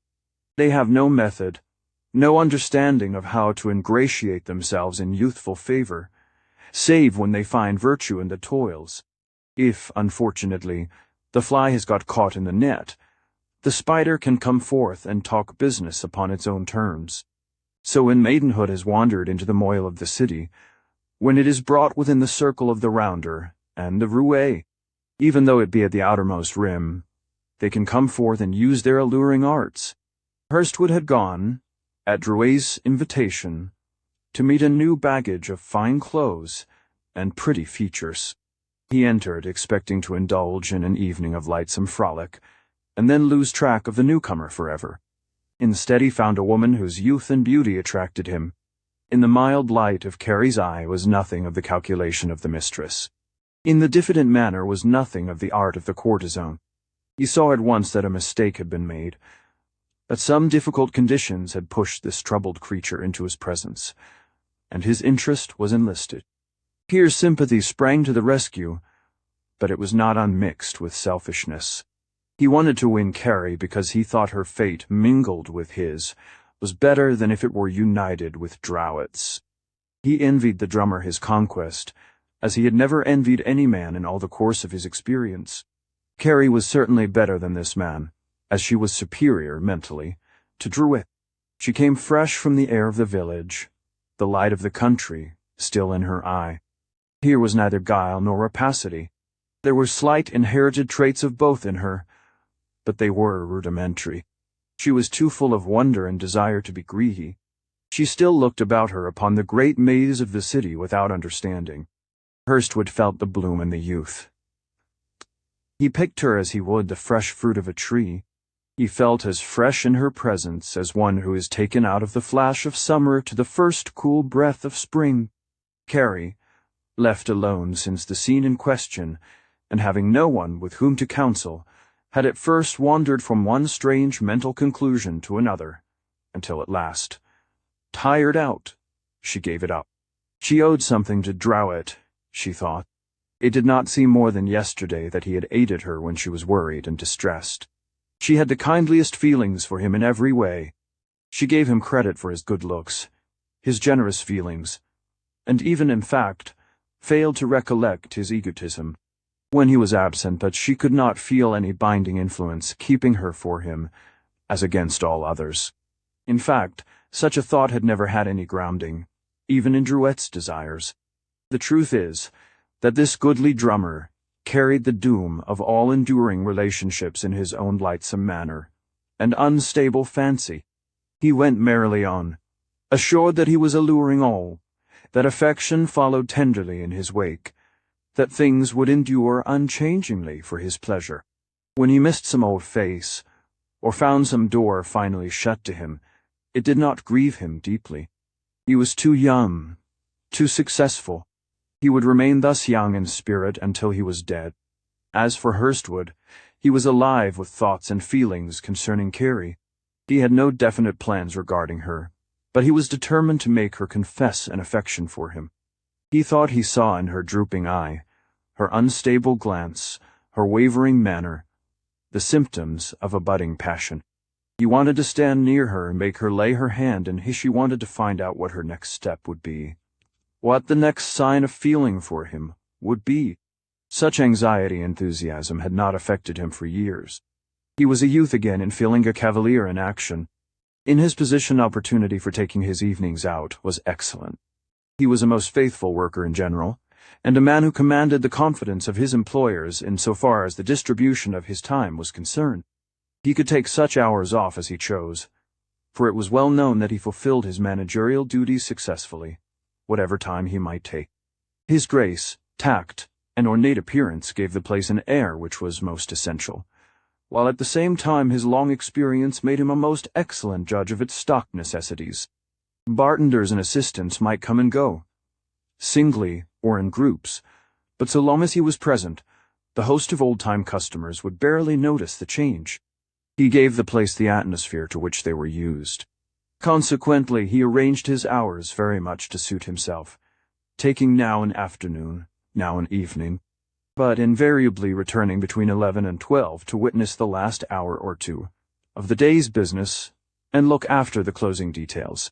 "You see that things are safe and all the employees are out when you go home, George," Moy had once remarked to him, and he never once, in all the period of his long service, neglected to do this.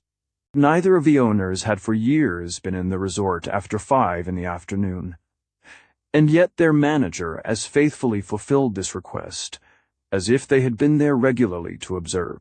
On this Friday afternoon, scarcely 2 days after his previous visit, he made up his mind to see Carrie. He could not stay away longer. "Evans," he said, addressing the head barkeeper, "if anyone calls, I will be back between 4 and 5. He hurried to Madison Street and boarded a horse car, which carried him to Ogden Place in half an hour. Carrie had thought of going for a walk, and had put on a light gray woolen dress, with a jaunty double-breasted jacket.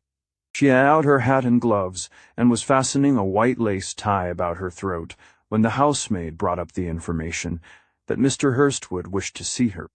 She started slightly at the announcement, but told the girl to say that she would come down in a moment, and proceeded to hasten her dressing. Carrie could not have told herself at this moment whether she was glad or sorry that the impressive manager was awaiting her presence. She was slightly flurried and tingling in the cheeks, but it was more nervousness than either fear or favor. She did not try to conjecture what the drift of the conversation would be. She only felt that she must be careful, and that Hurstwood had an indefinable fascination for her. Then she gave her tie its last touch with her fingers and went below. The deep-feeling manager was himself a little strained in the nerves by the thorough consciousness of his mission. He felt that he must make a strong play on this occasion, but now that the hour was come, and he heard Carrie's feet upon the stair, his nerve failed him. He sank a little in determination, for he was not so sure, after all, what her opinion might be. When she entered the room, however, her appearance gave him courage. She looked simple and charming enough to strengthen the daring of any lover. Her apparent nervousness dispelled his own. "How are you?" he said easily. "I could not resist the temptation to come out this afternoon. It was so pleasant." "Yes," said Carrie, halting before him.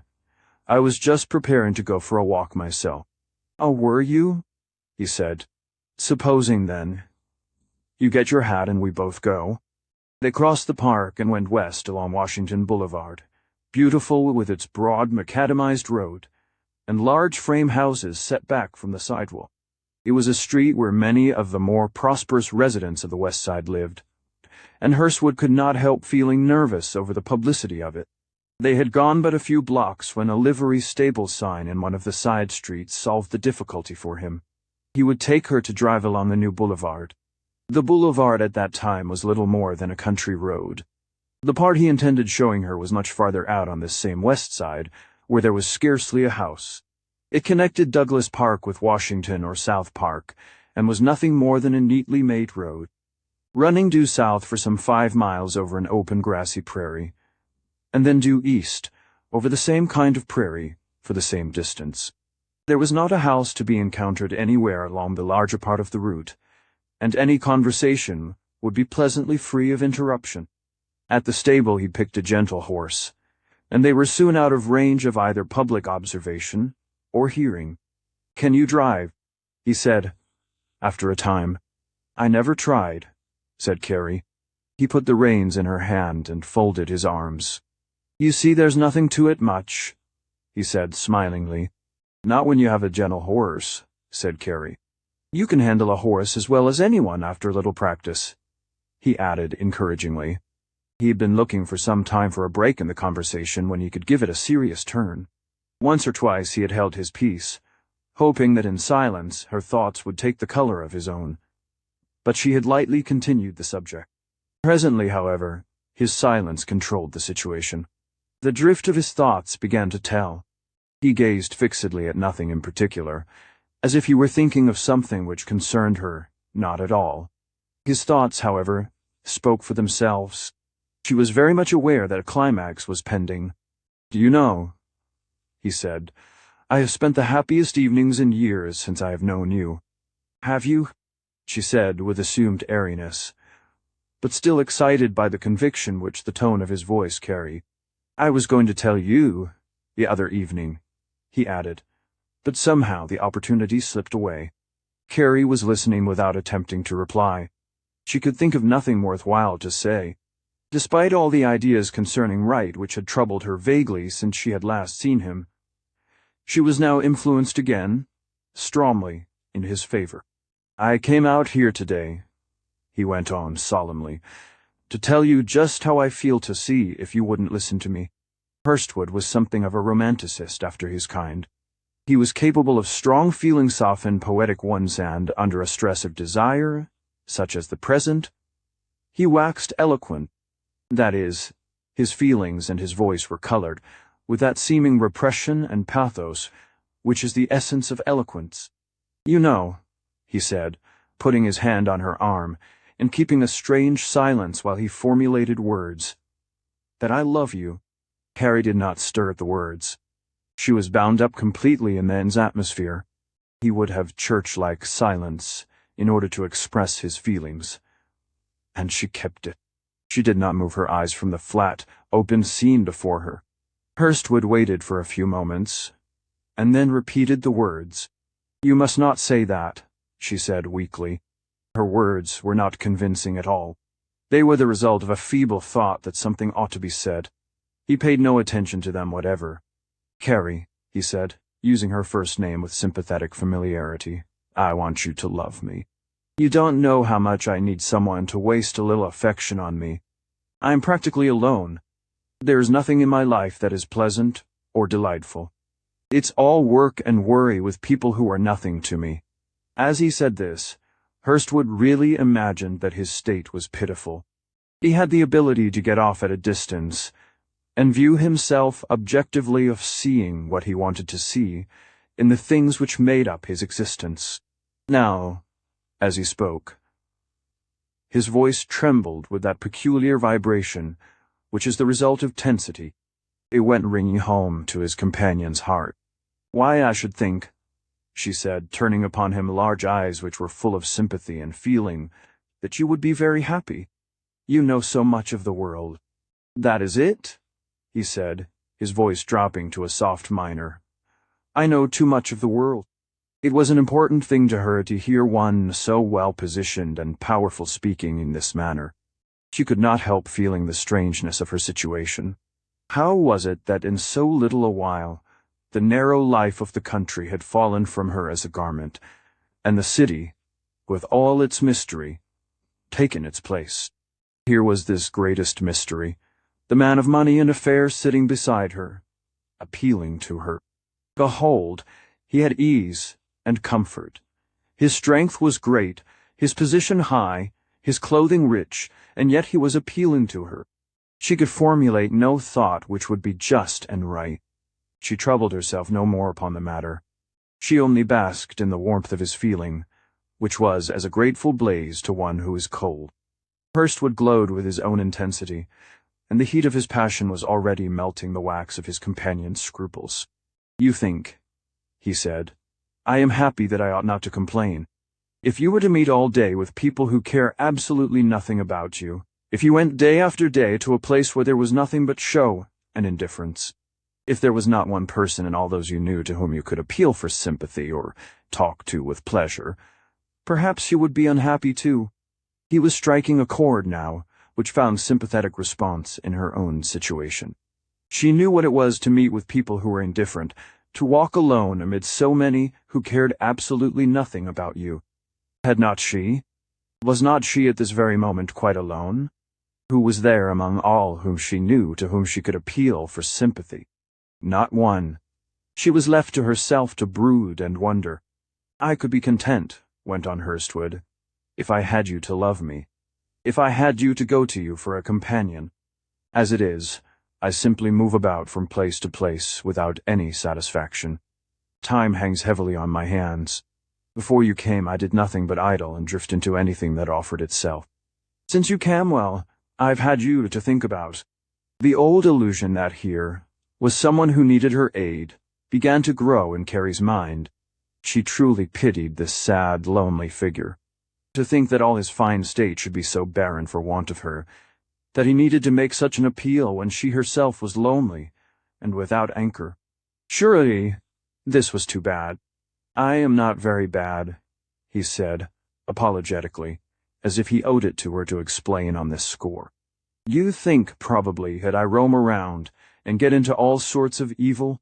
I have been rather reckless, but I could easily come out of that. I need you to draw me back if my life ever amounts to anything." Carrie looked at him with the tenderness which virtue ever feels in its hope of reclaiming vice. How could such a man need reclaiming? His errors, what were they that she could correct? Small they must be, where all was so fine. At worst, they were gilded affairs, and with what leniency are gilded errors viewed. He put himself in such a lonely light that she was deeply moved. "Is it that way?" She mused.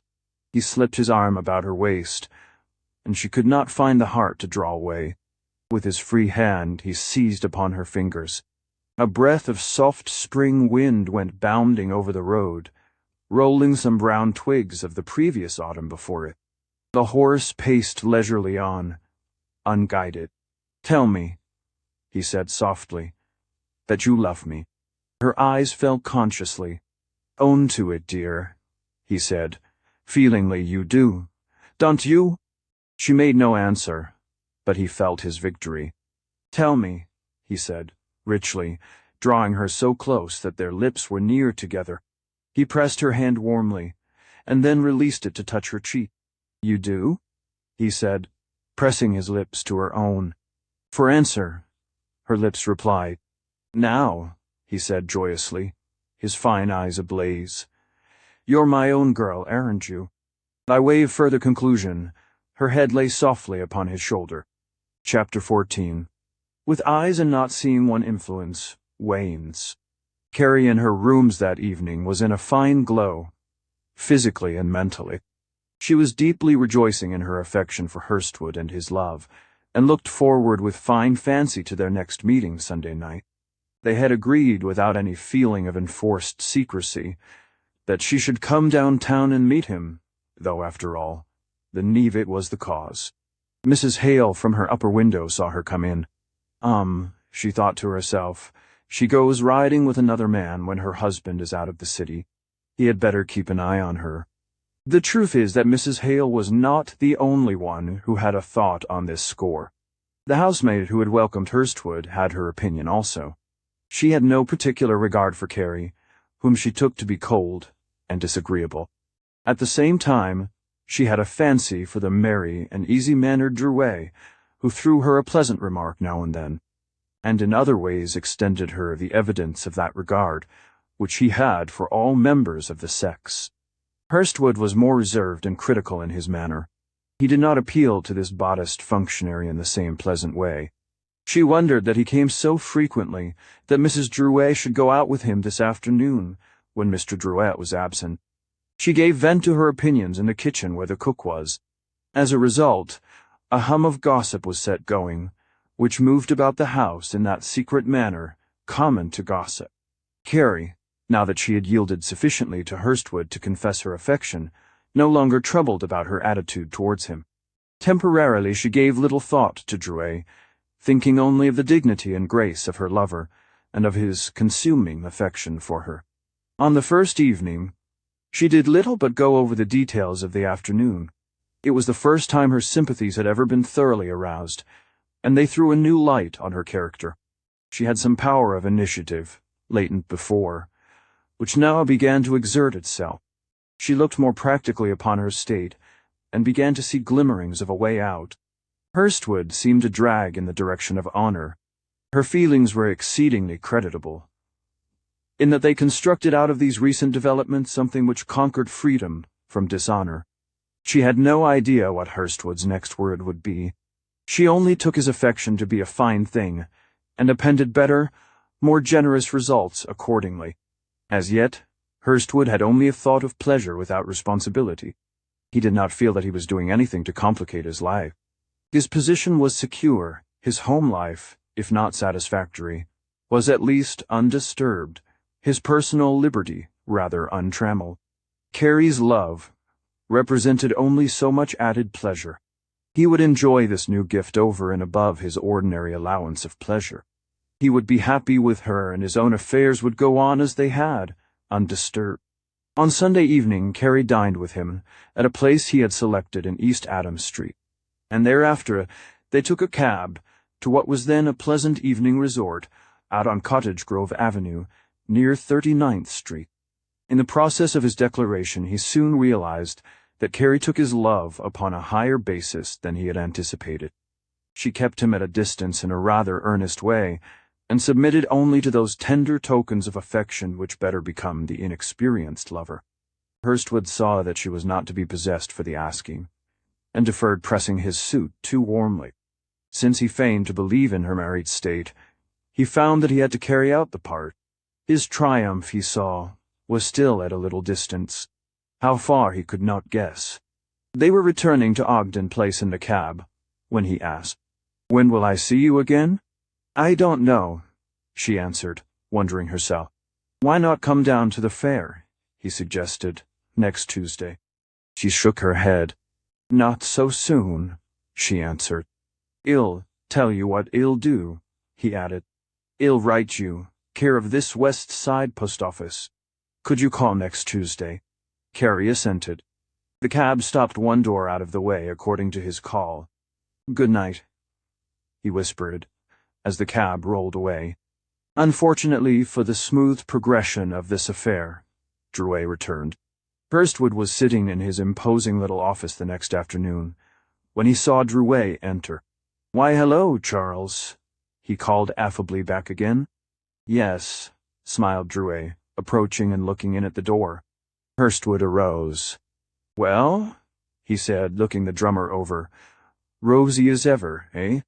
They began talking of the people they knew and things that had happened. Been home yet? Finally, asked Hurstwood. No, I am going, though, said Drouet. I remembered the little girl out there, said Hurstwood, and called once. Thought you wouldn't want her left quite alone. Right you are, agreed Drouet. How is she? Very well, said Hurstwood. Rather anxious about you, though. You better go out now and cheer her up. I will, said Drouet smilingly. Like to have you both come down and go to the show with me Wednesday, concluded Hurstwood at parting. Thanks, old man, said his friend. I'll see what the girl says, and let you know. They separated in the most cordial manner. There's a nice fellow, Drouet thought to himself, as he turned the corner towards Madison. Drouet is a good fellow, Hurstwood thought to himself as he went back into his office, but is no man for Carrie. The thought of the latter turned his mind into a most pleasant vein, and he wondered how he would get ahead of the drummer. When Drouet entered Carrie's presence, he caught her in his arms as usual, but she responded to his kiss with a tremor of opposition. Well, he said, I had a great trip. Did you? How did you come out with that lacrosse man you were telling me about? Oh, fine. Sold him a complete line. There was another fellow there, representing Bernstein, a regular hook-nosed sheeny, but he wasn't in it. I made him look like nothing at all. As he undid his collar and unfastened his studs, preparatory to washing his face and changing his clothes, he dilated upon his trip. Carrie could not help listening with amusement to his animated descriptions. I tell you, he said, I surprised the people at the office. I've sold more goods this last quarter than any other man of our house on the road. I sold $3,000 worth in La Crosse. He plunged his face in a basin of water, and puffed and blew as he rubbed his neck and ears with his hands, while Carrie gazed upon him with mingled thoughts of recollection and present judgment. He was still wiping his face when he continued, I'm going to strike for a raise in June. They can afford to pay it, as much business as I turn in. I'll get it too, don't you forget. I hope you do, said Carrie. And then if that little real estate deal I've got on goes through, we'll get married, he said with a great show of earnestness, the while he took his place before the mirror and began brushing his hair. I don't believe you ever intend to marry me, Charlie, Carrie said ruefully. The recent protestations of Hurstwood had given her courage to say this. Oh, yes, I course I had put that into your head. He had stopped his trifling before the mirror now and crossed over to her. For the first time, Carrie felt as if she must move away from him. But you've been saying that so long, she said, looking with her pretty face upturned into his. Well, and I mean it too, but it takes money to live as I want to. Now, when I get this increase, I can come pretty near fixing things all right, and I'll do it. Now, don't you worry, girlie. He patted her reassuringly upon the shoulder, but Carrie felt how really futile had been her hopes. She could clearly see that this easygoing soul intended no move in her behalf. He was simply letting things drift because he preferred the free round of his present state to any legal trammellings. In contrast, Hurstwood appeared strong and sincere. He had no easy manner of putting her off. He sympathized with her and showed her what her true value was. He needed her, while Drouet did not care. "Oh no," she said remorsefully, her tone reflecting some of her own success and more of her helplessness. "You never will." "Well, you wait a little while and see," he concluded. "He'll marry you all right." Carrie looked at him and felt justified. She was looking for something which would calm her conscience, and here it was, a light, airy disregard of her claims upon his justice. He had faithfully promised to marry her, and this was the way he fulfilled his promise. "Say," he said, after he had, as he thought, pleasantly disposed of the marriage question, "I saw Hurstwood today, and he wants us to go to the theater with him." Carrie started at the name but recovered quickly enough to avoid notice. "When?" she asked with assumed indifference. "Wednesday." "Well, go, won't we?" "If you think so," she answered, her manner being so enforcedly reserved as to almost excite suspicion. Drouet noticed something, but he thought it was due to her feelings concerning their talk about marriage. "He called once," he said. "Yes," said Carrie. "He was out here Sunday evening." "Was he?" said Drouet. "I thought from what he said that he had called a week or so ago." "So he did," answered Carrie, who was wholly unaware of what conversation her lovers might have held. She was all at sea mentally, and fearful of some entanglement which might ensue from what she would answer. "Oh, then he called twice?" said Drouet, the first shade of misunderstanding showing in his face. "Yes," said Carrie innocently, feeling now that Hurstwood must have mentioned but one call. Drouet imagined that he must have misunderstood his friend. He did not attach particular importance to the information, after all. What did he have to say? He queried, with slightly increased curiosity. "He said he came because he thought I might be lonely. You hadn't been in there so long he wondered what had become of you." "George is a fine fellow," said Drouet, rather gratified by his conception of the manager's interest. "Come on and we'll go out to dinner." When Hurstwood saw that Drouet was back, he wrote at once to Carrie, saying, "I told him I called on you, dearest, when he was away. I did not say how often, but he probably thought once. Let me know of anything you may have said. Answer by special messenger when you get this, and darling, I must see you. Let me know if you can't meet me at Jackson and Throop Streets Wednesday afternoon, at 2:00. I want to speak with you before we meet at the theater." Carrie received this Tuesday morning, when she called at the West Side branch of the post office, and answered at once. "I said you called twice," she wrote. He didn't seem to mind. "I will try and be at Throop Street if nothing interferes. I seem to be getting very bad. It's wrong to act as I do, I know." Hurstwood, when he met her as agreed, reassured her on this score. "You mustn't worry, sweetheart," he said. "Just as soon as he goes on the road again, we will arrange something. Well, fix it so that you won't have to deceive anyone." Carrie imagined that he would marry her at once, though he had not directly said so, and her spirits rose. She proposed to make the best of the situation until Drouet left again.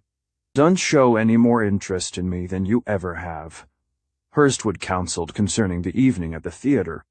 "You mustn't look at me steadily then," she answered, mindful of the power of his eyes. "I want," he said, squeezing her hand at parting and giving the glance she had just cautioned against. "There," she said playfully, pointing a finger at him. "The show hasn't begun yet," he returned. He watched her walk from him with tender solicitation. Such youth and prettiness reacted upon him more subtly than wine. At the theater things passed as they had in Hurstwood's favor. If he had been pleasing to Carrie before, how much more so was he now? His grace was more permeating because it found a readier medium. Carrie watched his every movement with pleasure. She almost forgot poor Drouet, who babbled on as if he were the host. Hurstwood was too clever to give the slightest indication of a change. He paid, if anything, more attention to his old friend than usual, and yet in no way held him up to that subtle ridicule which a lover in favor may so secretly practice before the mistress of his heart. If anything, he felt the injustice of the game as it stood, and was not cheap enough to add to it the slightest mental taunt. Only the play produced an ironical situation, and this was due to Drouet alone. The scene was one in the Covenant, in which the wife listened to the seductive voice of a lover in the absence of her husband. "Served him right," said Drouet afterward, even in view of her keen expiation of her error. "I haven't any pity for a man who would be such a chump as that." "Well, you never can tell," returned Hurstwood gently. "He probably thought he was right. Well, a man ought to be more attentive than that to his wife if he wants to keep her." They had come out of the lobby and made their way through the showy crush about the entranceway. "Say, mister," said a voice at Hurstwood's side, "would you mind giving me the price of a bed?" Hurstwood was interestedly remarking to Carrie, "Honest to God, mister, I'm without a place to sleep." The plea was that of a gaunt-faced man of about 30, who looked the picture of privation and wretchedness. Drouet was the first to see. He handed over a dime with an upwelling feeling of pity in his heart. Hurstwood scarcely noticed the incident. Carrie quickly forgot. Chapter 15. The irk of the old ties, the magic of youth. The complete ignoring by Hurstwood of his own home came with the growth of his affection for Carrie. His actions in all that related to his family were of the most perfunctory kind. He sat at breakfast with his wife and children, absorbed in his own fancies, which reached far without the realm of their interests. He read his paper, which was heightened in interest by the shallowness of the themes discussed by his son and daughter.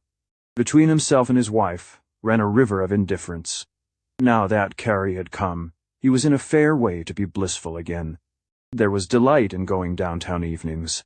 When he walked forth in the short days, the street lamps had a merry twinkle. He began to experience the almost forgotten feeling which hastens the lover's feet. When he looked at his fine clothes, he saw them with her eyes, and her eyes were young. When in the flush of such feelings, he heard his wife's voice, when the insistent demands of matrimony recalled him from dreams to a stale practice, how it grated.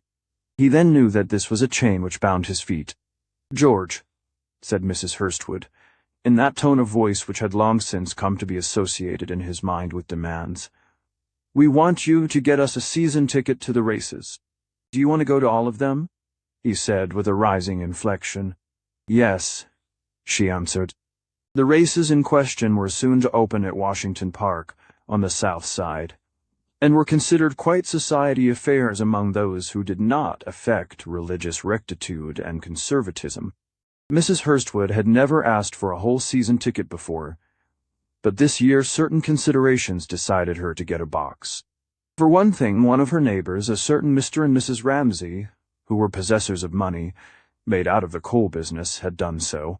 In the next place, her favorite physician, Dr. Beale, a gentleman inclined to horses and betting, had talked with her concerning his intention to enter a toy-year-old in the Derby.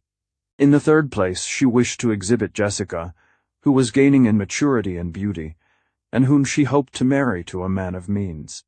Her own desire to be about in such things and parade among her acquaintances and common throng was as much an incentive as anything. Hurstwood thought over the proposition a few moments without answering. They were in the sitting-room on the second floor, waiting for supper. It was the evening of his engagement with Carrie and Drouet to see the Covenant, which had brought him home to make some alterations in his dress. "You're sure separate tickets wouldn't do as well?" he asked, hesitating to say anything more rugged. "No," she replied impatiently. "Well," he said, taking offense at her manner, "you needn't get mad about. I'm just asking you." "I'm not mad," she snapped. "I'm merely asking you for a season ticket." "And I'm telling you," he returned, fixing a clear, steady eye on her, "that it's no easy thing to get. I'm not sure whether the manager will give it to me." He had been thinking all the time of his pull with the racetrack magnates. "We can buy it then," she exclaimed sharply. "You talk easy," he said. "A season family ticket costs $150. "I'll not argue with you," she replied with determination. "I want the ticket, and that's all there is to it." She had risen, and now walked angrily out of the room. "Well, you get it then," he said grimly, though in a modified tone of voice. "As usual, The table was one short that evening. The next morning he had cooled down considerably, and later the ticket was duly secured, though it did not heal matters. He did not mind giving his family a fair share of all that he earned, but he did not like to be forced to provide against his will. "Did you know, Mother," said Jessica another day, "the Spencers are getting ready to go away?" "No." "Where, I wonder?" "Europe," said Jessica. "I met Georgian yesterday and she told me. She just put on more airs about it." "Did she say when?" "Monday, I think.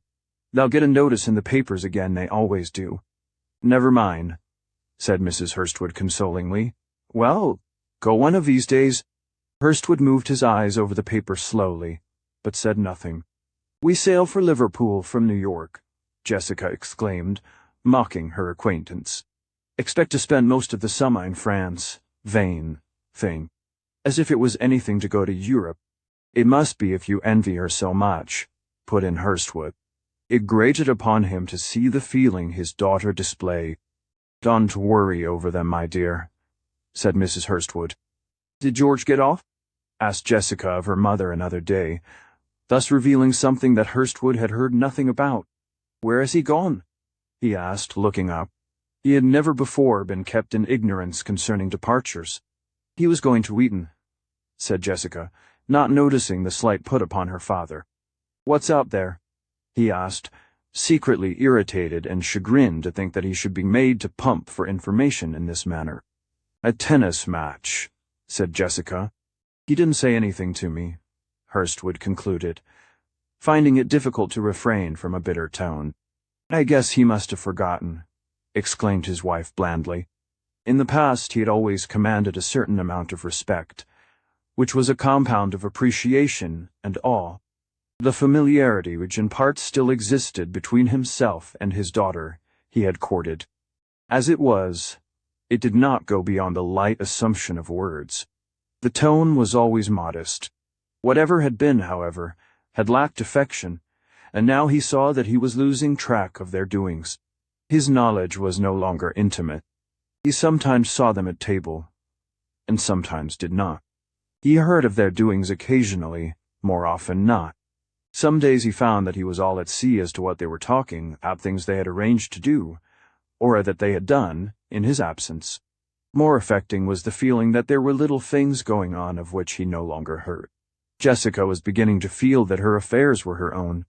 George, Jr., flourished about as if he were a man entirely, and must needs have private matters. All this Hurstwood could see, and it left a trace of feeling, for he was used to being considered in his official position, at least, and felt that his importance should not begin to wane here. To darken it all, he saw the same indifference and independence growing in his wife, while he looked on and paid the bills. He consoled himself with the thought, however, that, after all, he was not without affection. Things might go as they would at his house, but he had Carrie outside of it. With his mind's eye he looked into her comfortable room in Ogden Place, where he had spent several such delightful evenings, and thought how charming it would be when Drouet was disposed of entirely, and she was waiting evenings in cozy little quarters for him, that no cause would come up whereby Drouet would be led to inform Carrie concerning his married state. He felt hopeful. Things were going so smoothly that he believed they would not change. Shortly now he would persuade Carrie, and all would be satisfactory. The day after their theatre visit he began writing her regularly a letter every morning, and begging her to do as much for him. He was not literary by any means, but experience of the world and his growing affection gave him somewhat of a style. This he exercised at his office desk with perfect deliberation. He purchased a box of delicately colored and scented writing paper and monogram, which he kept locked in one of the drawers. His friends now wondered at the cleric and very official-looking nature of his position. The 5 bartenders viewed with respect the duties which could call a man to do so much desk work and penmanship. Hurstwood surprised himself with his fluency. By the natural law which governs all effort, what he wrote reacted upon him. He began to feel those subtleties which he could find words to express. With every expression came increased conception. Those inmost breathings which there found words took hold upon him. He thought Carrie worthy of all the affection he could there express. Carrie was indeed worth loving, if ever youth and grace are to command that token of acknowledgment from life in their bloom. Experience had not yet taken away that freshness of the spirit which is the charm of the body. Her soft eyes contained in their liquid luster no suggestion of the knowledge of disappointment. She had been troubled in a way by doubt and longing, but these had made no deeper impression than could be traced in a certain open wistfulness of glance and speech. The mouth had the expression at times, in talking and in repose, of one who might be upon the verge of tears. It was not that grief was thus ever present. The pronunciation of certain syllables gave to her lips this peculiarity of formation, as suggestive and moving as pathos itself. There was nothing bold in her manner. Life had not taught her domination superciliousness of grace, which is the lordly power of some women. Her longing for consideration was not sufficiently powerful to move her to demand it. Even now she lacked self-assurance, but there was that in what she had already experienced which left her a little less than timid. She wanted pleasure. She wanted position. And yet she was confused as to what these things might be. Every hour, the kaleidoscope of human affairs threw a new luster upon something, and therewith it became for her the desired the all. Another shift of the box, and some other had become the beautiful, the perfect. On her spiritual side also, she was rich in feeling, as such a nature well might be. Sorrow in her was aroused by many a spectaclean, uncritical upwelling of grief for the weak and the helpless. She was constantly pained by the sight of the white-faced, ragged men who slopped desperately by her in a sort of wretched mental stupor, the poorly clad girls who went blowing by her window evenings. Hurrying home from some of the shops of the West Side, she pitied from the depths of her heart. She would stand and bite her lips as they passed, shaking her little head and wondering. They had so little, she thought. It was so sad to be ragged and poor. The hang of faded clothes pained her eyes, and they have to work so hard, was her only comment. On the street, sometimes she would see men working Irishmen with picks, coal heavers with great loads to shovel. Americans busy about some work which was a mere matter of strength hand. They touched her fancy. Toil, now that she was free of it, seemed even a more desolate thing than when she was part of it. She saw it through a mist of fancia, pale, somber half-light, which was the essence of poetic feeling. Her old father in his flower-dusted miller's suit sometimes returned to her in memory, revived by a face in a window, a shoemaker pegging at his last, a blastman seen through a narrow window in some basement where iron was being melted, a bench worker seen high aloft in some window, his coat off, his sleeves rolled up. These took her back in fancy to the details of the mill. She felt, though she seldom expressed them, sad thoughts upon this score. Her sympathies were ever with that underworld of toil from which she had so recently sprung, and which she best understood. Though Hurstwood did not know it, he was dealing with one whose feelings were as tender and as delicate as this. He did not know, but it was this in her, after all, which attracted him. He never attempted to analyze the nature of his affection. It was sufficient that there was tenderness in her eye, weakness in her manner, good nature and hope in her thoughts. He drew near this lily, which had sucked its waxen beauty and perfume from below a depth of waters which he had never penetrated, and out of ooze and mold, which he could not understand. He drew near because it was waxen and fresh. It lightened his feelings for him. It made the morning worthwhile. In a material way she was considerably improved. Her awkwardness had all but passed, leaving, if anything, a quaint residue which was as pleasing as perfect grace. Her little shoes now fitted her smartly and had high heels. She had learned much about laces and those little neck pieces which add so much to a woman's appearance. Her form had filled out until it was admirably plump and well-rounded. Hurstwood wrote her one morning, asking her to meet him in Jefferson Park, Monroe Street. He did not consider it policy to call anymore, even when Drouet was at home. The next afternoon he was in the pretty little park by 1, and had found a rustic bench beneath the green leaves of a lilac bush which bordered one of the paths. It was at that season of the year when the fullness of spring had not yet worn quite away. At a little pond nearby, some cleanly dressed children were sailing white canvas boats. In the shade of a green pagoda, a bebuttoned officer of the law was resting, his arms folded, his club at rest in his belt. An old gardener was upon the lawn with a pair of pruning shears, looking after some bushes. High overhead was the clean blue sky of the new summer, and in the thickness of the shiny green leaves of the trees hopped and twittered the busy sparrows. Hurstwood had come out of his own home that morning, feeling much of the same old annoyance. At his store he had idled, there being no need to write.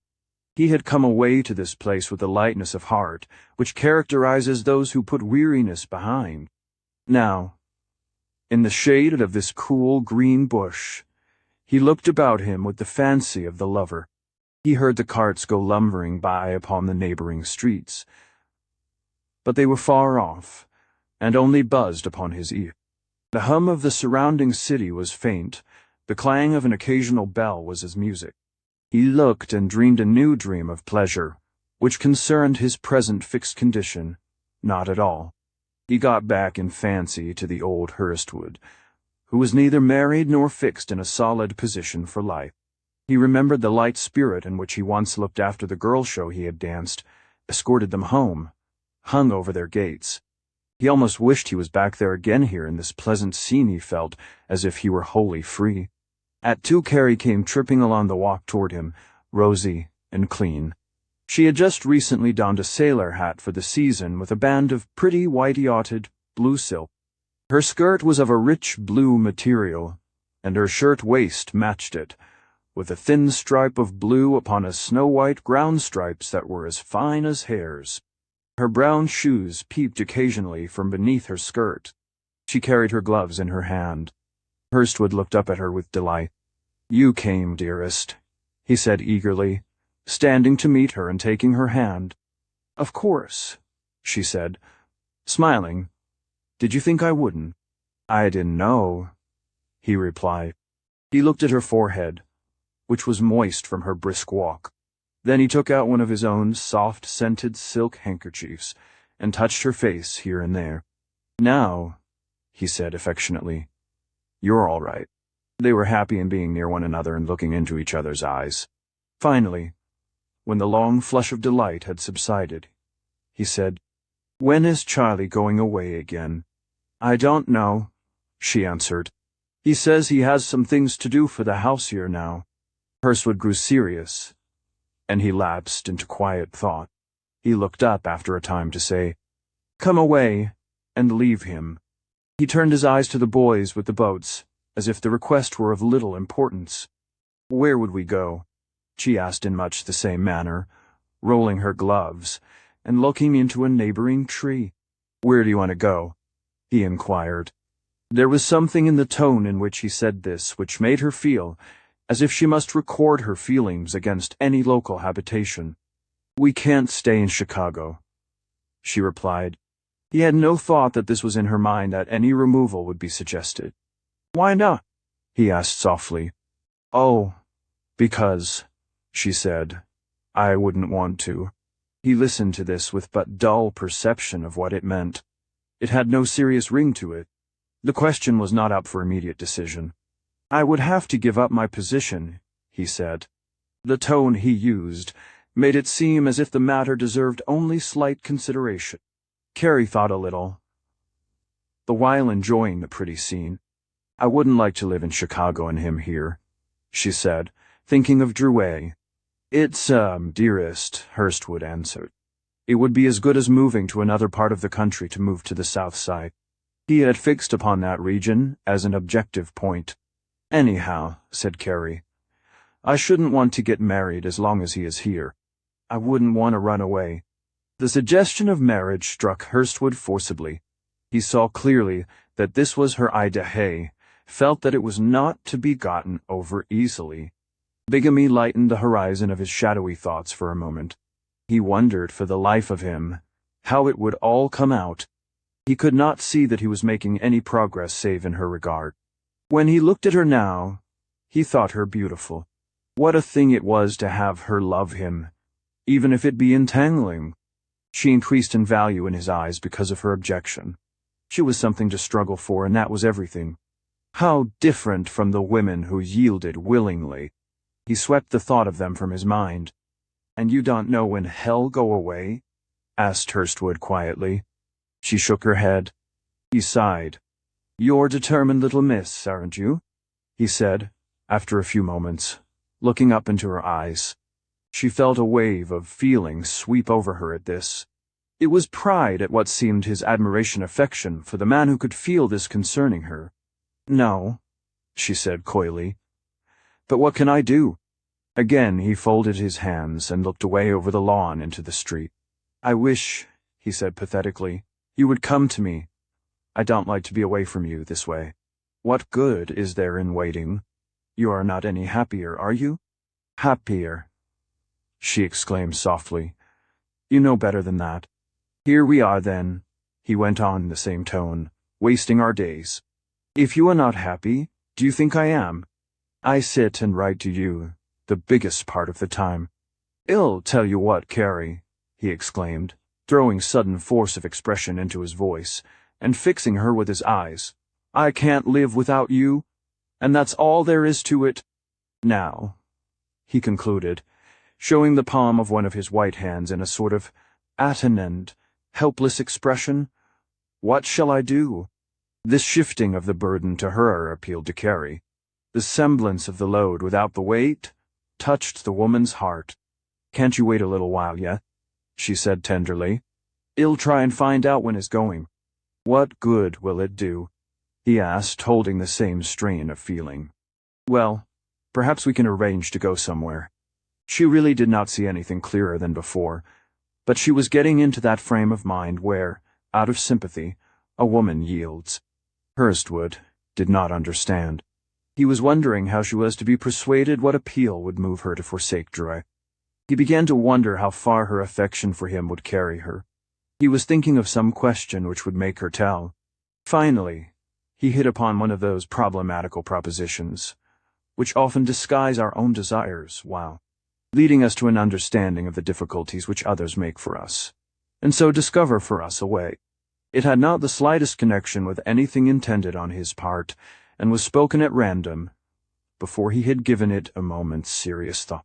"Carrie," he said, looking into her face, and assuming a serious look which she did not feel, "suppose I were to come to you next week, or this week for that matter tonight, say and tell you I had to go away, that I couldn't stay another minute, and wasn't coming back any more, would you come with me?"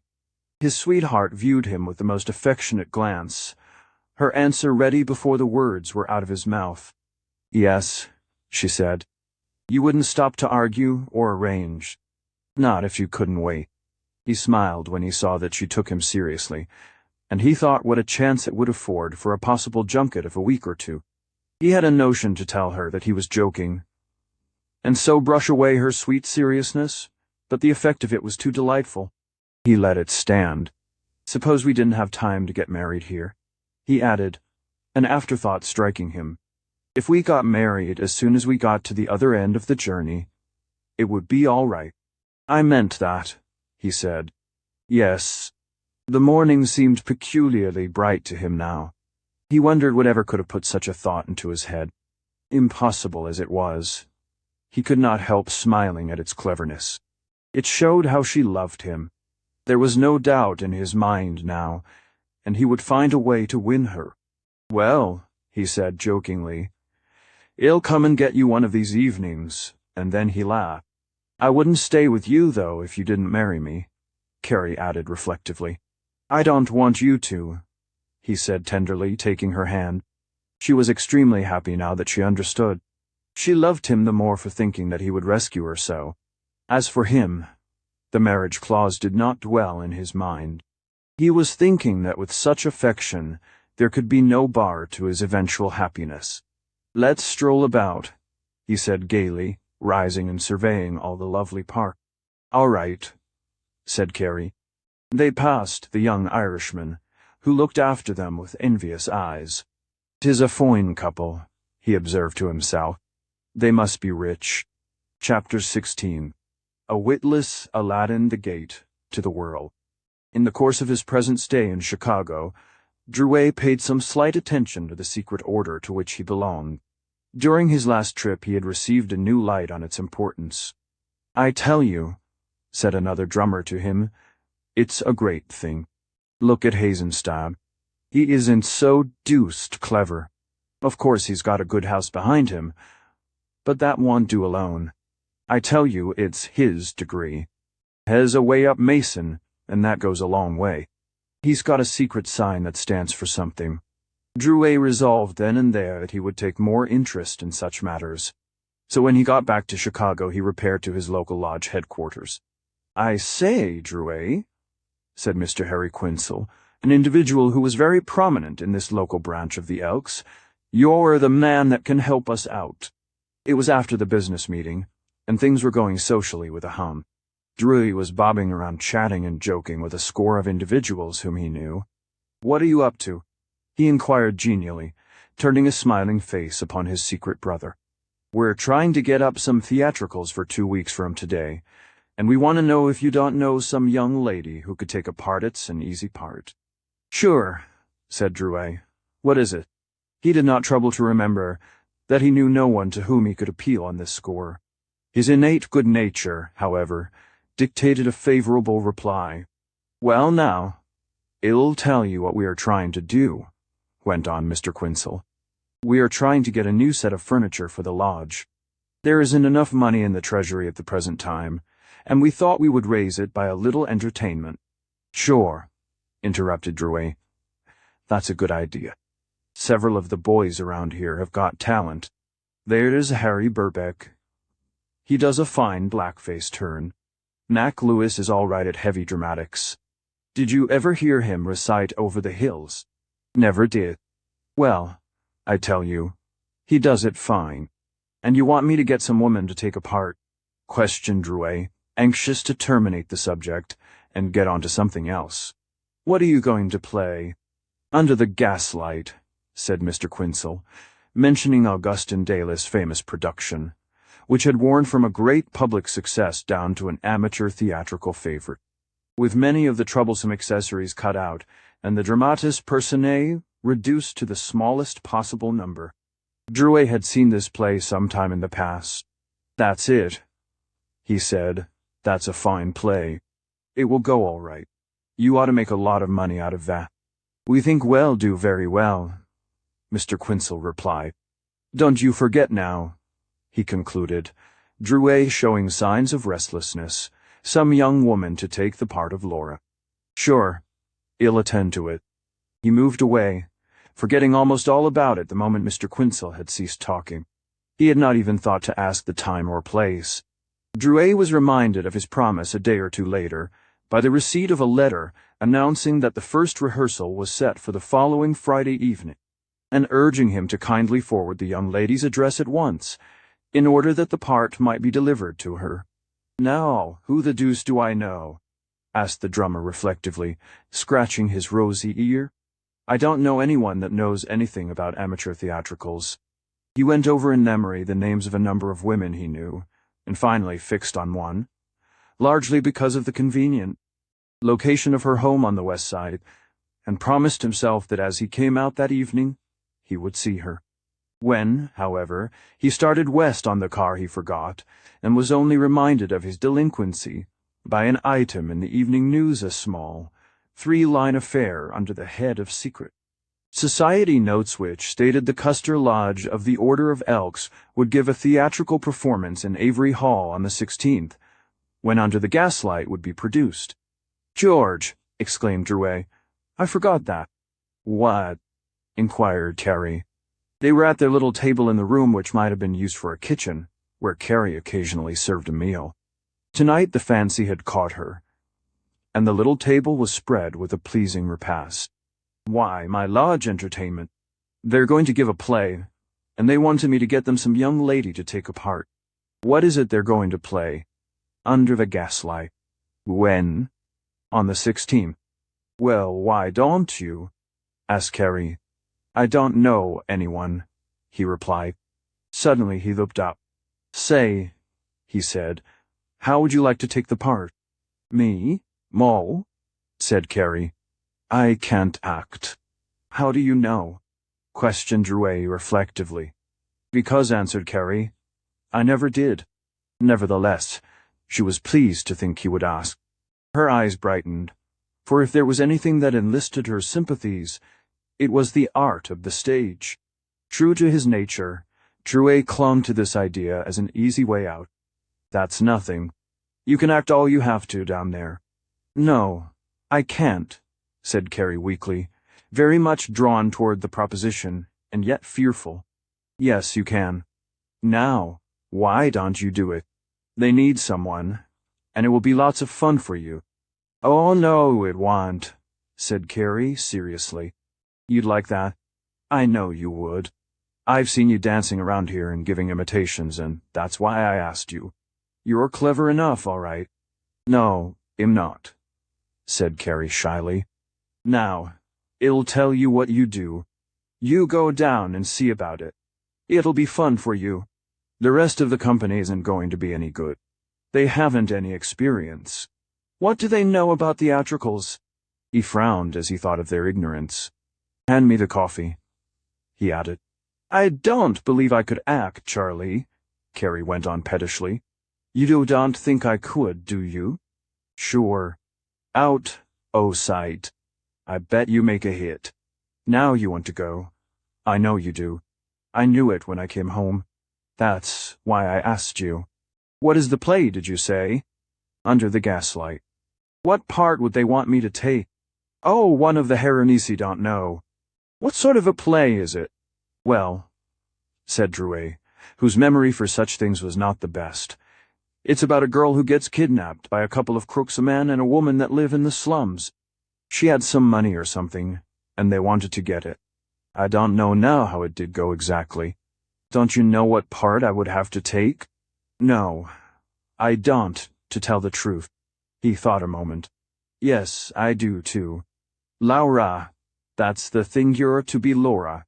And you can't remember what the part is like. To save me, Cat, I can't, he answered. I ought to. Too, I've seen the play enough. There's a girl in it that was stolen when she was an infant, was picked off the street, or something, and she's the one that's hounded by the two old criminals I was telling you about. He stopped with a mouthful of pie poised on a fork before his face. She comes very near getting drowned. No, that's not it. I'll tell you what I'll do, he concluded hopelessly. I'll get you the book. I can't remember now for the life of me. Well, I don't know, said Carrie, when he had concluded, her interest and desire to shine dramatically struggling with her timidity for the mastery. I might go if you thought I'd do all right. Of course you'll do, said Drouet, who, in his efforts to enthuse Carrie, had interested himself. Do you think I'd come home here and urge you to do something that I didn't think you would make a success of? You can act all right. It'll be good for you. When must I go? Said Carrie, reflectively. The first rehearsal is Friday night. I'll get the part for you tonight. All right, said Carrie resignedly. I'll do it. But if I make a failure now, it's your fault. You won't fail, assured Drouet. Just act as you do around here. Be natural. You're all right. I've often thought you'd make a corking good actress. Did you really? Asked Carrie. That's right, said the drummer. He little knew as he went out of the door that night what a secret flame he had kindled in the bosom of the girl he left behind. Carrie was possessed of that sympathetic, impressionable nature which, ever in the most developed form, has been the glory of the drama. She was created with that passivity of soul which is always the mirror of the active world.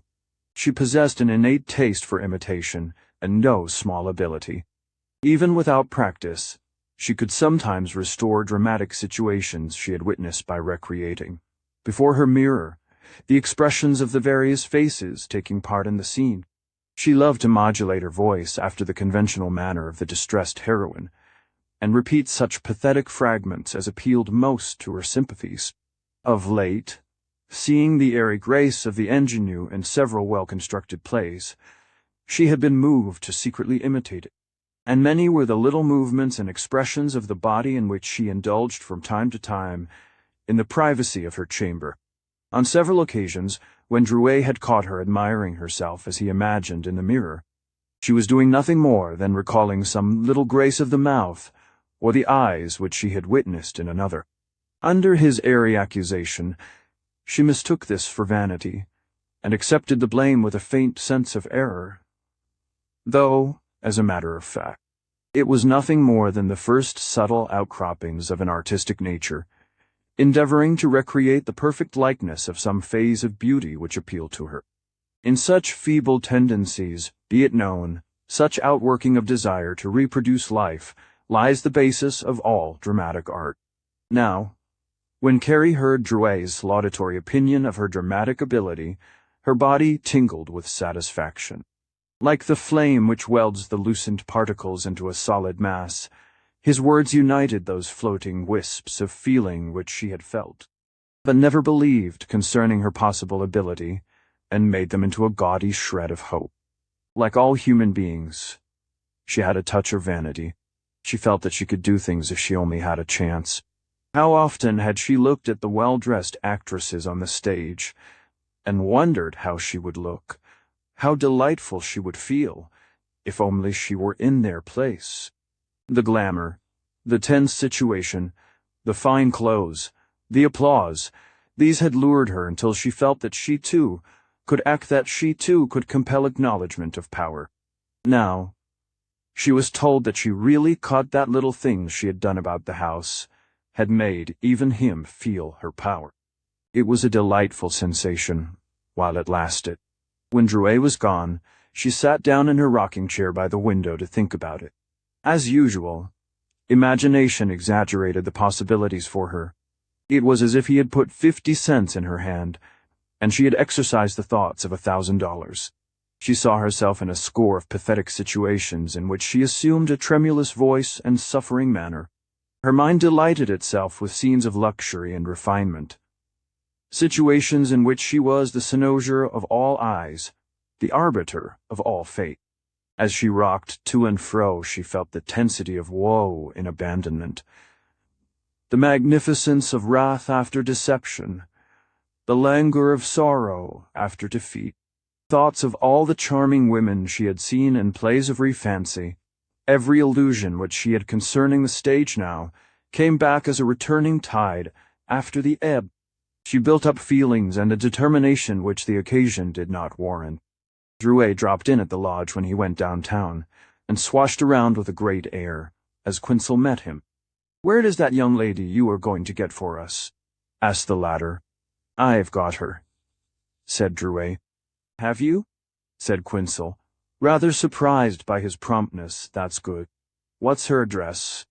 And he pulled out his notebook in order to be able to send her part to her. "You want to send her part?" asked the drummer. "Yes." "Well, I'll take it. I'm going right by her house in the morning." "What did you say her address was?" "We only want it in case we have any information to send her.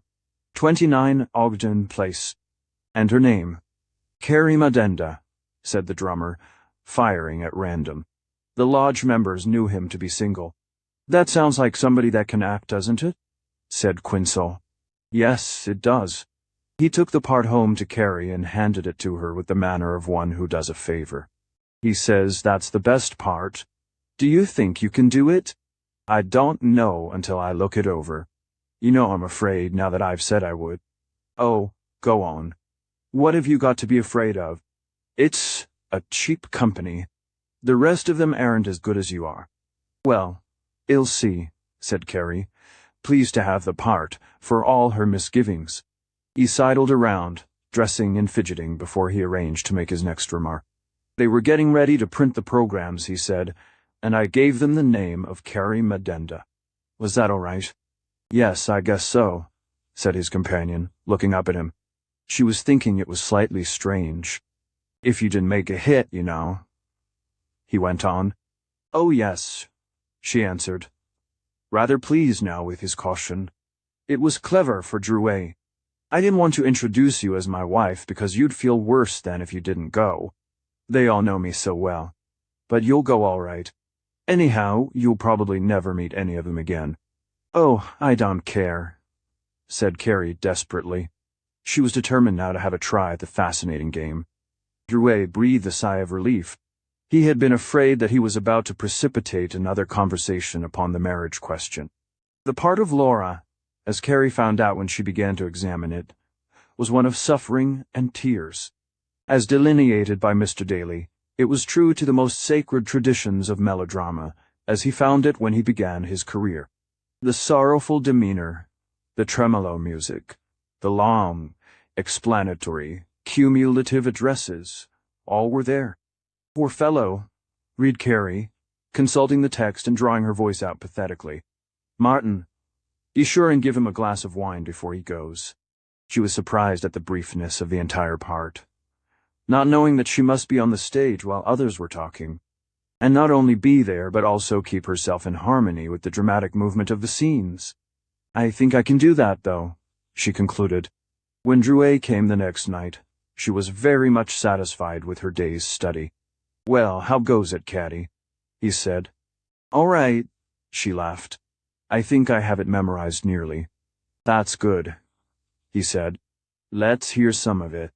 Oh, I don't know whether I can get up and say it off here, she said bashfully. Well, I don't know why you shouldn't. It'll be easier here than it will there. I don't know about that, she answered. Eventually she took off the ballroom episode with considerable feeling, forgetting, as she got deeper in the scene, all about Drouet, and letting herself rise to a fine state of feeling. Good, said Drouet fine, out o' sight. You're all right, Caddy, I tell you. He was really moved by her excellent representation, and the general appearance of the pathetic little figure as it swayed and finally fainted to the floor. He had bounded up to catch her, and now held her laughing in his arms. Ain't you afraid you'll hurt yourself? He asked. Not a bit. Well, you're a wonder. Say, I never knew you could do anything like that.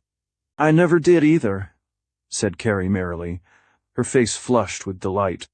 Well, you can bet that you're all right, said Drouet. You can take my word for that. You won't fail. Chapter 17. A glimpse through the gateway hope lightens the eye.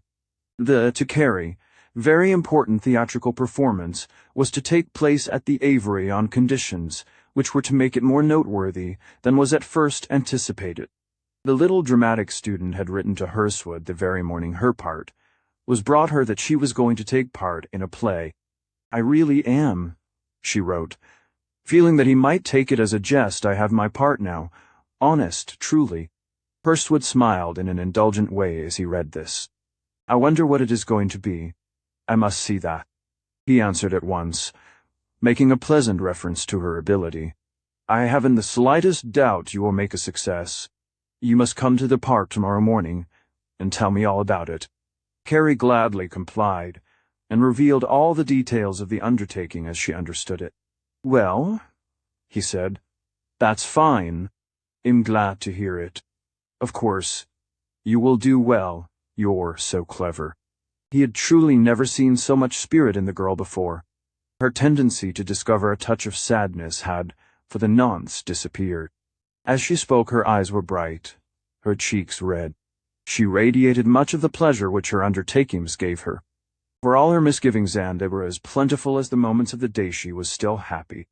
She could not repress her delight in doing this little thing, which, to an ordinary observer, had no importance at all.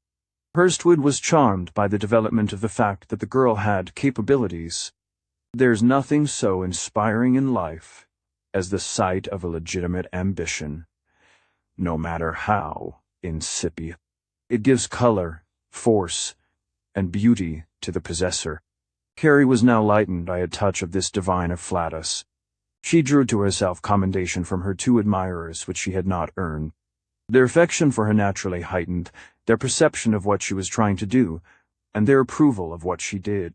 Her inexperience conserved her own exuberant fancy, which ran riot with every straw of opportunity. making of it a golden divining rod, whereby the treasure of life was to be discovered. "Let's see," said Hersewood. "I ought to know some of the boys in the lodge. Immanuel myself." "Oh, you mustn't let him know I told you." "That's so," said the manager.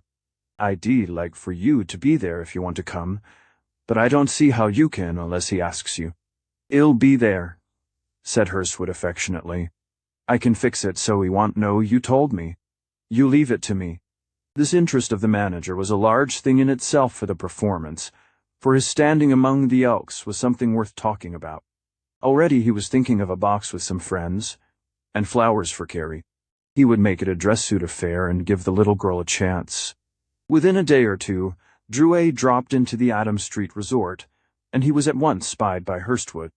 It was at 5 in the afternoon, and the place was crowded with merchants, actors, managers, politicians, a goodly company of rotund, rosy figures, silk-hatted, starchy-bosomed, beringed and bescarf-pinned to the Queen's taste.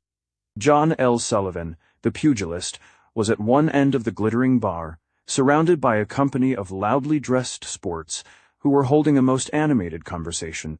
Drouet came across the floor with a festive stride, a new pair of tan shoes squeaking audibly at his progress. "Well, sir," said Hersewood, "I was wondering what had become of you. I thought you had gone out of town again." Drouet laughed. "If you don't report more regularly, well, have to cut you off the list." "Couldn't help it," said the drummer. "I've been busy." They strolled over toward the bar amid the noisy, shifting company of notables. The dressy manager was shaken by the hand 3 times in as many minutes. "I hear your lodge is going to give a performance," observed Hersewood, in the most offhand manner. "Yes. Who told you?" "No one," said Hersewood. "They just sent me a couple of tickets, which I can have for $2. Is it going to be any good?" "I don't know," replied the drummer. "They've been trying to get me to get some woman to take a part." "I wasn't intending to go," said the manager easily. "I'll subscribe, of course. How are things over there?" "All right. They're going to fit things up out of the proceeds." "Well," said the manager, "I hope they make a success of it.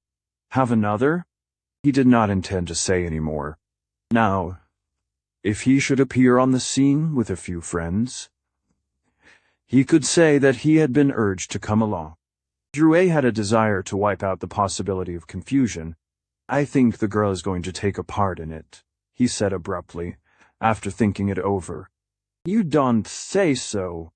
"How did that happen?" "Well, they were short and wanted me to find them someone. I told Carrie, and she seems to want to try." "Good for her," said the manager. "It'll be a real nice affair. Do her good, too. Has she ever had any experience?" "Not a bit." "Oh, well, it isn't anything very serious." "She's clever, though," said Drouet, casting off any imputation against Carrie's ability. "She picks up her part quick enough." "You don't say so," said the manager. "Yes, sir, she surprised me the other night. By George, if she didn't. We must give her a nice little send-off," said the manager. "I'll look after the flowers." Drouet smiled at his good nature. "After the show you must come with me and we'll have a little supper." "I think she'll do all right," said Drouet. "I want to see her. She's got to do all right." "Well, make her." And the manager gave one of his quick, steely half-smiles, which was a compound of good nature and shrewdness. Carrie, meanwhile, attended the first rehearsal. At this performance Mr. Quinsel presided, aided by Mr. Millis, a young man who had some qualifications of past experience, which were not exactly understood by anyone. He was so experienced and so businesslike, however, that he came very near being rude of failing to remember, as he did, that the individuals he was trying to instruct were volunteer players and not salaried underlings. "Now, Miss Madenda," he said, addressing Carrie, who stood in one part uncertain as to what move to make. "You don't want to stand like that? Put expression in your face. Remember, you are troubled over the intrusion of the stranger. Walk so, and he struck out across the Avery stage in almost drooping manner. Carrie did not exactly fancy the suggestion, but the novelty of the situation, the presence of strangers, all more or less nervous, and the desire to do anything rather than make a failure, made her timid. She walked in imitation of her mentor as requested, inwardly feeling that there was something strangely lacking. "Now, Mrs. Morgan," said the director to one young married woman who was to take the pot of pearl, "you sit here. Now, Mr. Bamberger, you stand here so.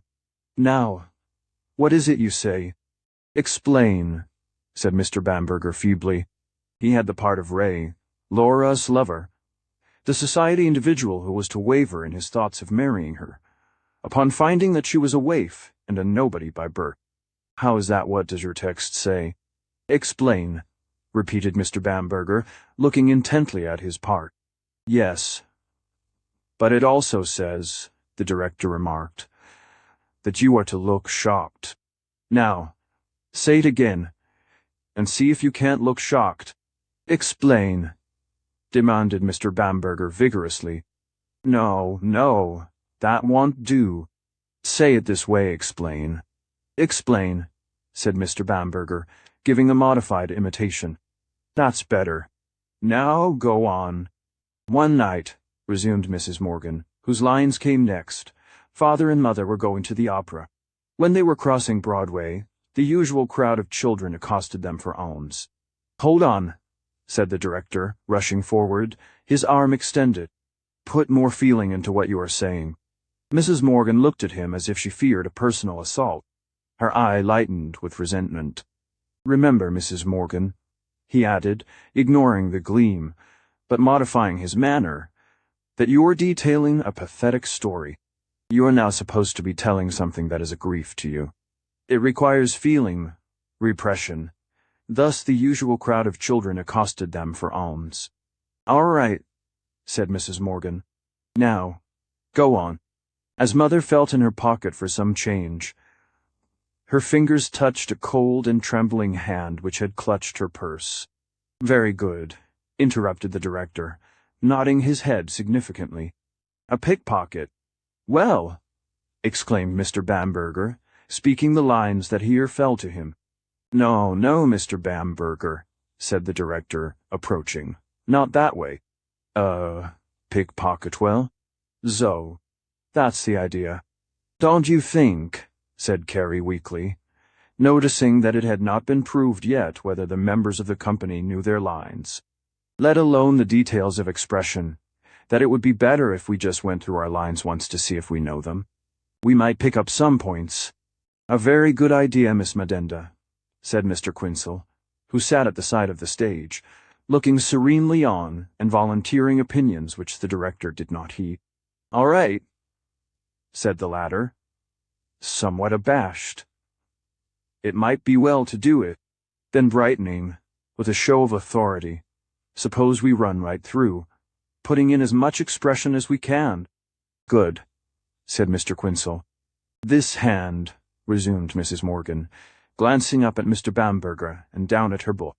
"As the lines proceeded, my mother grasped in her own, and so tight that a small, feeble voice uttered an exclamation of pain. Mother looked down, and there beside her was a little ragged girl." "Very good," observed the director, now hopelessly idle. "The thief!" exclaimed Mr. Bamberger. "Louder," put in the director, finding it almost impossible to keep his hands off. "The thief!" roared poor Bamberger. "Yes, but a thief hardly 6 years old, with a face like an angel's." "Stop," said my mother. "What are you doing?" "Trying to steal," said the child. "Don't you know that it is wicked to do so?" asked my father. "No," said the girl, "but it is dreadful to be hungry." "Who told you to steal?" asked my mother. "Shether," said the child, pointing to a squalid woman in a doorway opposite, who fled suddenly down the street. "That is old Judas," said the girl. Mrs. Morgan read this rather flatly, and the director was in despair. He fidgeted around, and then went over to Mr. Quinsel. "What do you think of them?" he asked. "Oh, I guess we'll be able to whip them into shape," said the latter, with an air of strength under difficulties. "I don't know," said the director. "That fellow Bamberger strikes me as being a pretty poor shift for a lover." "He's all we've got," said Quinzel, rolling up his eyes. "Harrison went back on me at the last minute. Who else can we get?" "I don't know," said the director.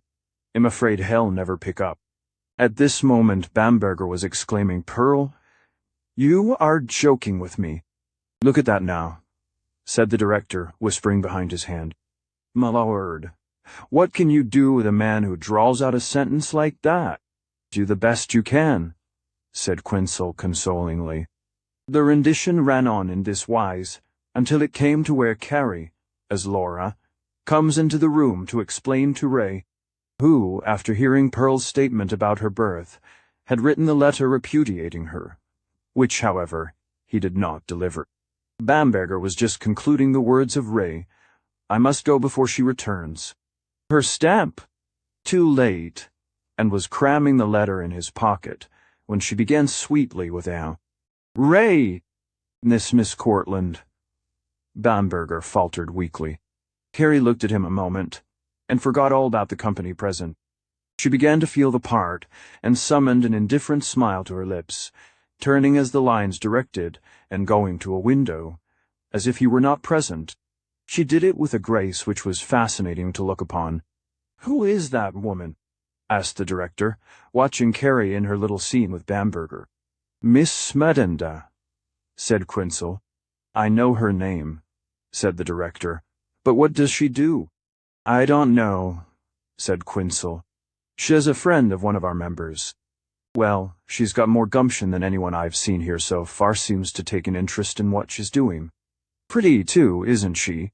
said Quinzel. The director strolled away without answering. In the second scene, where she was supposed to face the company in the ballroom, she did even better, winning the smile of the director, who volunteered, because of her fascination for him, to come over and speak with her. "Were you ever on the stage?" he asked insinuatingly. "No," said Carrie. "You do so well. I thought you might have had some experience." Carrie only smiled consciously. He walked away to listen to Bamberger, who was feebly spouting some ardent line. Mrs. Morgan saw the drift of things and gleamed at Carrie with envious and snapping black eyes. "She's some cheap professional," she gave herself the satisfaction of thinking, and scorned and hated her accordingly. The rehearsal ended for one day, and Carrie went home feeling that she had acquitted herself satisfactorily. The words of the director were ringing in her ears, and she longed for an opportunity to tell Hurstwood. She wanted him to know just how well she was doing. Drouet, too, was an object for her confidences. She could hardly wait until he should ask her, and yet she did not have the vanity to bring it up. The drummer, however, had another line of thought tonight, and her little experience did not appeal to him as important. He let the conversation drop, save for what she chose to recite without solicitation, and Carrie was not good at that. He took it for granted that she was doing very well, and he was relieved of further worry. Consequently, he threw Carrie into repression, which was irritating. She felt his indifference keenly, and longed to see Hurstwood. It was as if he were now the only friend she had on earth. The next morning Drouet was interested again. But the damage had been done. She got a pretty letter from the manager, saying that by the time she got it he would be waiting for her in the park. When she came, he shone upon her as the morning sun. "Well, my dear," he asked, "how did you come out?" "Well enough," she said, still somewhat reduced after Drouet. "Now, tell me just what you did. Was it pleasant?" Carrie related the incidents of the rehearsal, warming up as she proceeded. "Well, that's delightful," said Hurstwood. "I'm so glad. And I must get over there to see you. When is the next rehearsal?" "Tuesday," said Carrie. "But they don't allow visitors." "I imagine I could get in," said Hurstwood significantly. She was completely restored and delighted by his consideration, but she made him promise not to come around. Now, you must do your best to please me, he said encouragingly. Just remember that I want you to succeed. We will make the performance worthwhile. You do that now. You'll try, said Carrie, brimming with affection and enthusiasm. That's the girl, said Hurstwood fondly. Now, remember, shaking an affectionate finger at her, your best. I will, she answered, looking back. The whole earth was brimming sunshine that morning. She tripped along, the clear sky pouring liquid blue into her soul. Oh, blessed are the children of endeavor in this, that they try and are hopeful, and blessed also are they, who knowing smile and approve. Chapter 18. Just over the border, a hail and farewell. By the evening of the 16th, the subtle hand of Hurstwood had made itself apparent. He had given the word among his friends, and they were many and influential, that here was something which they ought to attend, and, as a consequence, the sale of tickets by Mr. Quinsel, acting for the lodge, had been large. Small four-line notes had appeared in all of the daily newspapers. These he had arranged for by the aid of one of his newspaper friends on the Times, Mr. Harry McGarren, the managing editor. Say, Harry, Hurstwood said to him one evening, as the latter stood at the bar drinking before wending his belated way homeward. You can help the boys out, I guess. What is it? Said McGarren, pleased to be consulted by the opulent manager. The Custer Lodge is getting up a little entertainment for their own good, and they'd like a little newspaper notice. You know what I meant, a squib or two saying that it's going to take place. Certainly, said McGarren. I can fix that for you, George. At the same time, Hurstwood kept himself wholly in the background. The members of Custer Lodge could scarcely understand why their little affair was taking so well. Mr. Harry Quinsel was looked upon as quite a star for this sort of work. By the time the 16th had arrived, Hurstwood's friends had rallied like Romans to a senator's call. A well-dressed, good-natured, flattering-lined audience was assured from the moment he thought of assisting Carrie. That little student had mastered her part to her own satisfaction, much as she trembled for her fate when she should once face the gathered throng. Behind the glare of the footlights, she tried to console herself with the thought that a score of other persons, men and women, were equally tremulous concerning the outcome of their efforts, but she could not disassociate the general danger from her own individual liability. She feared that she would forget her lines, that she might be unable to master the feeling which she now felt concerning her own movements in the play. At times she wished that she had never gone into the affair at others. She trembled lest she should be paralyzed with fear and stand white and gasping, not knowing what to say and spoiling the entire performance. In the matter of the company, Mr. Bamberger had disappeared.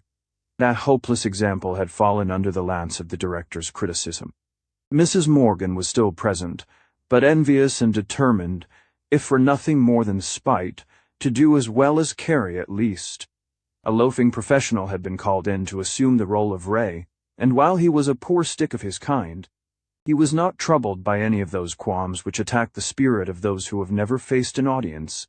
He swashed about caution, though he was to maintain silence concerning his past theatrical relationships in such a self-confident manner that he was like to convince everyone of his identity by mere matter of circumstantial evidence. It is so easy, he said to Mrs. Morgan, in the usual affected stage voice. An audience would be the last thing to trouble me.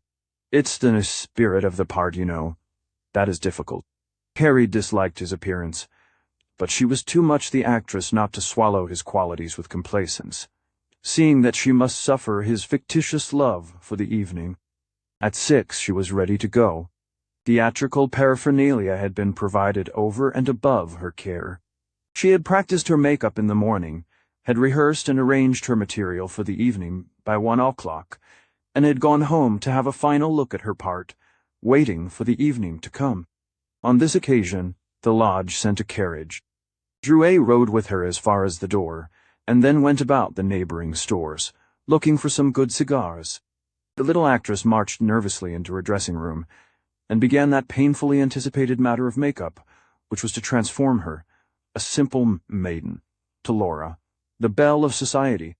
The flare of the gas jets, the open trunks, suggestive of travel and display, the scattered contents of the makeup bac rouge, pearl powder, whiting, burnt cork, India ink, pencils for the eyelids, wigs, scissors, looking-glasses, drapery in short, all the nameless paraphernalia of disguise, have a remarkable atmosphere of their own.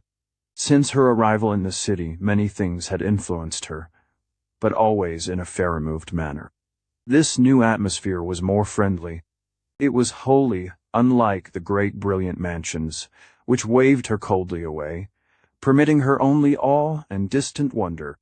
This took her by the hand kindly, as one who says, "My dear, come in."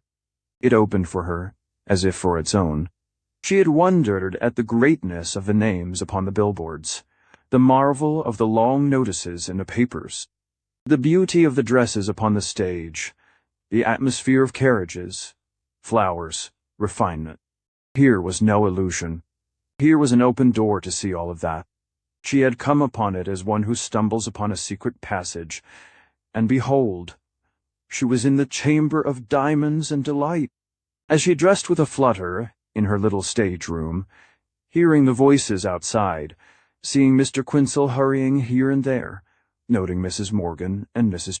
Hogland at their nervous work of preparation, seeing all the 20 members of the cast moving about and worrying over what the result would be, she could not help thinking what a delight this would be if it would endure how perfect a state, if she could only do well now, and then sometime get a place as a real actress.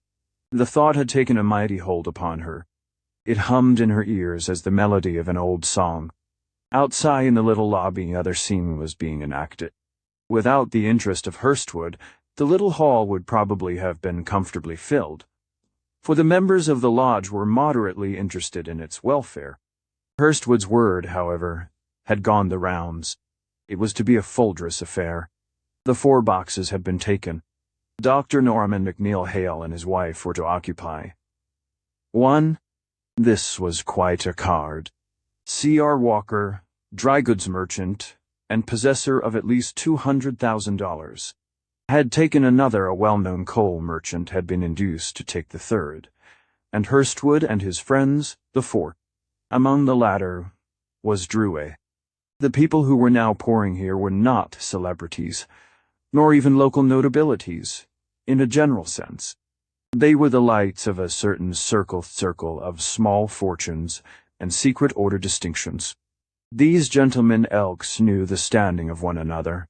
They had regard for the ability which could amass a small fortune, own a nice home, keep a barouche or carriage, perhaps, wear fine clothes, and maintain a good mercantile position. Naturally, Hurstwood, who was a little above the order of mind which accepted this standard as perfect, who had shrewdness and much assumption of dignity, who held an imposing and authoritative position, and commanded friendship by intuitive tact in handling people, was quite a figure. He was more generally known than most others in the same circle, and was looked upon as someone whose reserve covered a mine of influence and solid financial prosperity. Tonight he was in his element. He came with several friends directly from Rector's in a carriage. In the lobby he met Drouet, who was just returning from a trip for more cigars. All 5 now joined in an animated conversation concerning the company present and the general drift of lodge affairs. "Who's here?" said Hurstwood, passing into the theater proper, where the lights were turned up, and a company of gentlemen were laughing and talking in the open space back of the seats. "Why, how do you do, Mr. Hurstwood?" came from the first individual recognized. "Glad to see you," said the latter, grasping his hand lightly. "Looks quite an affair, doesn't it?" "Yes, indeed," said the manager. "Custer seems to have the backing of its members," observed the friend. "So it should," said the knowing manager. "I'm glad to see it." "Well, George," said another rotund citizen, whose avoirdupois made necessary an almost alarming display of starched shirt bosom, "how goes it with you?" "Excellent," said the manager. "What brings you over here?" "You're not a member of Custer." "Good nature," returned the manager. "Like to see the boys, you know." Wife here? She couldn't come tonight. She's not well. Sorry to hear it. Nothing serious, I hope. No, just feeling a little ill. I remember Mrs. Hurstwood when she was traveling once with you, over to St. Joe, and here the newcomer launched off in a trivial recollection, which was terminated by the arrival of more friends. Why, George, how are you? Said another genial West Side politician and lodge member. My, but I'm glad to see you again. How are things, anyhow? Very well. I see you got that nomination for alderman. Yes, we whipped them out over there without much trouble. What do you suppose Hennessy will do now? All hell, go back to his brick business. He has a brickyard, you know. I didn't know that, said the manager. Felt pretty sore, I suppose, over his defeat. Perhaps, said the other, winking shrewdly. Some of the more favored of his friends whom he had invited began to roll up in carriages now. They came shuffling in with a great show of finery and much evident feeling of content and importance. Here we are, said Hurstwood, turning to one from a group with whom he was talking. That's right, returned the newcomer. A gentleman of about 45. And say, he whispered, jovially, pulling Hurstwood over by the shoulder so that he might whisper in his ear. If this isn't a good show, it'll punch your head. You ought to pay for seeing your old friends. Bother the show. To another who inquired, Is it something really good? The manager replied, I don't know. I don't suppose so. Then, lifting his hand graciously, for the lodge. Lots of boys out, eh? Yes. Look up, Shanahan. He was just asking for you a moment ago. It was thus that the little theater resounded to a babble of successful voices, the creak of fine clothes, the commonplace of good nature, and all largely because of this man's bidding. Look at him any time within the half hour before the curtain was up. He was a member of an eminent group, a rounded company, of 5 or more whose stout figures, large white bosoms, and shining pins bespoke the character of their success. The gentlemen who brought their wives called him out to shake hands. Seats clicked, ushers bowed while he looked blandly on. He was evidently a light among them, reflecting in his personality the ambitions of those who greeted him. He was acknowledged, fawned upon, in a way lionized. Through it all one could see the standing of the man. It was greatness, in a way, small as it was. Chapter 19. An hour in Elfland, a clamor half heard. At last, the curtain was ready to go up. All the details of the make-up had been completed, and the company settled down as the leader of the small, hired orchestra tapped significantly upon his music rack with his baton, and began the soft curtain-raising strain. Hurstwood ceased talking, and went with Drouet and his friend Sagar Morrison around to the box. Now, well, see how the little girl does, he said to Drouet, in a tone which no one else could hear. On the stage, 6 of the characters had already appeared in the opening parlor scene. Drouet and Hurstwood saw at a glance that Carrie was not among them, and went on talking in a whisper. Mrs. Morgan, Mrs. Hogland, and the actor who had taken Bamberger's part were representing the principal roles in this scene. The professional, whose name was Patton, had little to recommend him outside of his assurance, but this, at the present moment, was most palpably needed. Mrs. Morgan, as Pearl, was stiff with fright. Mrs. Hogland was husky in the throat. The whole company was so weak-kneed that the lines were merely spoken, and nothing more. It took all the hope and uncritical good nature of the audience to keep from manifesting pity by that unrest, which is the agony of failure. Hurstwood was perfectly indifferent. He took it for granted that it would be worthless. All he cared for was to have it endurable enough to allow for pretension and congratulation afterward. After the first rush of fright, however, the players got over the danger of collapse. They rambled weakly forward, losing nearly all the expression which was intended, and making the thing dull in the extreme, when Carrie came in. One glance at her, and both Hurstwood and Drouet saw plainly that she also was weak-kneed.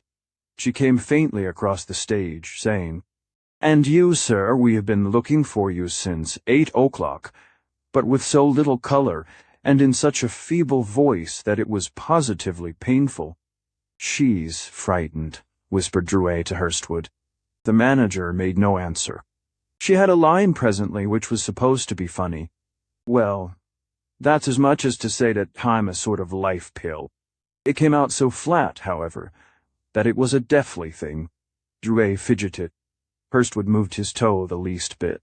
There was another place in which Laura was to rise, and, with a sense of impending disaster, say, sadly, "I wish you hadn't said that, Pearl. You know the old proverb, call a maid by a married name." The lack of feeling in the thing was ridiculous. Carrie did not get it at all. She seemed to be talking in her sleep. It looked as if she were certain to be a wretched failure. She was more hopeless than Mrs. Morgan, who had recovered somewhat, and was now saying her lines clearly at least. Drouet looked away from the stage at the audience. The latter held out silently, hoping for a general change, of course. Hurstwood fixed his eye on Carrie, as if to hypnotize her into doing better. He was pouring determination of his own in her direction. He felt sorry for her. In a few more minutes it fell to her to read the letter sent in by the strange villain. The audience had been slightly diverted by a conversation between the professional actor and a character called Snorky, impersonated by a short little American who really developed some humor as a half-crazed, one-armed soldier turned messenger for a living.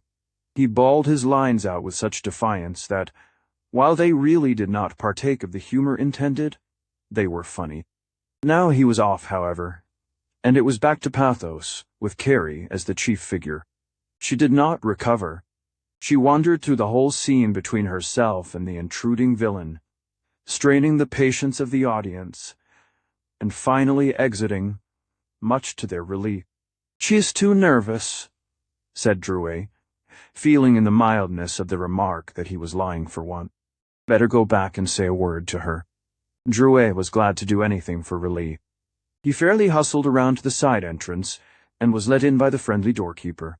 Carrie was standing in the wings, weakly waiting her next cue, all the snap and nerve gone out of her. "Say, cad," he said, looking at her, "you mustn't be nervous. Wake up.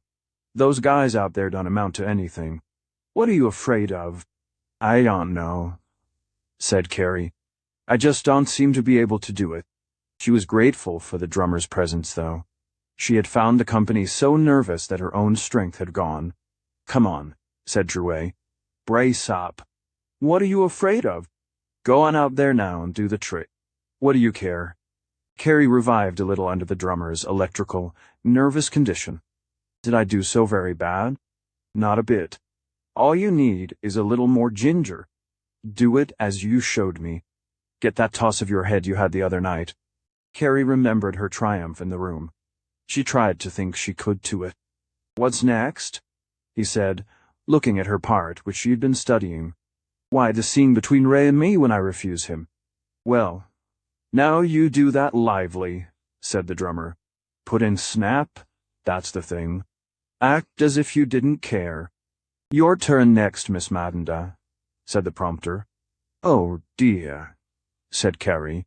"Well, you're a chump for being afraid," said Drouet. "Come on now, brace up. I'll watch you from right here." "Will you?" said Carrie. "Yes, now go on. Don't be afraid." The prompter signaled her. She started out weak as ever, but suddenly her nerve partially returned. She thought of Drouet looking. "Ray," she said gently, using a tone of voice much more calm than when she had last appeared. It was the scene which had pleased the director at the rehearsal. "She's easier," thought Hurstwood to himself. She did not do the part as she had at rehearsal, but she was better. The audience was at least not irritated. The improvement of the work of the entire company took away direct observation from her. They were making very fair progress, and now it looked as if the play would be passable. In the less trying parts, at least. Carrie came off warm and nervous. "Well," she said, looking at him. "Was it any better?" "Well, I should say so. That's the way. Put life into it. You did that about 1,000%. Better than you did the other scene. Now go on and fire up. You can do it. Knock 'em. Was it really better? Better. I should say so. What comes next? That ballroom scene. Well, you can do that all right, he said. I don't know, answered Carrie. Why, woman, he exclaimed, you did it for me. Now you go out there and do it. It'll be fun for you. Just do as you did in the room. If you'll reel it off that way, I'll bet you make a hit. Now, what'll you bet? You do it. The drummer usually allowed his ardent good nature to get the better of his speech. He really did think that Carrie had acted this particular scene very well, and he wanted her to repeat it in public. His enthusiasm was due to the mere spirit of the occasion. When the time came, he buoyed Carrie up most effectually. He began to make her feel as if she had done very well. The old melancholy of desire began to come back as he talked at her, and by the time the situation rolled around she was running high in feeling. I think I can do this. Sure you can. Now you go ahead and see. On the stage, Mrs. Van Dam was making her cruel insinuation against Laura. Carrie listened and caught the infection of something she did not know what. Her nostrils sniffed thinly. It means, the professional actor began, speaking as Ray, that society is a terrible avenger of insult. Have you ever heard of the Siberian wolves? When one of the pack falls through weakness, the others devour him. It is not an elegant comparison, but there is something wolfish in society. Laura has mopped it with a pretense, and society, which is made up of pretense, will bitterly resent the mockery. At the sound of her stage name, Carrie started. She began to feel the bitterness of the situation. The feelings of the outcast descended upon her. She hung at the wing's edge, wrapped in her own mounting thoughts. She hardly heard anything more, save her own rumbling blood. Come, girls, said Mrs. Van Dam solemnly. Let us look after our things. They are no longer safe when such an accomplished thief enters. Cue, said the prompter, close to her side, but she did not hear. Already she was moving forward with a steady grace, born of inspiration. She dawned upon the audience, handsome and proud, shifting, with the necessity of the situation, to a cold, white, helpless object. As the social pack moved away from her scornfully, Hurstwood blinked his eyes and caught the infection. The radiating waves of feeling and sincerity were already breaking against the farthest walls of the chamber. The magic of passion which will yet dissolve the world was here at work. There was a drawing, too, of attention, a riveting of feeling. Heretofore wandering. Ray! Ray! Why do you not come back to her? Was the cry of Pearl. Every eye was fixed on Carrie, still proud and scornful. They moved as she moved. Their eyes were with her eyes. Mrs. Morgan, as Pearl, approached her. Let us go home, she said. No, answered Carrie, her voice assuming for the first time a penetrating quality which it had never known. Stay with him. She pointed an almost accusing hand toward her lover. Then, with a pathos which struck home because of its utter simplicity, he shall not suffer long. Hurstwood realized that he was seeing something extraordinarily good. It was heightened for him by the applause of the audience as the curtain descended, and the fact that it was Carrie. He thought now that she was beautiful. She had done something which was above his sphere. He felt a keen delight in realizing that she was his. Fine, he said, and then, seized by a sudden impulse, arose and went about to the stage door. When he came in upon Carrie, she was still with Drouet. His feelings for her were most exuberant. He was almost swept away by the strength and feelings she exhibited. His desire was to pour forth his praise with the unbounded feelings of a lover, but here was Drouet, whose affection was also rapidly reviving. The latter was more fascinated, if anything, than Hurstwood. At least, in the nature of things, it took a more ruddy form. Well, well, said Drouet. You did out of sight. That was simply great. I knew you could do it. Oh, but you're a little daisy. Carrie's eyes flamed with the light of achievement. Did I do all right? Did you? Well, I guess. Didn't you hear the applause? There was some faint sound of clapping yet. I thought I got it something like I felt it. Just then Hurstwood came in. Instinctively, he felt the change in Drouet. He saw that the drummer was near to Carrie, and jealousy leaped alight in his bosom. In a flash of thought, he reproached himself for having sent him back. Also, he hated him as an intruder. He could scarcely pull himself down to the level where he would have to congratulate Carrie as a friend. Nevertheless, the man mastered himself, and it was a triumph. He almost jerked the old subtle light to his eyes. I thought, he said, looking at Carrie, I would come around and tell you how well you did, Mrs. Drouet. It was delightful. Carrie took the cue and replied, Oh, thank you. I was just telling her, put in Drouet, now delighted with his possession, that I thought she did fine. Indeed you did, said Hurstwood, turning upon Carrie eyes in which she read more than the words. Carrie laughed luxuriantly. If you do as well in the rest of the play, you will make us all think you are a born actress. Carrie smiled again. She felt the acuteness of Hurstwood's position, and wished deeply that she could be alone with him. But she did not understand the change in Drouet. Hurstwood found that he could not talk, repressed as he was, and grudging Drouet every moment of his presence, he bowed himself out with the elegance of a Faust. Outside he set his teeth with envy. Damn it, he said. Is he always going to be in the way? He was moody when he got back to the box, and could not talk for thinking of his wretched situation. As the curtain for the next act arose, Drouet came back. He was very much enlivened in temper and inclined to whisper, but Hurstwood pretended interest. He fixed his eyes on the stage, although Carrie was not there, a short bit of melodramatic comedy preceding her entrance. He did not see what was going on, however. He was thinking his own thoughts, and they were wretched. The progress of the play did not improve matters for him. Carrie, from now on, was easily the center of interest. The audience, which had been inclined to feel that nothing could be good after the first gloomy impression, now went to the other extreme and saw power where it was not. The general feeling reacted on Carrie. She presented her part with some felicity, though nothing like the intensity which had aroused the feeling at the end of the long first act. Both Hurstwood and Drouet viewed her pretty figure with rising feelings.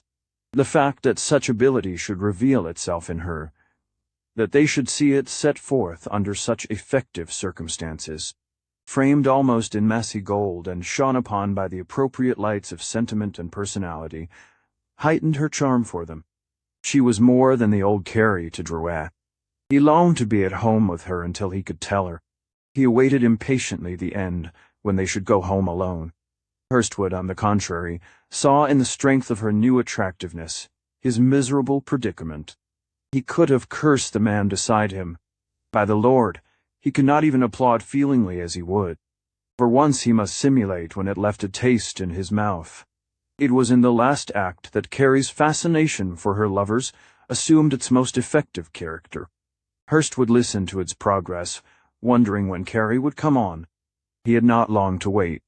The author had used the artifice of sending all the merry company for a drive, and now Carrie came in alone. It was the first time that Hurstwood had had a chance to see her facing the audience quite alone, for nowhere else had she been without a foil of some sort. He suddenly felt, as she entered, that her old strength, the power that had grasped him at the end of the first act, had come back. She seemed to be gaining feeling, now that the play was drawing to a close, and the opportunity for great action was passing. Poor Pearl, she said, speaking with natural pathos.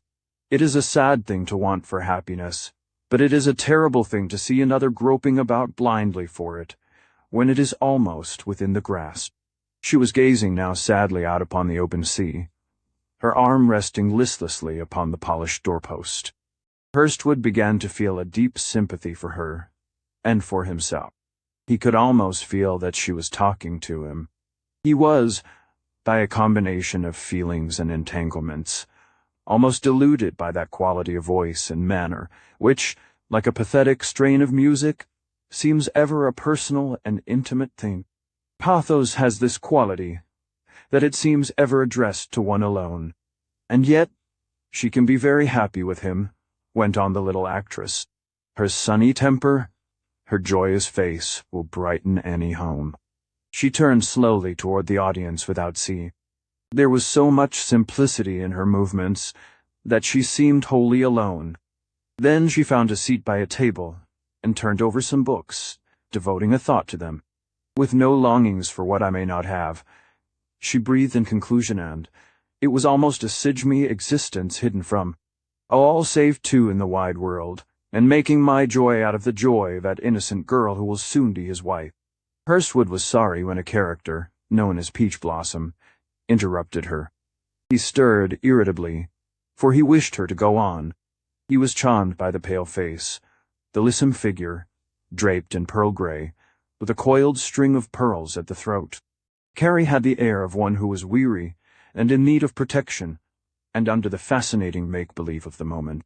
He rose in feeling until he was ready in spirit to go to her, and ease her out of her misery by adding to his own delight. In a moment Carrie was alone again, and was saying, with animation, "I must return to the city, no matter what dangers may lurk here. I must go. Secretly, if I can, openly, if I must." There was a sound of horses' hoofs outside, and then Ray's voice saying, "No, I shall not ride again. Put him up, put him out." He entered, and then began a scene which had as much to do with the creation of the tragedy of affection in Hurstwood as anything in his peculiar and involved career. For Carrie had resolved to make something of this scene, and now that the cue had come, it began to take a feeling hold upon her. Both Hurstwood and Drouet noted the rising sentiment as she proceeded. "I thought you had gone with Pearl," she said to her lover.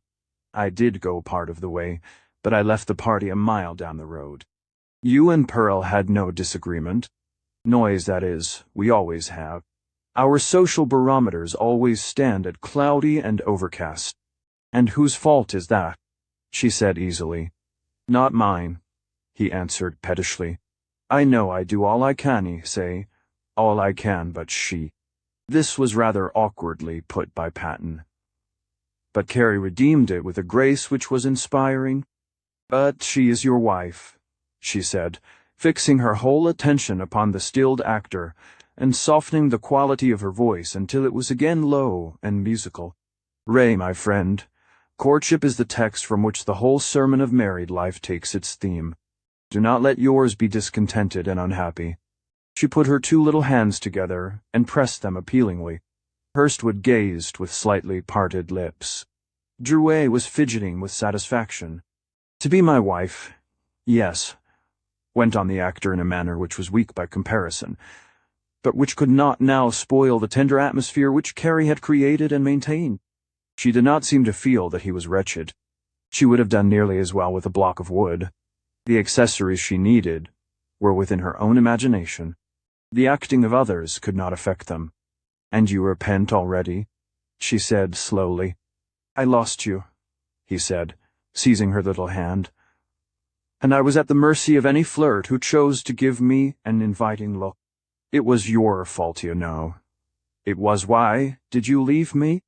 Carrie turned slowly away, and seemed to be mastering some impulse in silence. Then she turned back. "Ray," she said, "the greatest happiness I have ever felt has been the thought that all your affection was forever bestowed upon a virtuous woman, your equal in family, fortune, and accomplishments. What a revelation do you make to me now? What is it makes you continually war with your happiness?" The last question was asked so simply that it came to the audience and the lover as a personal thing. At last it came to the part where the lover exclaimed, "Be to me as you used to be." Carrie answered, with affecting sweetness, "I cannot be that to you, but I can speak in the spirit of the Laura who is dead to you forever." "Be it as you will," said Patton. Hurstwood leaned forward. The whole audience was silent and intent. "Let the woman you look upon be wise or vain," said Carrie, her eyes bent sadly upon the lover, who had sunk into a seat. "Beautiful or homely, rich or poor, she has but one thing she can really give or refuse, her heart." Drouet felt a scratch in his throat. "Her beauty her wit, her accomplishments, she may sell to you, but her love is the treasure without money and without price. The manager suffered this as a personal appeal. It came to him as if they were alone, and he could hardly restrain the tears for sorrow over the hopeless, pathetic, and yet dainty and appealing woman whom he loved. Drouet also was beside himself. He was resolving that he would be to Carrie what he had never been before. He would marry her, by George. She was worth it. She asks only in return, said Carrie, scarcely hearing the small, scheduled reply of her lover, and putting herself even more in harmony with the plaintive melody now issuing from the orchestra. That when you look upon her your eyes shall speak devotion, that when you address her your voice shall be gentle, loving, and kind, that you shall not despise her, because she cannot understand all at once your vigorous thoughts and ambitious designs, for, when misfortune and evil have defeated your greatest purposes, her love remains to console you. You look to the trees, she continued, while Hurstwood restrained his feelings only by the grimmest repression. For strength and grandeur do not despise the flowers, because their fragrance is all they have to give. Remember, she concluded tenderly, love is all a woman has to give, and she laid a strange, sweet accent on the all. But it is the only thing which God permits us to carry beyond the grave. The two men were in the most harrowed state of affection. They scarcely heard the few remaining words with which the scene concluded. They only saw their idol, moving about with appealing grace, continuing a power which to them was a revelation. Hurstwood resolved 1,000 things, Drouet as well. They joined equally in the burst of applause which called Carrie out. Drouet pounded his hands until they ached. Then he jumped up again and started out. As he went, Carrie came out, and seeing an immense basket of flowers being hurried down the aisle toward her, she waited. They were Hurstwood's. She looked toward the manager's box for a moment, caught his eye, and smiled. He could have leapt out of the box to enfold her. He forgot the need of circumspectness which his married state enforced. He almost forgot that he had with him in the box those who knew him. By the Lord, he would have that lovely girl if it took his all. He would act at once. This should be the end of Drouet. And don't you forget it. He would not wait another day. The drummer should not have her. He was so excited that he could not stay in the box. He went into the lobby, and then into the street, thinking. Drouet did not return. In a few minutes the last act was over, and he was crazy to have Carrie alone. He cursed the luck that could keep him smiling, bowing, shamming, when he wanted to tell her that he loved her, when he wanted to whisper to her alone. He groaned as he saw that his hopes were futile. He must even take her to supper, shamming. He finally went about and asked how she was getting along. The actors were all dressing, talking, hurrying about. Drouet was palavering himself with the looseness of excitement and passion. The manager mastered himself only by a great effort. "We are going to supper, of course," he said, with a voice that was a mockery of his heart. "Oh, yes," said Carrie, smiling. The little actress was in fine feather. She was realizing now what it was to be petted. For once she was the admired, the sought for. The independence of success now made its first faint showing. With the tables turned, she was looking down, rather than up, to her lover. She did not fully realize that this was so, but there was something in condescension coming from her which was infinitely sweet. When she was ready, they climbed into the waiting coach and drove downtown once. Only did she find an opportunity to express her feeling, and that was when the manager preceded Drouet in the coach and sat beside her. Before Drouet was fully in, she had squeezed Hurstwood's hand in a gentle, impulsive manner. The manager was beside himself with affection. He could have sold his soul to be with her alone. Ah, he thought, the agony of it. Drouet hung on, thinking he was all in all. The dinner was spoiled by his enthusiasm. Hurstwood went home feeling as if he should die, if he did not find affectionate relief. He whispered tomorrow passionately to Carrie, and she understood. He walked away from the drummer and his prize, a parting feeling as if he could slay him and not regret. Carrie also felt the misery of it. "Good night," he said, simulating an easy friendliness. "Good night," said the little actress tenderly. "The fool," he said, now hating Drouet. "The idiot. I'll do him yet. And that quick. Well, see tomorrow." "Well, if you aren't a wonder," Drouet was saying complacently, squeezing Carrie's arm. "You are the dandiest little girl on earth." Chapter 20. The lure of the spirit, the flesh in pursuit. Passion in a man of Hurstwood's nature takes a vigorous form. It is no musing, dreamy thing. There is none of the tendency to sing outside of my lady's window too, languish and repine in the face of difficulties. In the night he was long getting to sleep because of too much thinking, and in the morning he was early awake, seizing with alacrity upon the same dear subject, and pursuing it with vigor. He was out of sorts physically, as well as disordered mentally, for did he not delight in a new manner in his Carrie, and was not Drow in the way? Never was man more harassed than he by the thoughts of his love being held by the elated, flush-mannered drummer. He would have given anything, it seemed to him, to have the complication in detto have Carrie acquiesce to an arrangement which would dispose of Drouet effectually and forever. What to do? He dressed, thinking. He moved about in the same chamber with his wife, unmindful of her presence. At breakfast he found himself without an appetite. The meat to which he helped himself remained on his plate untouched. His coffee grew cold, while he scanned the paper indifferently. Here and there he read a little thing, but remembered nothing. Jessica had not yet come down. His wife sat at one end of the table revolving thoughts of her own in silence. A new servant had been recently installed and had forgot the napkins. On this account the silence was irritably broken by a reproof. "I've told you about this before, Maggie," said Mrs. Hurstwood. "I'm not going to tell you again." Hurstwood took a glance at his wife. She was frowning. Just now, her manner irritated him excessively. Her next remark was addressed to him. "Have you made up your mind, George, when you will take your vacation?" It was customary for them to discuss the regular summer outing at this season of the year. "Not yet," he said. "I'm very busy just now." "Well, you'll want to make up your mind pretty soon, won't you, if we're going?" She returned.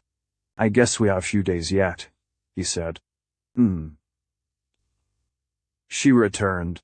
"Don't wait until the season's over." She stirred in aggravation as she said this. "There you go again," he observed. "One would think I never did anything, the way you begin." "Well, I want to know about it," she reiterated. "You've got a few days yet," he insisted. "You'll not want to start before the races are over." He was irritated to think that this should come up when he wished to have his thoughts for other purposes. "Well, we may. Jessica doesn't want to stay until the end of the races. What did you want with a season ticket then?" She said, using the sound as an exclamation of disgust. "I'll not argue with you." And therewith arose to leave the table. "Say," he said, rising, putting a note of determination in his voice which caused her to delay her departure. "What's the matter with you of late? Can't I talk with you any more?" "Certainly you can talk with me," she replied, laying emphasis on the word. "Well, you wouldn't think so by the way you act. Now, you want to know when it'll be ready not for a month yet. Maybe not then. Well, go without you. You will, eh?" He sneered. "Yes, we will." He was astonished at the woman's determination, but it only irritated him the more. Well, see about that. It seems to me you're trying to run things with a pretty high hand of late. You talk as though you settled my affairs for me. Well, you don't. You don't regulate anything that's connected with me. If you want to go, go. But you won't hurry me by any such talk as that." He was thoroughly aroused now. His dark eyes snapped, and he crunched his paper as he laid it down. Mrs. Hurstwood said nothing more. He was just finishing when she turned on her heel and went out into the hall and upstairs. He paused for a moment, as if hesitating, then sat down and drank a little coffee, and thereafter arose and went for his hat and gloves upon the main floor. His wife had really not anticipated a row of this character. She had come down to the breakfast table feeling a little out of sorts with herself, and revolving a scheme which she had in her mind. Jessica had called her attention to the fact that the races were not what they were supposed to be. The social opportunities were not what they had thought they would be this year. The beautiful girl found going every day a dull thing. There was an earlier exodus this year of people who were anybody to the watering places in Europe. In her own circle of acquaintances, several young men in whom she was interested had gone to Waukesha. She began to feel that she would like to go too, and her mother agreed with her. Accordingly, Mrs. Hurstwood decided to broach the subject. She was thinking this over when she came down to the table, but for some reason, the atmosphere was wrong. She was not sure, after it was all over, just how the trouble had begun. She was determined now, however, that her husband was a brute, and that, under no circumstances, would she let this go by unsettled. She would have more ladylike treatment, or she would know why. For his part, the manager was loaded with the care of this new argument, until he reached his office and started from there to meet Carrie. Then the other complications of love, desire, and opposition possessed him. His thoughts fled on before him upon eagle's wings. He could hardly wait until he should meet Carrie face to face. What was the night, after all? Without her, what the day? She must and should be his. For her part, Carrie had experienced a world of fancy and feeling since she had left him the night before. She had listened to Drowett's enthusiastic maunderings, with much regard for that part which concerned herself, with very little for that which affected his own gain. She kept him at such lengths as she could, because her thoughts were with her own triumph. She felt Hurstwood's passion as a delightful background to her own achievement, and she wondered what he would have to say. She was sorry for him, too, with that peculiar sorrow which finds something complementary to itself in the misery of another. She was now experiencing the first shades of feeling of that subtle change which removes one out of the ranks of the suppliants into the lines of the dispensers of charity. She was, all in all, exceedingly happy. On the morrow, however, there was nothing in the papers concerning the event, and in view of the flow of common, everyday things about, it now lost a shade of the glow of the previous evening. Drouet himself was not talking so much of as for her. He felt instinctively that, for some reason or other, he needed reconstruction in her regard. "I think," he said, as he spruced around their chambers the next morning, preparatory to going downtown, "that he'll straighten out that little deal of mine this month, and then we'll get married. I was talking with Mosher about that yesterday." "No, you won't," said Carrie, who was coming to feel a certain faint power to jest with the drummer. "Yes, I will," he exclaimed, more feelingly than usual, adding, with the tone of one who pleads, "Don't you believe what I've told you?" Carrie laughed a little. "Of course I do," she answered. Drouet's assurance now misgave him. Shallow, as was his mental observation, there was that in the things which had happened which made his little power of analysis useless. Carrie was still with him, but not helpless and pleading. There was a lilt in her voice which was new. She did not study him with eyes expressive of dependence. The drummer was feeling the shadow of something which was coming. It colored his feelings, and made him develop those little attentions, and say those little words which were mere forefundations against danger. Shortly afterward he departed, and Carrie prepared for her meeting with Hurstwood. She hurried at her toilet, which was soon made, and hastened down the stairs. At the corner she passed Drouet, but they did not see each other. The drummer had forgotten some bills which he wished to turn into his house. He hastened up the stairs and burst into the room, but found only the chambermaid, who was cleaning up. "Hello," he exclaimed, half to himself.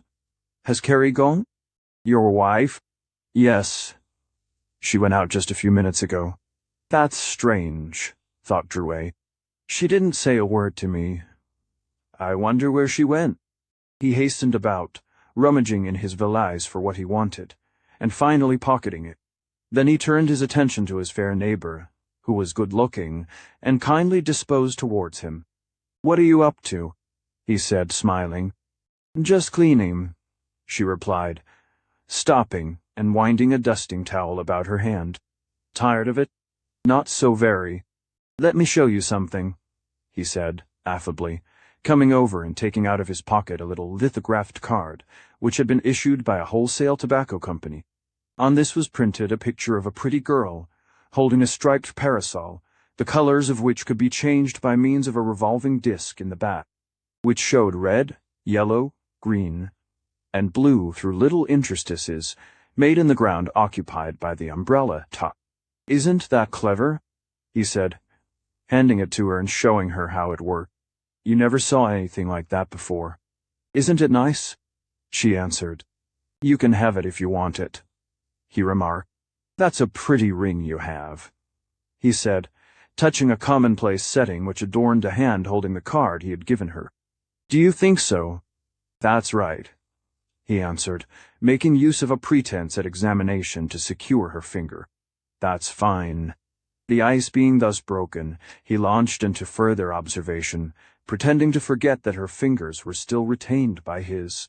She soon withdrew them, however, and retreated a few feet to rest against the windowsill. "I didn't see you for a long time," she said, coquettishly, repulsing one of his exuberant approaches. "You must have been away." "I was," said Drouet. "Do you travel far?" "Pretty ferries. Do you like it?" "Oh, not very well. You get tired of it after a while." "I wish I could travel," said the girl, gazing idly out of the window. "What has become of your friend, Mr. Hurstwood?" she suddenly asked, bethinking herself of the manager, who, from her own observation, seemed to contain promising material. "Hez here in town." "What makes you ask about him?" "Oh, nothing. Only he hasn't been here since you got back." "How did you come to know him?" "Didn't I take up his name a dozen times in the last month?" "Get out," said the drummer, lightly. "He hasn't called more than half a dozen times since we've been here." "He hasn't, eh?" said the girl, smiling. "That's all you know about it." Drouet took on a slightly more serious tone. He was uncertain as to whether she was joking or not. "Tease," he said. "What makes you smile that way?" "Oh, nothing." "Have you seen him recently?" "Not since you came back." She laughed. "Before?" "Certainly." "How often?" "Why, nearly every day." She was a mischievous newsmonger, and was keenly wondering what the effect of her words would be. "Who did he come to see?" asked the drummer incredulously. "Mrs. Drouet." He looked rather foolish at this answer, and then attempted to correct himself so as not to appear a dupe. "Well," he said, "what of it?" "Nothing," replied the girl, her head coquettishly on one side. "Hez an old friend," he went on, getting deeper into the mire. He would have gone on further with his little flirtation, but the taste for it was temporarily removed. He was quite relieved when the girl's name was called from below. "I've got to go," she said, moving away from him airily. "I'll see you later," he said, with a pretense of disturbance at being interrupted. When she was gone, he gave freer play to his feelings. His face, never easily controlled by him, expressed all the perplexity and disturbance which he felt. Could it be that Carrie had received so many visits, and yet said nothing about Miss Hurstwood lying? What did the chambermaid mean by it anyway? He had thought there was something odd about Carrie's manner at the time. Why did she look so disturbed when he had asked her how many times Hurstwood had called? By George! He remembered now. There was something strange about the whole thing.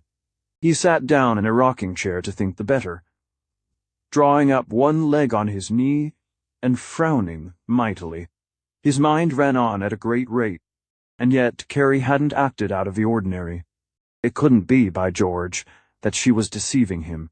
She hadn't acted that way. Why, even last night she had been as friendly toward him as could be.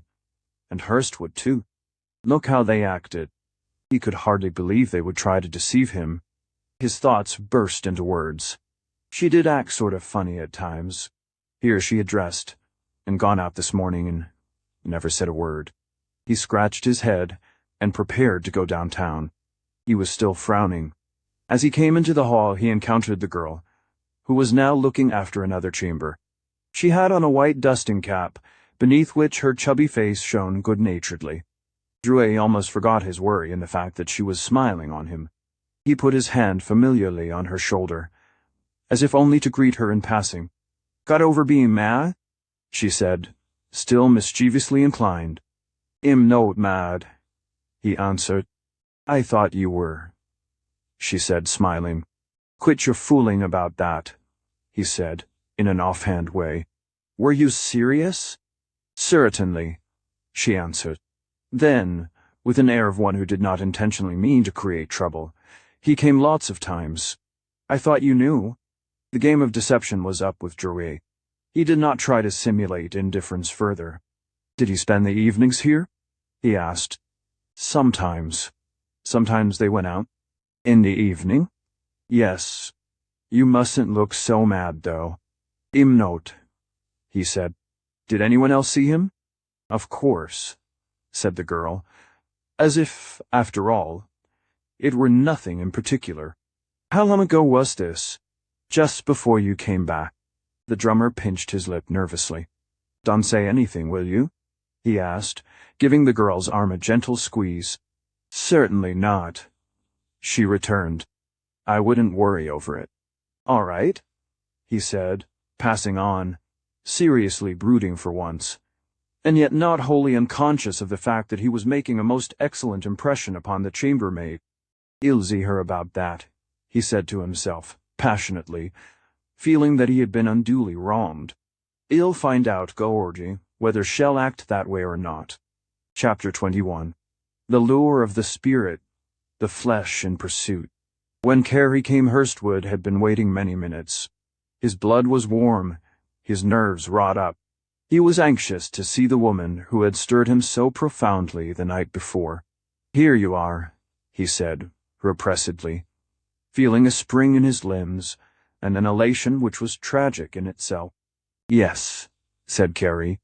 They walked on as if bound for some objective point, while Hurstwood drank in the radiance of her presence. The rustle of her pretty skirt was like music to him. "Are you satisfied?" he asked, thinking of how well she did the night before. "Are you?" He tightened his fingers as he saw the smile she gave him. "It was wonderful." Carrie laughed ecstatically. "That was one of the best things I've seen in a long time," he added. He was dwelling on her attractiveness as he had felt it the evening before, and mingling it with the feeling her presence inspired now. Carrie was dwelling in the atmosphere which this man created for her.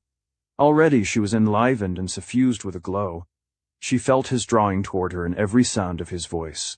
"Those were such nice flowers you sent me," she said after a moment or two.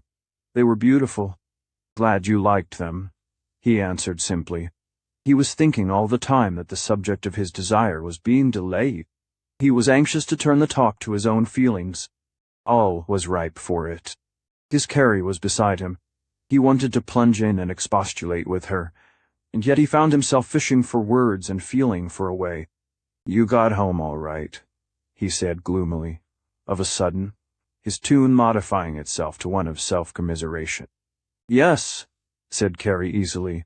He looked at her steadily for a moment, slowing his pace and fixing her with his eye. She felt the flood of feeling. "How about me?" he asked. This confused Carrie considerably, for she realized the floodgates were open. She didn't know exactly what to answer. "I don't know," she answered. He took his lower lip between his teeth for a moment, and then let it go. He stopped by the walkside and kicked the grass with his toe. He searched her face with a tender, appealing glance. "Won't you come away from him?" he asked, intensely. "I don't know," returned Carrie, still illogically drifting and finding nothing at which to catch. As a matter of fact, she was in a most hopeless quandary. Here was a man whom she thoroughly liked, who exercised an influence over her, sufficient almost to delude her into the belief that she was possessed of a lively passion for him. She was still the victim of his keen eyes, his suave manners, his fine clothes.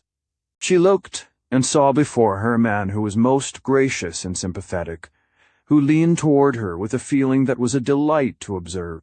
She could not resist the glow of his temperament, the light of his eye. She could hardly keep from feeling what he felt. And yet she was not without thoughts which were disturbing. What did he know? What had Drouet told him? Was she a wife in his eyes, or what? Would he marry her? Even while he talked. And she softened, and her eyes were lighted with a tender glow. She was asking herself if Drouet had told him they were not married. There was never anything at all convincing about what Drouet said, and yet she was not grieved at Hurstwood's love. No strain of bitterness was in it for her, whatever he knew. He was evidently sincere. His passion was real and warm. There was power in what he said. What should she do? She went on thinking this, answering vaguely, languishing affectionately, and altogether drifting, until she was on a borderless sea of speculation. "Why don't you come away?" he said tenderly. "I will arrange for you whatever." "Oh, don't," said Carrie. "Don't what?" he asked. "What do you mean?" There was a look of confusion and pain in her face. She was wondering why that miserable thought must be brought in. She was struck as by a blade with the miserable provision which was outside the pale of marriage. He himself realized that it was a wretched thing to have dragged in. He wanted to weigh the effects of it, and yet he could not see. He went beating on, flushed by her presence, clearly awakened, intensely enlisted in his plan. "Won't you come?" he said, beginning over and with a more reverent feeling. "You know I can't do without you, you know. It can't go on this way, can it?" "I know," said Carrie. "I wouldn't ask if two wouldn't argue with you, if I could help it. Look at me, Carrie. Put yourself in my place. You don't want to stay away from me, do you?" She shook her head as if in deep thought. "Then why not settle the whole thing, once and for all?" "I don't know," said Carrie. "Don't know. Ah, Carrie, what makes you say that? Don't torment me. Be serious." "I am," said Carrie softly. "You can't be, dearest, and say that. Not when you know how I love you. Look at last night." His manner, as he said this, was the most quiet imaginable. His face and body retained utter composure. Only his eyes moved, and they flashed a subtle, dissolving fire. In them the whole intensity of the man's nature was distilling itself. Carrie made no answer. "How can you act this way, dearest?" he inquired, after a time. "You love me, don't you?" He turned on her such a storm of feeling that she was overwhelmed. For the moment all doubts were cleared away. "Yes," she answered frankly and tenderly. "Well, then you'll come. Won't you come tonight?" Carrie shook her head in spite of her distress. "I can't wait any longer," urged Hurstwood. "If that is too soon, come Saturday." "When will we be married?" she asked diffidently, forgetting in her difficult situation that she had hoped he took her to be Drouet's wife. The manager started, hit as he was by a problem which was more difficult than hers. He gave no sign of the thoughts that flashed like messages to his mind. "Any time you say," he said with ease, refusing to discolor his present delight with this miserable problem. "Saturday?" asked Carrie. He nodded his head. "Well, if you will marry me then," she said, "I'll go." The manager looked at his lovely prize. So beautiful, so winsome, so difficult to be won, and made strange resolutions. His passion had gotten to that stage now, where it was no longer colored with reason. He did not trouble over little barriers of this sort in the face of so much loveliness. He would accept the situation with all its difficulties. He would not try to answer the objections which cold truth thrust upon him. He would promise anything, everything, and trust to fortune to disentangle him. He would make a try for paradise, whatever might be the result. He would be happy by the Lord if it cost all honesty of statement, all abandonment of truth. Carrie looked at him tenderly. She could have laid her head upon his shoulder, so delightful did it all seem. "Well," she said, "I'll try and get ready then." Hurstwood looked into her pretty face, crossed with little shadows of wonder and misgiving, and thought he had never seen anything more lovely.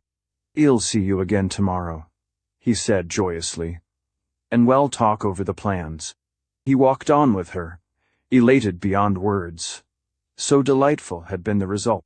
He impressed a long story of joy, affection upon her, though there was but here and there a word. After a half-hour he began to realize that the meeting must come to an end. So exacting is the world. "Tomorrow," he said at parting, a gaiety of manner adding wonderfully to his brave demeanor. "Yes," said Carrie, chirping elatedly away. There had been so much enthusiasm engendered that she was believing herself deeply in love. She sighed as she thought of her handsome adorer. Yes, she would get ready by Saturday. She would go. And they would be happy. Chapter 22. The blaze of the tinder flesh wars with the flesh. The misfortune of the Hurstwood household was due to the fact that jealousy, having been born of love, did not perish with it.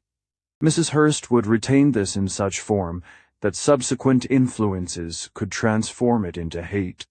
Hurstwood was still worthy, in a physical sense, of the affection his wife had once bestowed upon him, but in a social sense he fell short. With his regard died his power to be attentive to her, and this, to a woman, is much greater than outright crime toward another. Our self-love dictates our appreciation of the good or evil in another. In Mrs. Hurstwood it discolored the very hue of her husband's indifferent nature. She saw design in deeds and phrases, which sprung only from a faded appreciation of her presence. As a consequence, she was resentful and suspicious. The jealousy that prompted her to observe every falling away from the little amenities of the merry relation on his part served to give her notice of the airy grace with which he still took the world.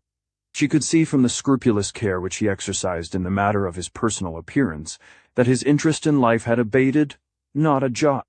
Every motion, every glance had something in it of the pleasure he felt in Carrie, of the zest this new pursuit of pleasure lent to his days.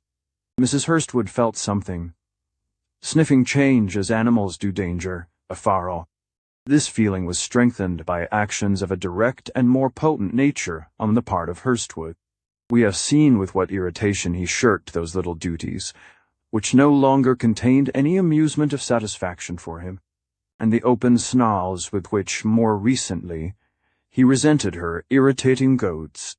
These little rows were really precipitated by an atmosphere which was surcharged with dissension. That it would shower, with a sky so full of blackening thunderclouds, would scarcely be thought worthy of comment. Thus, after leaving the breakfast table this morning, raging inwardly at his blank declaration of indifference at her plans, Mrs. Hurstwood encountered Jessica in her dressing-room, very leisurely arranging her hair. Hurstwood had already left the house.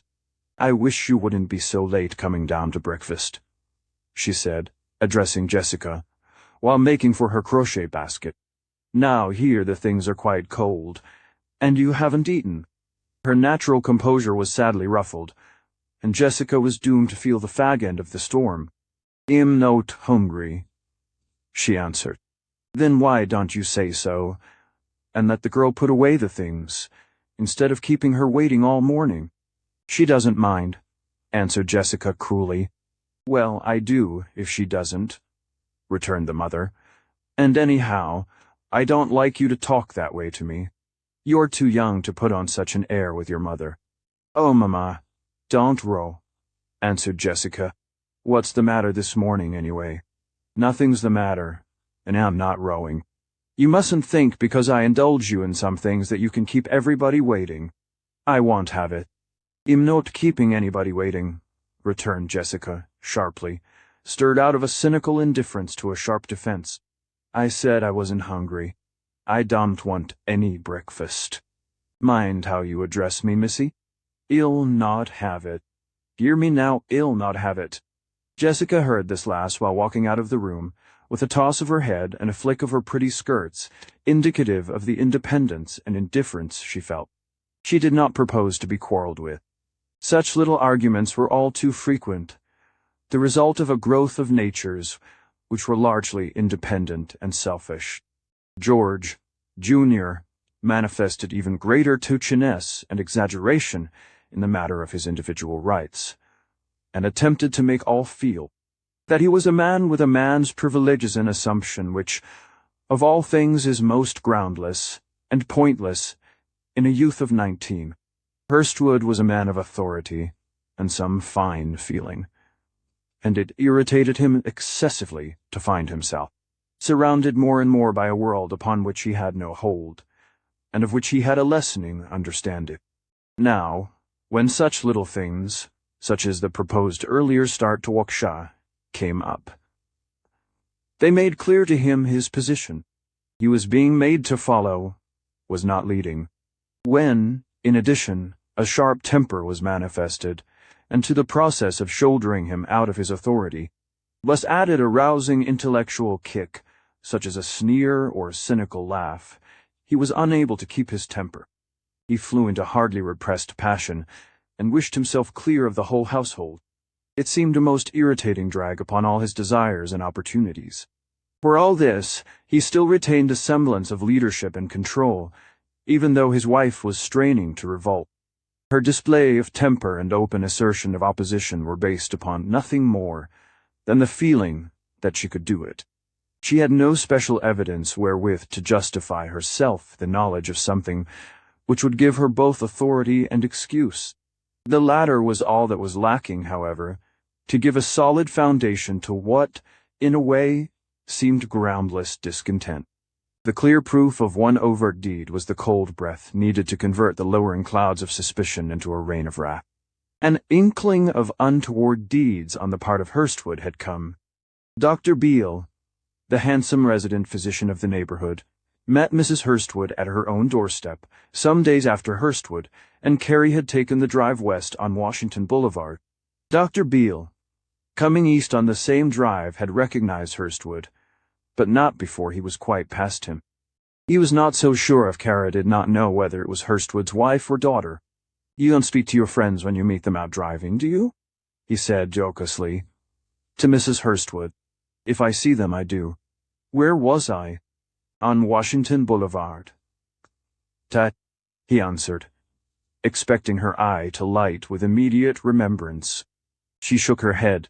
"Yes, out near Hoyne Avenue. You were with your husband." "I guess you're mistaken," she answered. Then, remembering her husband's part in the affair, she immediately fell a prey to a host of young suspicions, of which, however, she gave no sign. "I know I saw your husband," he went on. "I wasn't so sure about you. Perhaps it was your daughter." "Perhaps it was," said Mrs. Hurstwood, knowing full well that such was not the case, as Jessica had been her companion for weeks.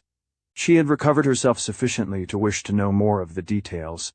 "Was it in the afternoon?" she asked artfully, assuming an air of acquaintanceship with the matter. "Yes, about 2 or 3. "It must have been Jessica," said Mrs. Hurstwood, not wishing to seem to attach any importance to the incident. The physician had a thought or two of his own, but dismissed the matter as worthy of no further discussion on his part at least. Mrs. Hurstwood gave this bit of information considerable thought during the next few hours, and even days.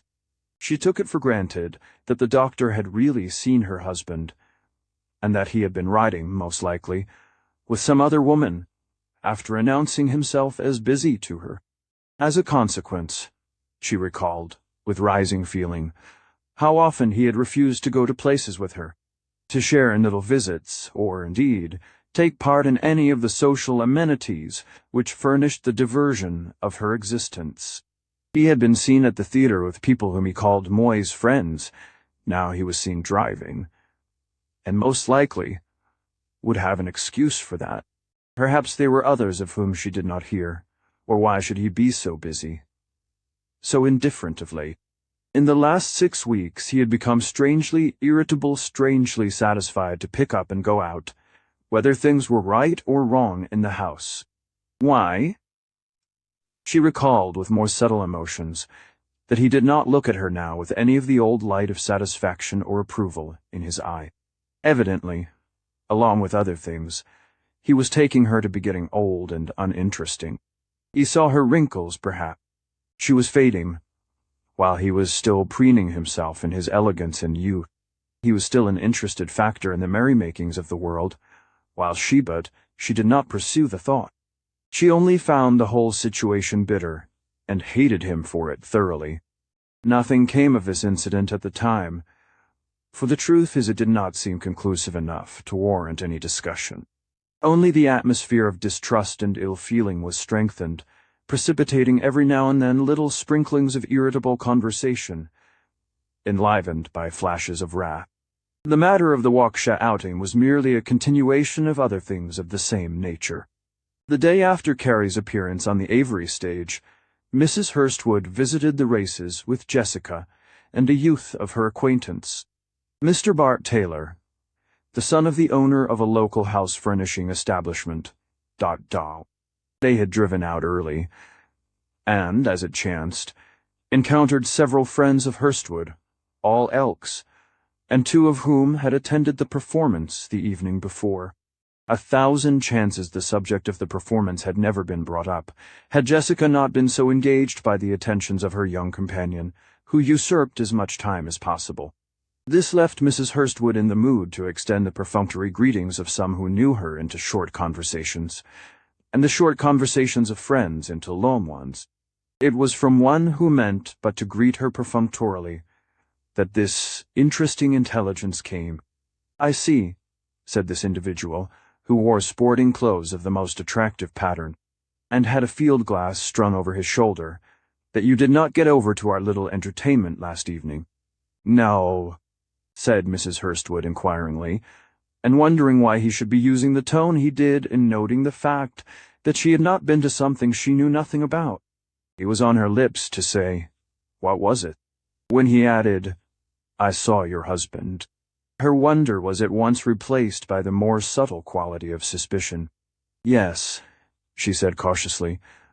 "Was it pleasant?" "He did not tell me much about it." "Very. Really one of the best private theatricals I ever attended. There was one actress who surprised us all." "Indeed," said Mrs. Hurstwood. "It's too bad you couldn't have been there, really. I was sorry to hear you weren't feeling well."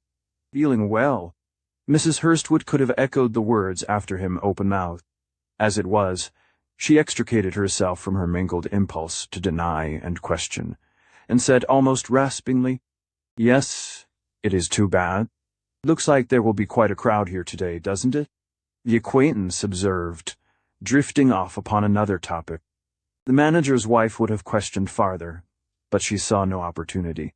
She was for the moment wholly at sea, anxious to think for herself, and wondering what new deception was this which caused him to give out that she was ill when she was not. Another case of her company not wanted, and excuses being made. She resolved to find out more. "Were you at the performance last evening?" she asked of the next of Hurstwood's friends who greeted her as she sat in her box. "Yes. You didn't get around." "No," she answered. "I was not feeling very well." "So your husband told me," he answered. "Well, it was really very enjoyable. Turned out much better than I expected." "Were there many there?" "The house was full. It was quite an Elk night. I saw quite a number of your friends, Miss Harrison, Mrs. Barnes, Mrs. Collins. Quite a social gathering." "Indeed it was. My wife enjoyed it very much." Mrs. Hurstwood bit her lip. "So," she thought, "that's the way he does. Tells my friends I am sick and cannot come." She wondered what could induce him to go alone. There was something back of this. She rummaged her brain for a reason. By evening, when Hurstwood reached home, she had brooded herself into a state of sullen desire for explanation and revenge. She wanted to know what this peculiar action of his imported. She was certain there was more behind it all than what she had heard, and evil curiosity mingled well with distrust and the remnants of her wrath of the morning. She, impending disaster itself, walked about with gathered shadow at the eyes and the rudimentary muscles of savagery fixing the hard lines of her mouth. On the other hand, as we may well believe, the manager came home in the sunniest mood. His conversation and agreement with Carrie had raised his spirits until he was in the frame of mind of one who sings joyously. He was proud of himself, proud of his success, proud of Carrie. He could have been genial to all the world, and he bore no grudge against his wife. He meant to be pleasant, to forget her presence, to live in the atmosphere of youth and pleasure which had been restored to him. So now, the house, to his mind, had a most pleasing and comfortable appearance. In the hall he found an evening paper, laid there by the maid and forgotten by Mrs. Hurstwood. In the dining room a table was clean laid with linen and napery, and shiny with glasses, and decorated china. Through an open door he saw into the kitchen, where the fire was crackling in the stove, and the evening meal already well under way. Out in the small backyard was George, Jr., frolicking with a young dog he had recently purchased. And in the parlor Jessica was playing at the piano, the sounds of a merry waltz filling every nook and corner of the comfortable home. Everyone, like himself, seemed to have regained his good spirits, to be in sympathy with youth and beauty, to be inclined to joy and merriment. He felt as if he could say a good word all around himself, and took a most genial glance at the spread table and polished sideboard before, going upstairs to read his paper in the comfortable armchair of the sitting room, which looked through the open windows into the street. When he entered there, however, he found his wife brushing her hair and musing to herself the while. He came lightly in, thinking to smooth over any feeling that might still exist by a kindly word and a ready promise. But Mrs. Hurstwood said nothing. He seated himself in the large chair, stirred lightly in making himself comfortable, opened his paper, and began to read. In a few moments he was smiling merrily over a very comical account of a baseball game which had taken place between the Chicago and Detroit teams. The while he was doing this, Mrs. Hurstwood was observing him casually through the medium of the mirror which was before her. She noticed his pleasant and contented manner, his airy grace and smiling humor, and it merely aggravated her the more. She wondered how he could think to carry himself so in her presence after the cynicism, indifference, and neglect he had heretofore manifested, and would continue to manifest so long as she would endure it. She thought how she should like to tell him what stress and emphasis she would lend her assertions, how she should drive over this whole affair until satisfaction should be rendered her. Indeed, the shining sword of her wrath was but weakly suspended by a thread of thought. In the meanwhile, Hurstwood encountered a humorous item concerning a stranger who had arrived in the city and became entangled with a banca-steerer. It amused him immensely, and at last he stirred and chuckled to himself. He wished that he might enlist his wife's attention and read it to her. "Ha, ha," he exclaimed softly, as if to himself. "That's funny." Mrs. Hurstwood kept on arranging her hair, not so much as deigning a glance. He stirred again and went on to another subject. At last he felt as if his good humor must find some outlet. Julia was probably still out of humor over that affair of this morning, but that could easily be straightened. As a matter of fact, she was in the wrong, but he didn't care. She could go to Waukesha right away if she wanted to. The sooner the better. He would tell her that as soon as he got a chance, and the whole thing would blow over. "Did you notice?" he said at last, breaking forth concerning another item which he had found, "that they have entered suit to compel the Illinois Central to get off the lakefront." "Julia?" he asked. She could scarcely force herself to answer, but managed to say no sharply. Hurstwood pricked up his ears. There was a note in her voice which vibrated keenly. "It would be a good thing if they did," he went on, half to himself, half to her, though he felt that something was amiss in that quarter. He withdrew his attention to his paper very circumspectly, listening mentally for the little sounds which should show him what was on foot. As a matter of fact, no man as clever as Hurstwood, as observant and sensitive to atmospheres of many sorts, particularly upon his own plane of thought, would have made the mistake which he did in regard to his wife, wrought up as she was, had he not been occupied mentally with a very different train of thought. Had not the influence of Carrie's regard for him, the elation which her promise aroused in him, lasted over, he would not have seen the house in so pleasant a mood. It was not extraordinarily bright and merry this evening. He was merely very much mistaken, and would have been much more fitted to cope with it had he come home in his normal state. After he had studied his paper a few moments longer, he felt that he ought to modify matters in some way or other. Evidently, his wife was not going to patch up peace at a word. So he said, "Where did George get the dog he has there in the yard?" "I don't know," she snapped. He put his paper down on his knees and gazed idly out of the window. He did not propose to lose his temper, but merely to be persistent and agreeable, and by a few questions bring around a mild understanding of some sort. "Why do you feel so bad about that affair of this morning?" he said at last. "We needn't quarrel about that. You know you can go to Waksha if you want to. So you can stay here and trifle around with someone else," she exclaimed, turning to him a determined countenance upon which was drawn a sharp and wrathful sneer. He stopped as if slapped in the face. In an instant, his persuasive, conciliatory manner fled. He was on the defensive at a wink, and puzzled for a word to reply. "What do you mean?" he said at last, straightening himself and gazing at the cold, determined figure before him, who paid no attention, but went on arranging herself before the mirror. "You know what I mean," she said finally, as if there were a world of information which she held in reserve, which she did not need to tell. "Well, I don't," he said stubbornly, yet nervous and alert for what should come next. The finality of the woman's manner took away his feeling of superiority in battle. She made no answer. He murmured, with a movement of his head to one side. It was the weakest thing he had ever done. It was totally unassured. Mrs. Hurstwood noticed the lack of color in it. She turned upon him, animal-like, able to strike an effectual second blow. "I want the Waksha money tomorrow morning," she said. He looked at her in amazement. Never before had he seen such a cold, steely determination, in her eyes such a cruel look of indifference. She seemed a thorough master of her mood, thoroughly confident, and determined to wrest all control from him. He felt that all his resources could not defend him. He must attack. "What do you mean?" he said, jumping up. "You want. I'd like to know what's got into you tonight." "Nothing's got into me," she said, flaming. "I want that money. You can do your swaggering afterwards."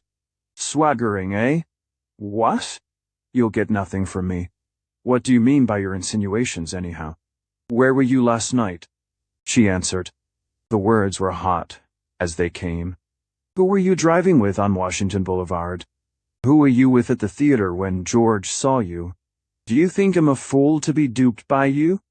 Do you think I'll sit at home here and take your 2 buses and can't come, while you parade around and make out that I am unable to come? I want you to know that lordly airs have come to an end so far as I am concerned. You can't dictate to me nor my children. I'm through with you entirely." "It's a lie," he said, driven to a corner and knowing no other excuse. "Lee," she said fiercely, "but with returning reserve you may call it a lie if you want to, but I know. It's a lie, I tell you," he said in a low, sharp voice. "You've been searching around for some cheap accusation for months, and now you think you have it. You think you'll spring something and get the upper hand. Well, I tell you, you can't. As long as I'm in this house am master of it, and you or anyone else won't dictate to me, do you hear?" He crept toward her with a light in his eye that was ominous.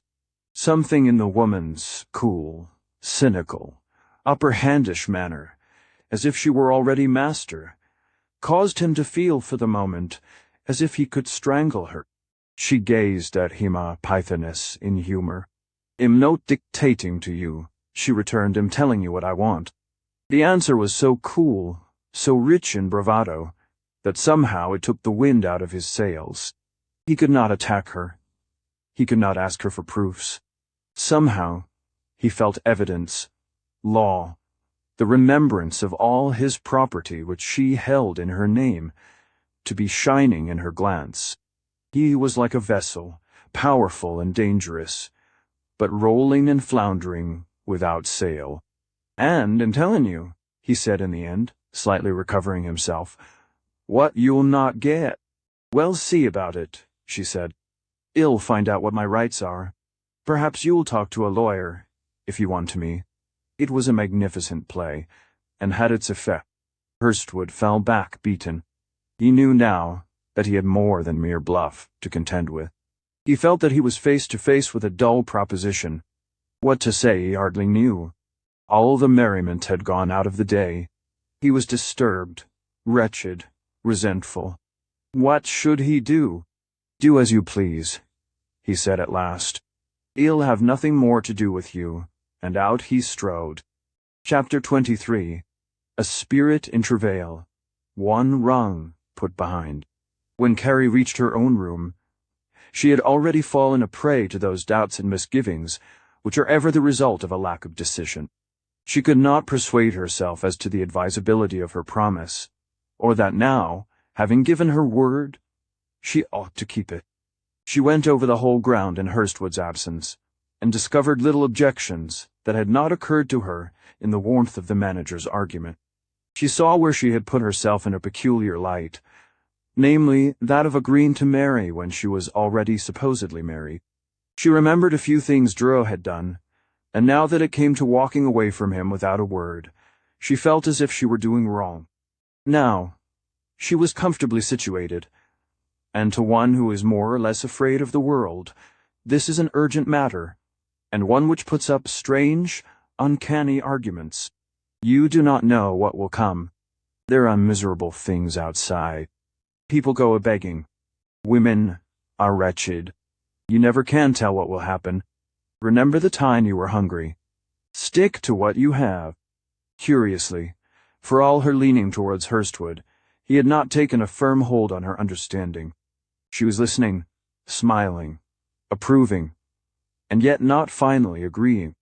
This was due to a lack of power on his part, a lack of that majesty of passion that sweeps the mind from its seat, fuses and melts all arguments and theories into a tangled mass, and destroys for the time being the reasoning power.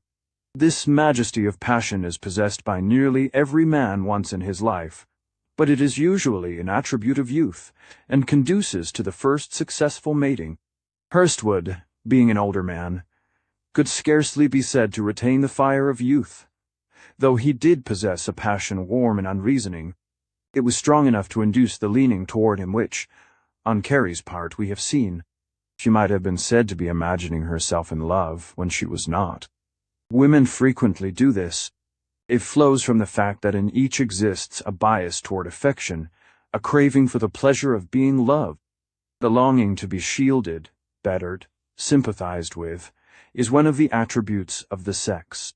This, coupled with sentiment and a natural tendency to emotion, often makes refusing difficult. It persuades them that they are in love. Once at home, she changed her clothes and straightened the rooms for herself. In the matter of the arrangement of the furniture, she never took the housemaid's opinion. That young woman invariably put one of the rocking chairs in the corner, and Carrie as regularly moved it out. Today she hardly noticed that it was in the wrong place. So absorbed was she in her own thoughts. She worked about the room until Drouet put in appearance at 5 o'clock. The drummer was flushed and excited, and full of determination to know all about her relations with Hurstwood. Nevertheless, after going over the subject in his mind the livelong day, he was rather weary of it, and wished it over with. He did not foresee serious consequences of any sort, and yet he rather hesitated to begin. Carrie was sitting by the window when he came in, rocking and looking out. Well, she said innocently, weary of her own mental discussion, and wondering at his haste and ill-concealed excitement. What makes you hurry so? Drouet hesitated, now that he was in her presence, uncertain as to what course to pursue. He was no diplomat. He could neither read nor see. When did you get home? He asked foolishly. Oh, an hour or so ago. What makes you ask that? You went here, he said, when I came back this morning, and I thought you had gone out. So I did, said Carrie simply. I went for a walk. Drouet looked at her wonderingly. For all his lack of dignity in such matters, He did not know how to begin. He stared at her in the most flagrant manner, until at last she said, "What makes you stare at me so? What's the matter?" "Nothing," he answered. "I was just thinking." "Just thinking what?" she returned smilingly, puzzled by his attitude. "Oh, nothing much." "Well then, what makes you look so?"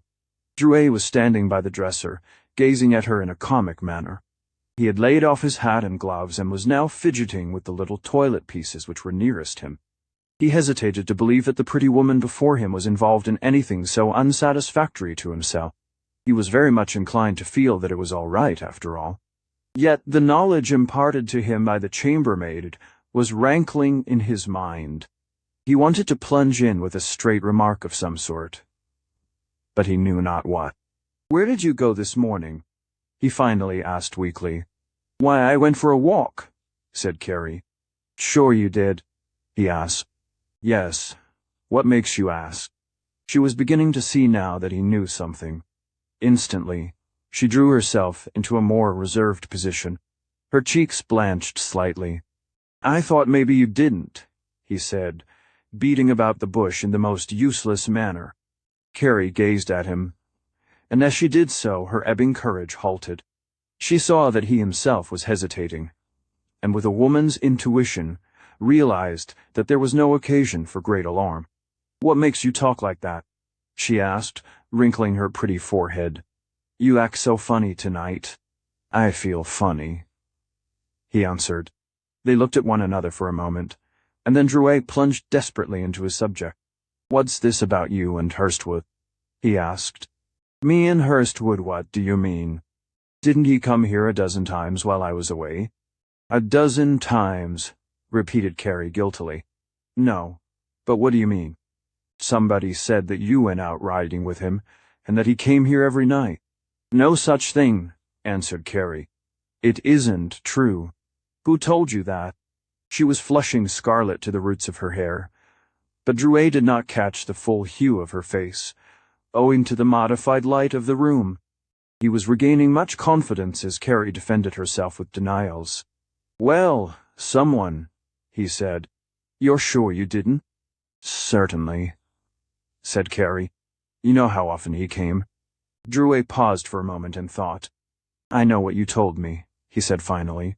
He moved nervously about, while Carrie looked at him confusedly. "Well, I know that I didn't tell you any such thing as that," said Carrie, recovering herself. "If I were you," went on Drouet, ignoring her last remark, "I wouldn't have anything to do with him. He's a married man, you know." "Wowho is?" said Carrie, stumbling at the word. "Why, Hurstwood," said Drouet, noting the effect and feeling that he was delivering a telling blow. "Hurstwood," exclaimed Carrie, rising. Her face had changed several shades since this announcement was made. She looked within and without herself in a half-dazed way. "Who told you this?" she asked, forgetting that her interest was out of order and exceedingly incriminating. "Why, I know it. I've always known it," said Drouet. Carrie was feeling about for a right thought. She was making the most miserable showing, and yet feelings were generating within her which were anything but crumbling cowardice. "I thought I told you," he added. "No, you didn't," she contradicted, suddenly recovering her voice. "You didn't do anything of the kind." Drouet listened to her in astonishment. This was something new. "I thought I did," he said. Carrie looked around her very solemnly, and then went over to the window. "You oughtn't to have had anything to do with him," said Drouet in an injured tone. "After all I've done for you." "You," said Carrie. "You! What have you done for me?" Her little brain had been surging with contradictory feelings: shame at exposure, shame at Hurstwood's perfidy, anger at Drouet's deception, the mockery he had made at her. Now one clear idea came into her head. He was at fault. There was no doubt about it.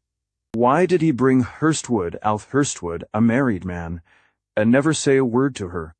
Never mind now about Hurstwood's perfidy. Why had he done this? Why hadn't he warned her? There he stood now, guilty of this miserable breach of confidence, and talking about what he had done for her. "Well, I like that," exclaimed Drouet, little realizing the fire his remark had generated. "I think I've done a good deal." "You have, eh?" she answered. "You've deceived me, that's what you've done. You've brought your old friends out here under false pretenses. You've made me out to be and with this, her voice broke, and she pressed her two little hands together tragically. "I don't see what that's got to do with it," said the drummer quaintly.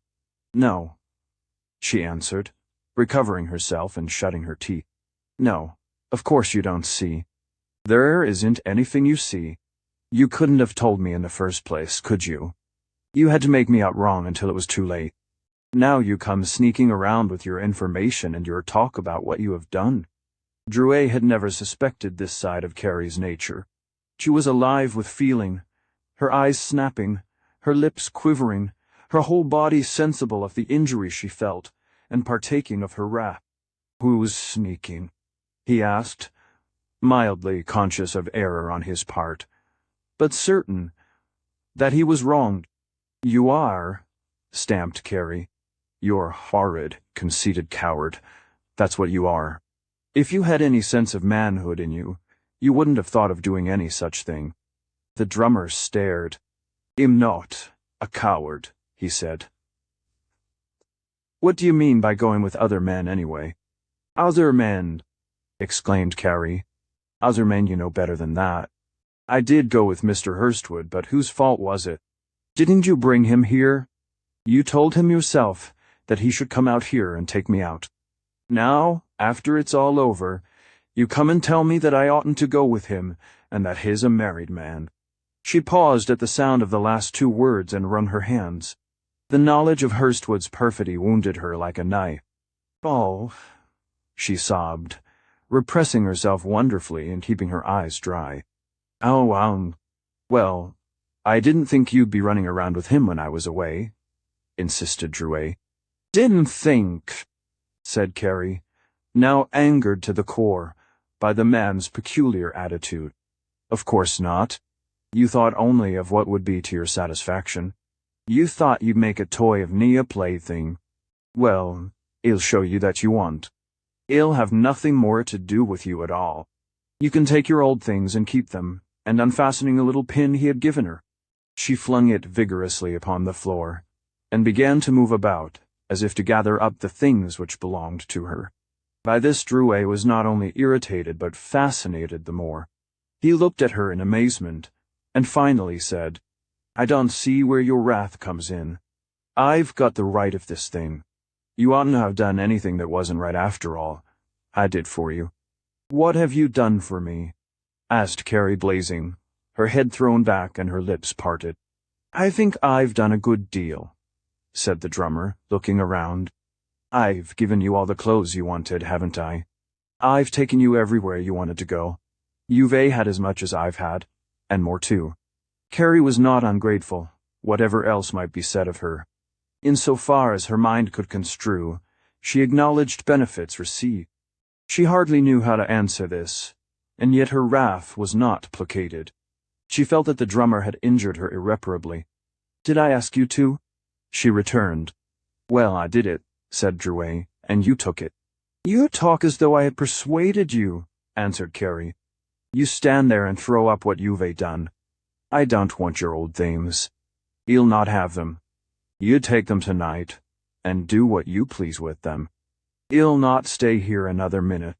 "That's nice," he answered, becoming angered now at the sense of his own approaching loss.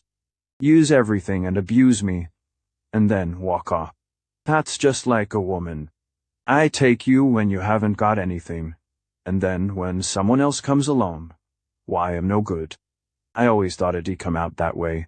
He felt really hurt as he thought of his treatment, and looked as if he saw no way of obtaining justice. "It's not so," said Carrie, "and am not going with anybody else. You have been as miserable and inconsiderate as you can be. I hate you, I tell you, and I wouldn't live with you another minute. You're a big insulting hare," she hesitated, "and use no word at a law or you wouldn't talk that way."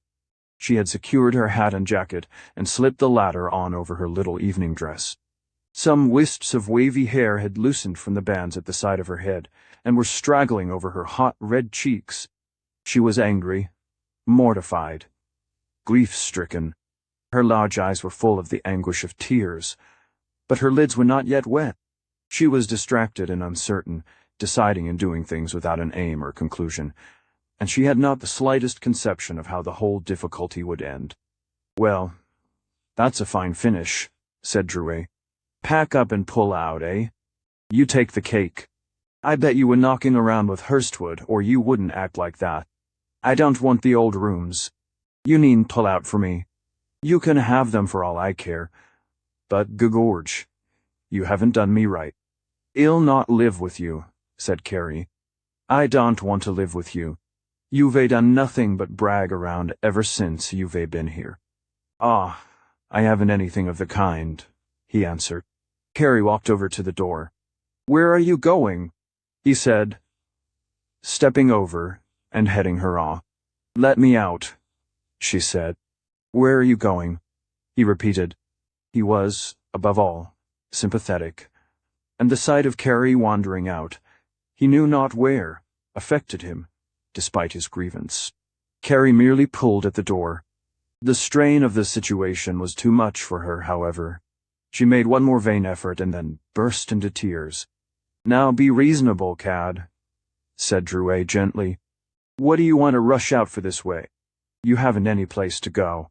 Why not stay here now and be quiet? I'll not bother you. I don't want to stay here any longer." Carrie had gone sobbing from the door to the window. She was so overcome she could not speak. "Be reasonable now," he said. "I don't want to hold you. You can go if you want to, but why don't you think it over? Lord knows I don't want to stop you." He received no answer. Carrie was quieting, however, under the influence of his plea. "You stay here now and I'll go," he added at last. Carrie listened to this with mingled feelings. Her mind was shaken loose from the little mooring of logic that it had.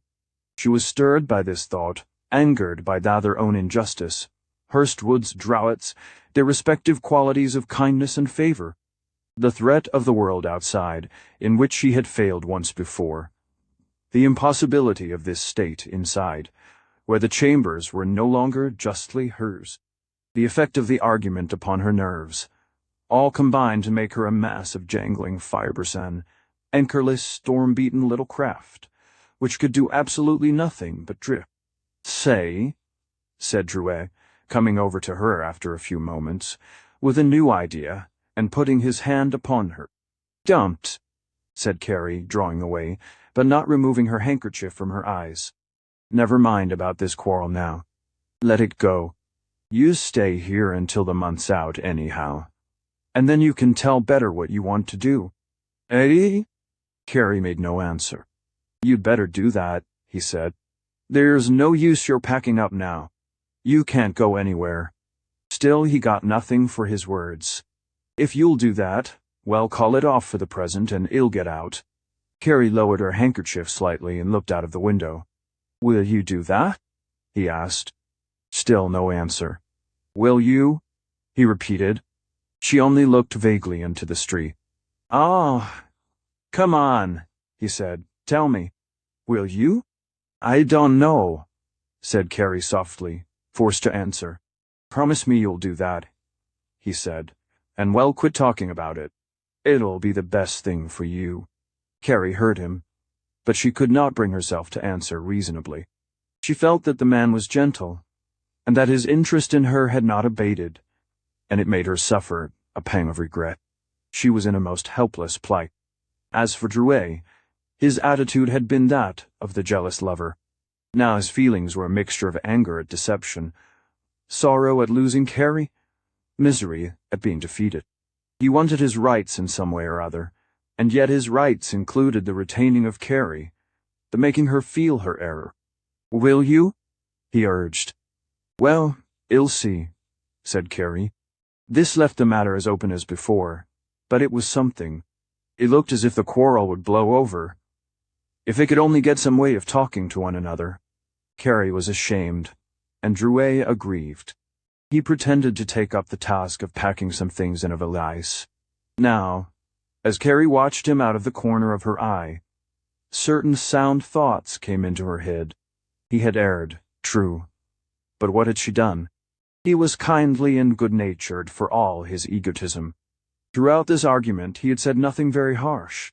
On the other hand, there was Hurstwood a greater deceiver than he. He had pretended all this affection, all this passion, and he was lying to her all the while.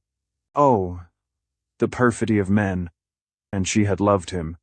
There could be nothing more in that quarter. She would see Hurstwood no more. She would write him, and let him know what she thought.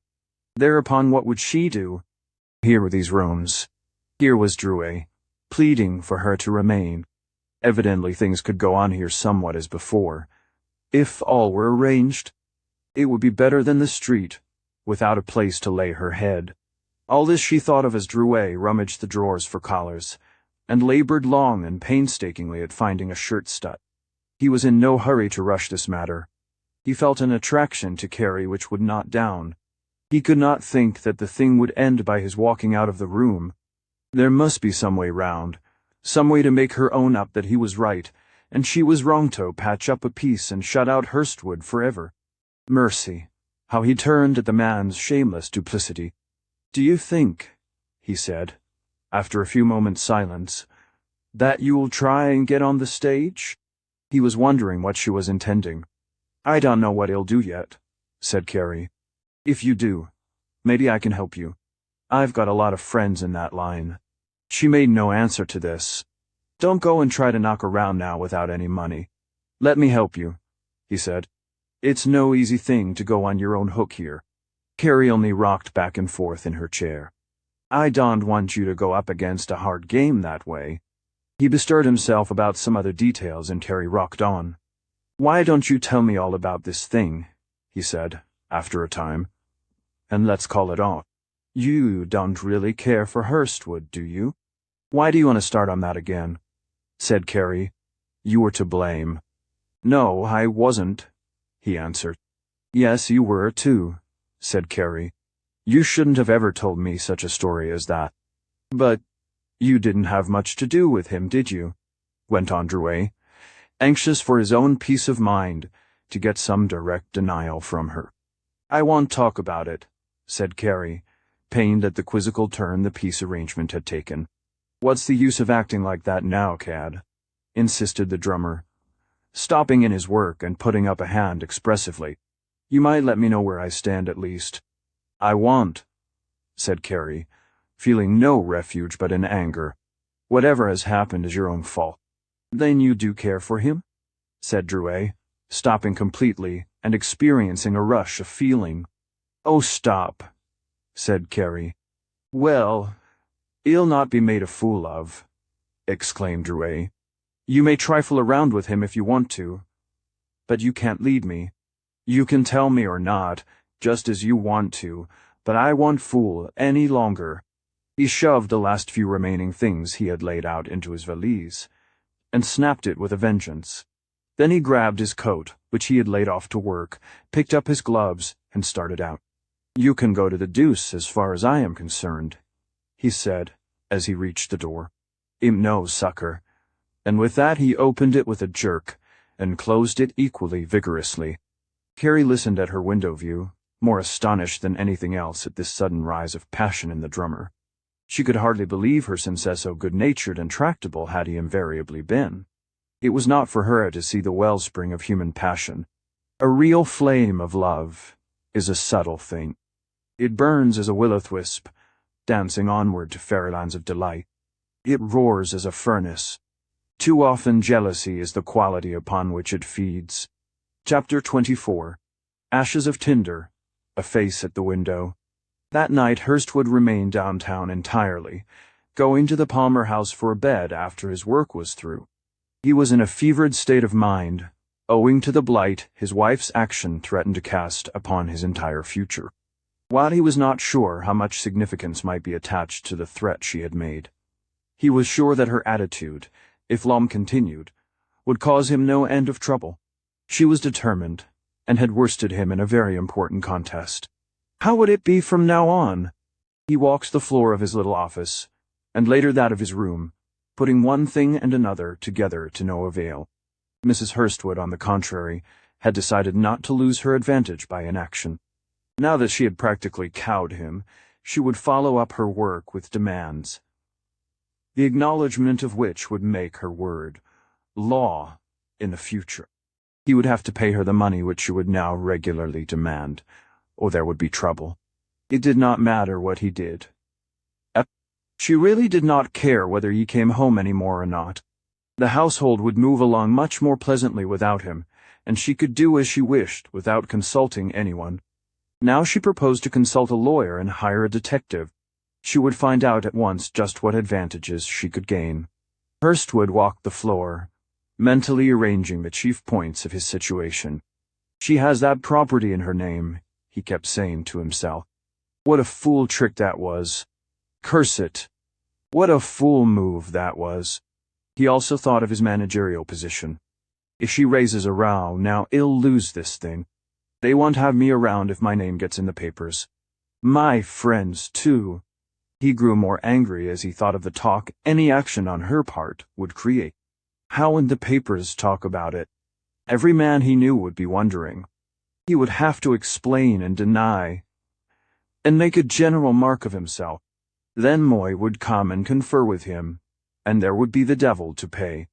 Many little wrinkles gathered between his eyes as he contemplated this, and his brow moistened. He saw no solution of anything, not a loophole that. Through all this thoughts of Carrie flashed upon him, and the approaching affair of Saturday. Tangled as all his matters were, he did not worry over that. It was the one pleasing thing in this whole rout of trouble. He could arrange that satisfactorily, for Carrie would be glad to wait if necessary. He would see how things turned out tomorrow, and then he would talk to her. They were going to meet as usual. He saw only her pretty face and neat figure, and wondered why life was not arranged so that such joy as he found with her could be steadily maintained. How much more pleasant it would be. Then he would take up his wife's thread again, and the wrinkles and moisture would return. In the morning he came over from the hotel and opened his mail, but there was nothing in it outside the ordinary run. For some reason he felt as if something might come that way, and was relieved when all the envelopes had been scanned and nothing suspicious noticed. He began to feel the appetite that had been wanting before he had reached the office, and decided before going out to the park to meet Carrie to drop in at the Grand Pacific and have a pot of coffee and some rolls. While the danger had not lessened, it had not as yet materialized, and with him, no news was good news. If he could only get plenty of time to think, perhaps something would turn up. Surely this thing would not drift along to catastrophe, and he not find a way out. His spirits fell, however, when, upon reaching the park, he waited, and Carrie did not come.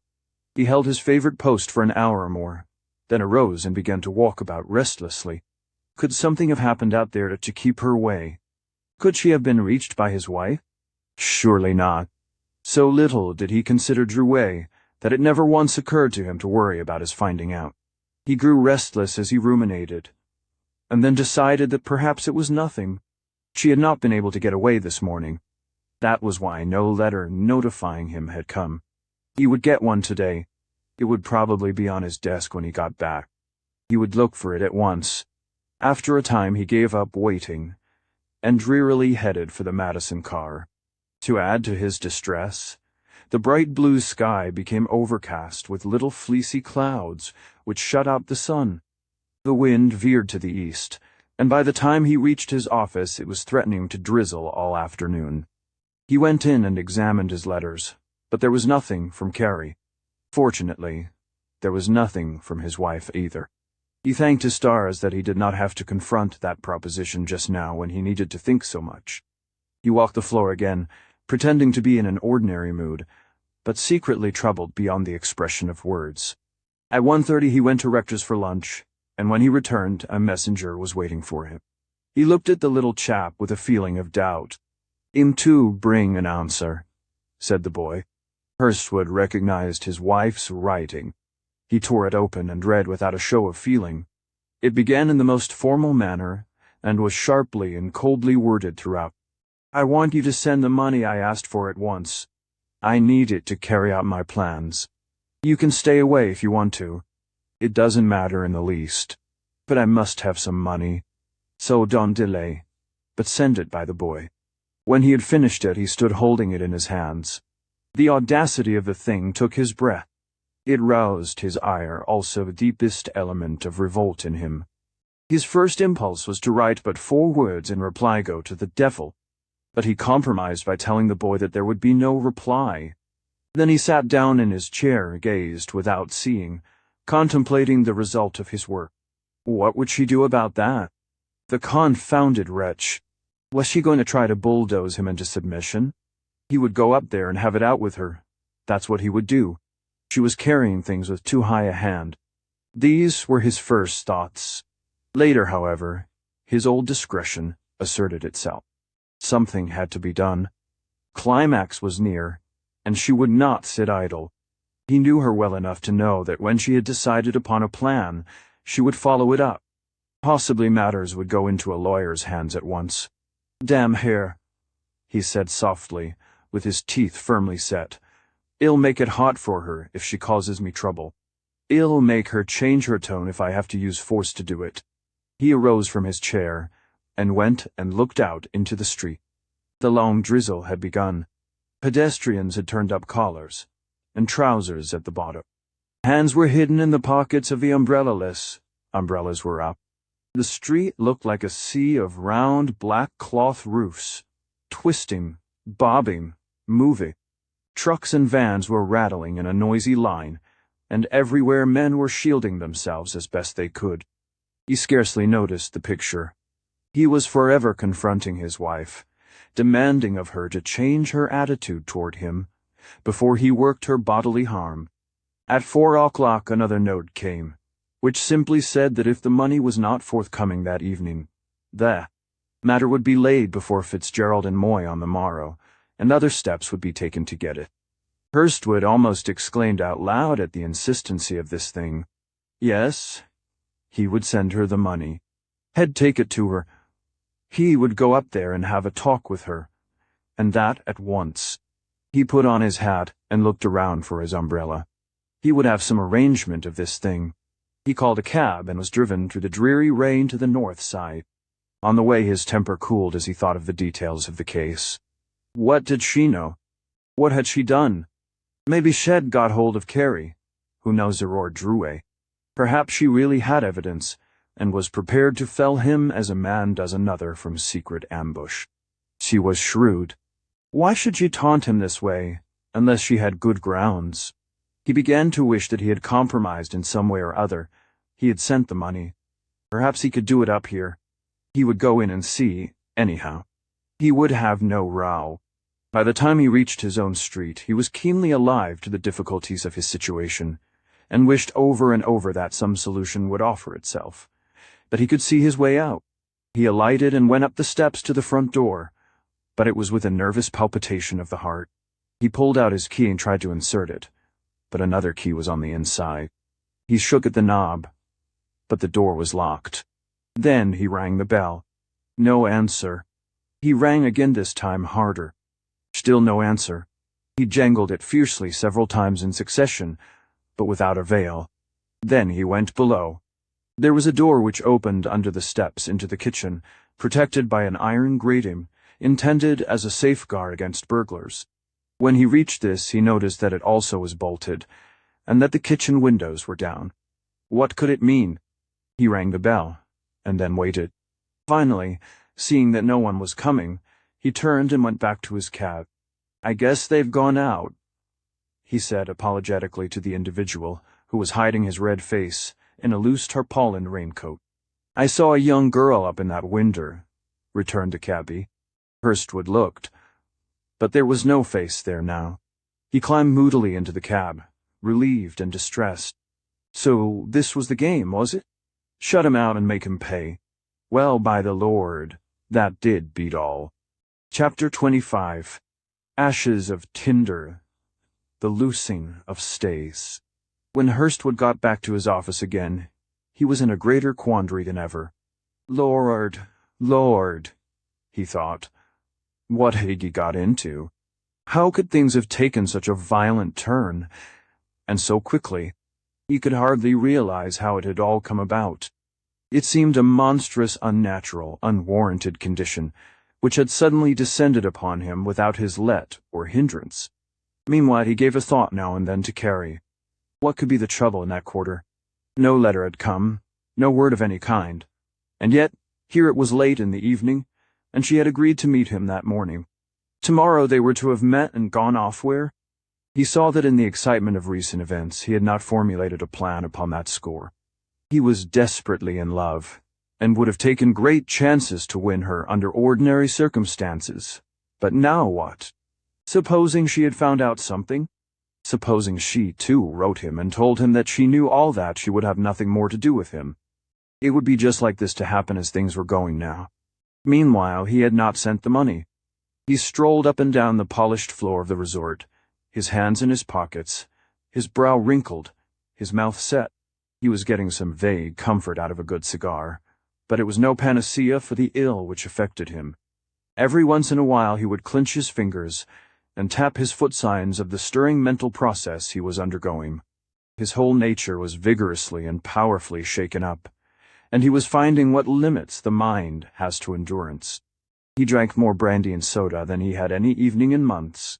He was altogether a fine example of great mental perturbation. For all his study, nothing came of the evening except fish sent the money. It was with great opposition, after 2 or 3 hours of the most urgent mental affirmation and denial, that at last he got an envelope, placed in it the requested amount, and slowly sealed it up. Then he called Harry, the boy of all work around the place. "You take this to this address," he said, handing him the envelope, "and give it to Mrs. Hurstwood." "Yes, sir," said the boy. "If she isn't there, bring it back." "Yes, sir." "You've seen my wife?" he asked as a precautionary measure as the boy turned to go. "Oh, yes, sir. I know her." "All right now. Hurry right back." "Any answer?" "I guess not."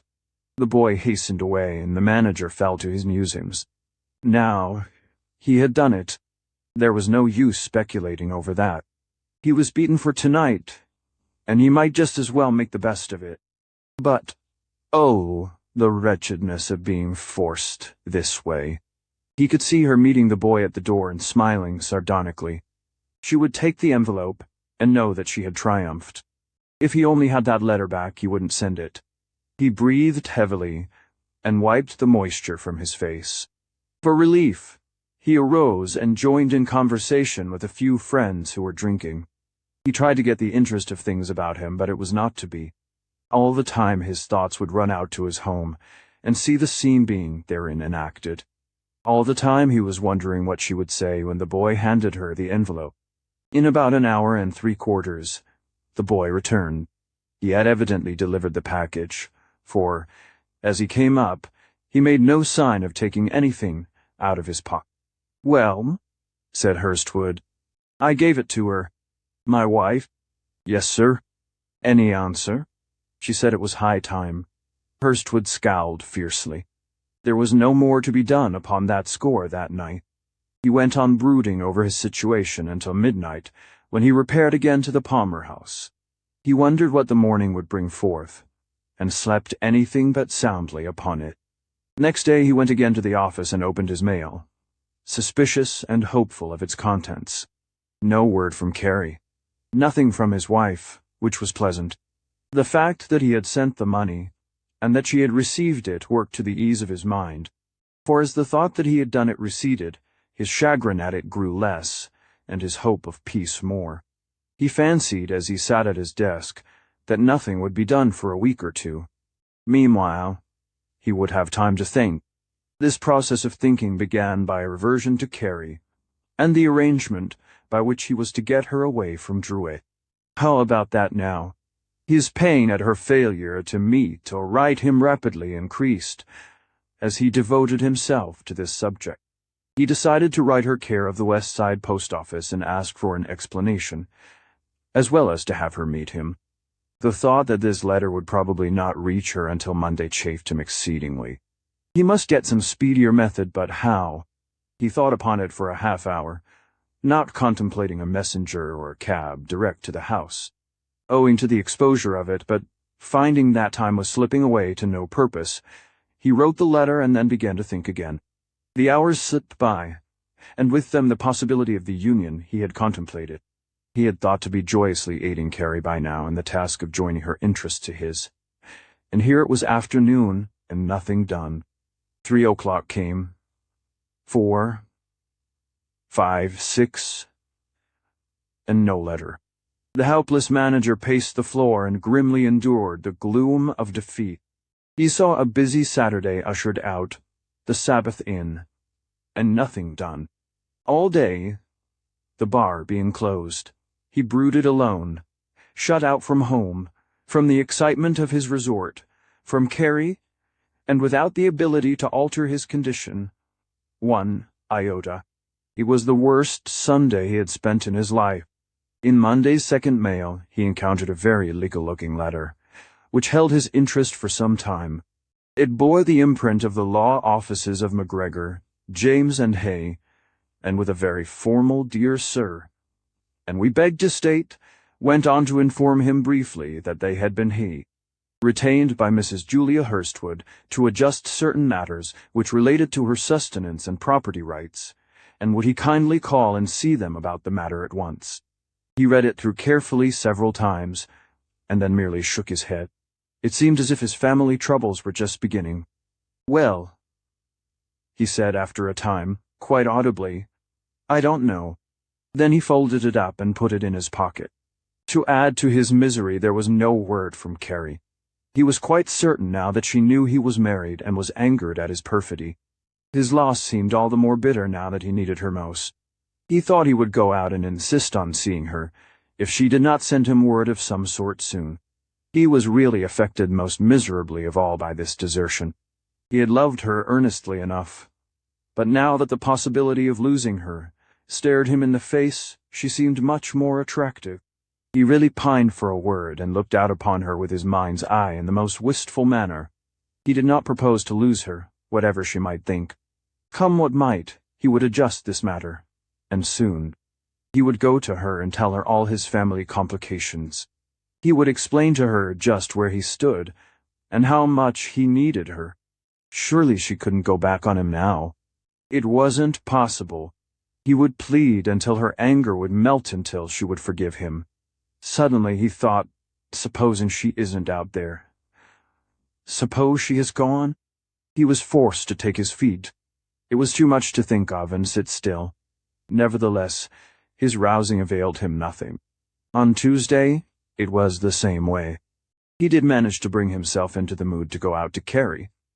But when he got in Ogden Place, he thought he saw a man watching him, and went away.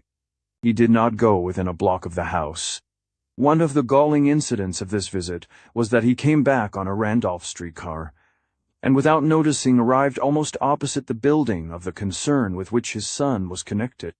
This sent a pang through his heart. He had called on his boy there several times. Now the lad had not sent him a word. His absence did not seem to be noticed by either of his children. Well, fortune plays a man queer tricks. He got back to his office and joined in a conversation with Friend. It was as if idle chatter deadened the sense of misery. That night he dined at Rector's and returned at once to his office. In the bustle and show of the latter was his only relief. He troubled over many little details and talked perfunctorily to everybody. He stayed at his desk long after all others had gone, and only quitted it when the night watchman on his round pulled at the front door to see if it was safely locked. On Wednesday he received another polite note from McGregor, James, and Hay dive to you. It read, "Dear Sir, we beg to inform you that we are instructed to wait until tomorrow Thursday at 1 o'clock before filing suit against you on behalf of Mrs. Julia Hurstwood for divorce and alimony. If we do not hear from you before that time, we shall consider that you do not wish to compromise the matter in any way and act accordingly. Very truly yours, etc." "Compromise," exclaimed Hurstwood bitterly. "Compromise. Again he shook his head. So here it was spread out clear before him, and now he knew what to expect. If he didn't go and see them, they would sue him promptly. If he did, he would be offered terms that would make his blood boil. He folded the letter and put it with the other one. Then he put on his hat and went for a turn about the block. Chapter 26. The ambassador fall in a search for the gate. Carrie, left alone by Dreiser, listened to his retreating steps, scarcely realizing what had happened. She knew that he had stormed out. It was some moments before she questioned whether he would return. Not now exactly, but ever. She looked around her upon the rooms, out of which the evening light was dying, and wondered why she did not feel quite the same towards them. She went over to the dresser and struck a match, lighting the gas. Then she went back to the rocker to think. It was some time before she could collect her thoughts, but when she did, this truth began to take on importance. She was quite alone. Suppose Dreiser did not come back. Suppose she should never hear anything more of him. This fine arrangement of chambers would not last long. She would have to quit them.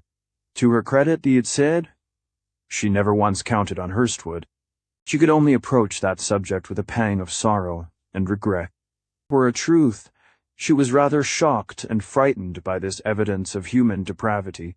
He would have tricked her without turning an eyelash. She would have been led into a newer and worse situation. And yet, she could not keep out the pictures of his looks and manners. Only this one deed seemed strange and miserable. It contrasted sharply with all she felt and knew concerning the man. But she was alone. That was the greater thought just at present. How about that? Would she go out to work again? Would she begin to look around in the business district? The stage! Oh, yes. Dreiser had spoken about that. Was there any hope there? She moved to and fro, in deep and varied thoughts, while the minutes slipped away, and night fell completely. She had had nothing to eat, and yet there she sat, thinking it over. She remembered that she was hungry, and went to the little cupboard in the rear room, where were the remains of one of their breakfasts. She looked at these things with certain misgivings.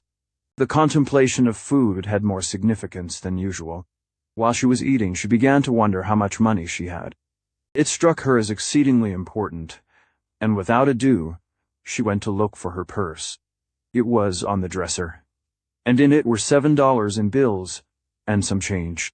She quailed as she thought of the insignificance of the amount and rejoiced, because the rent was paid until the end of the month.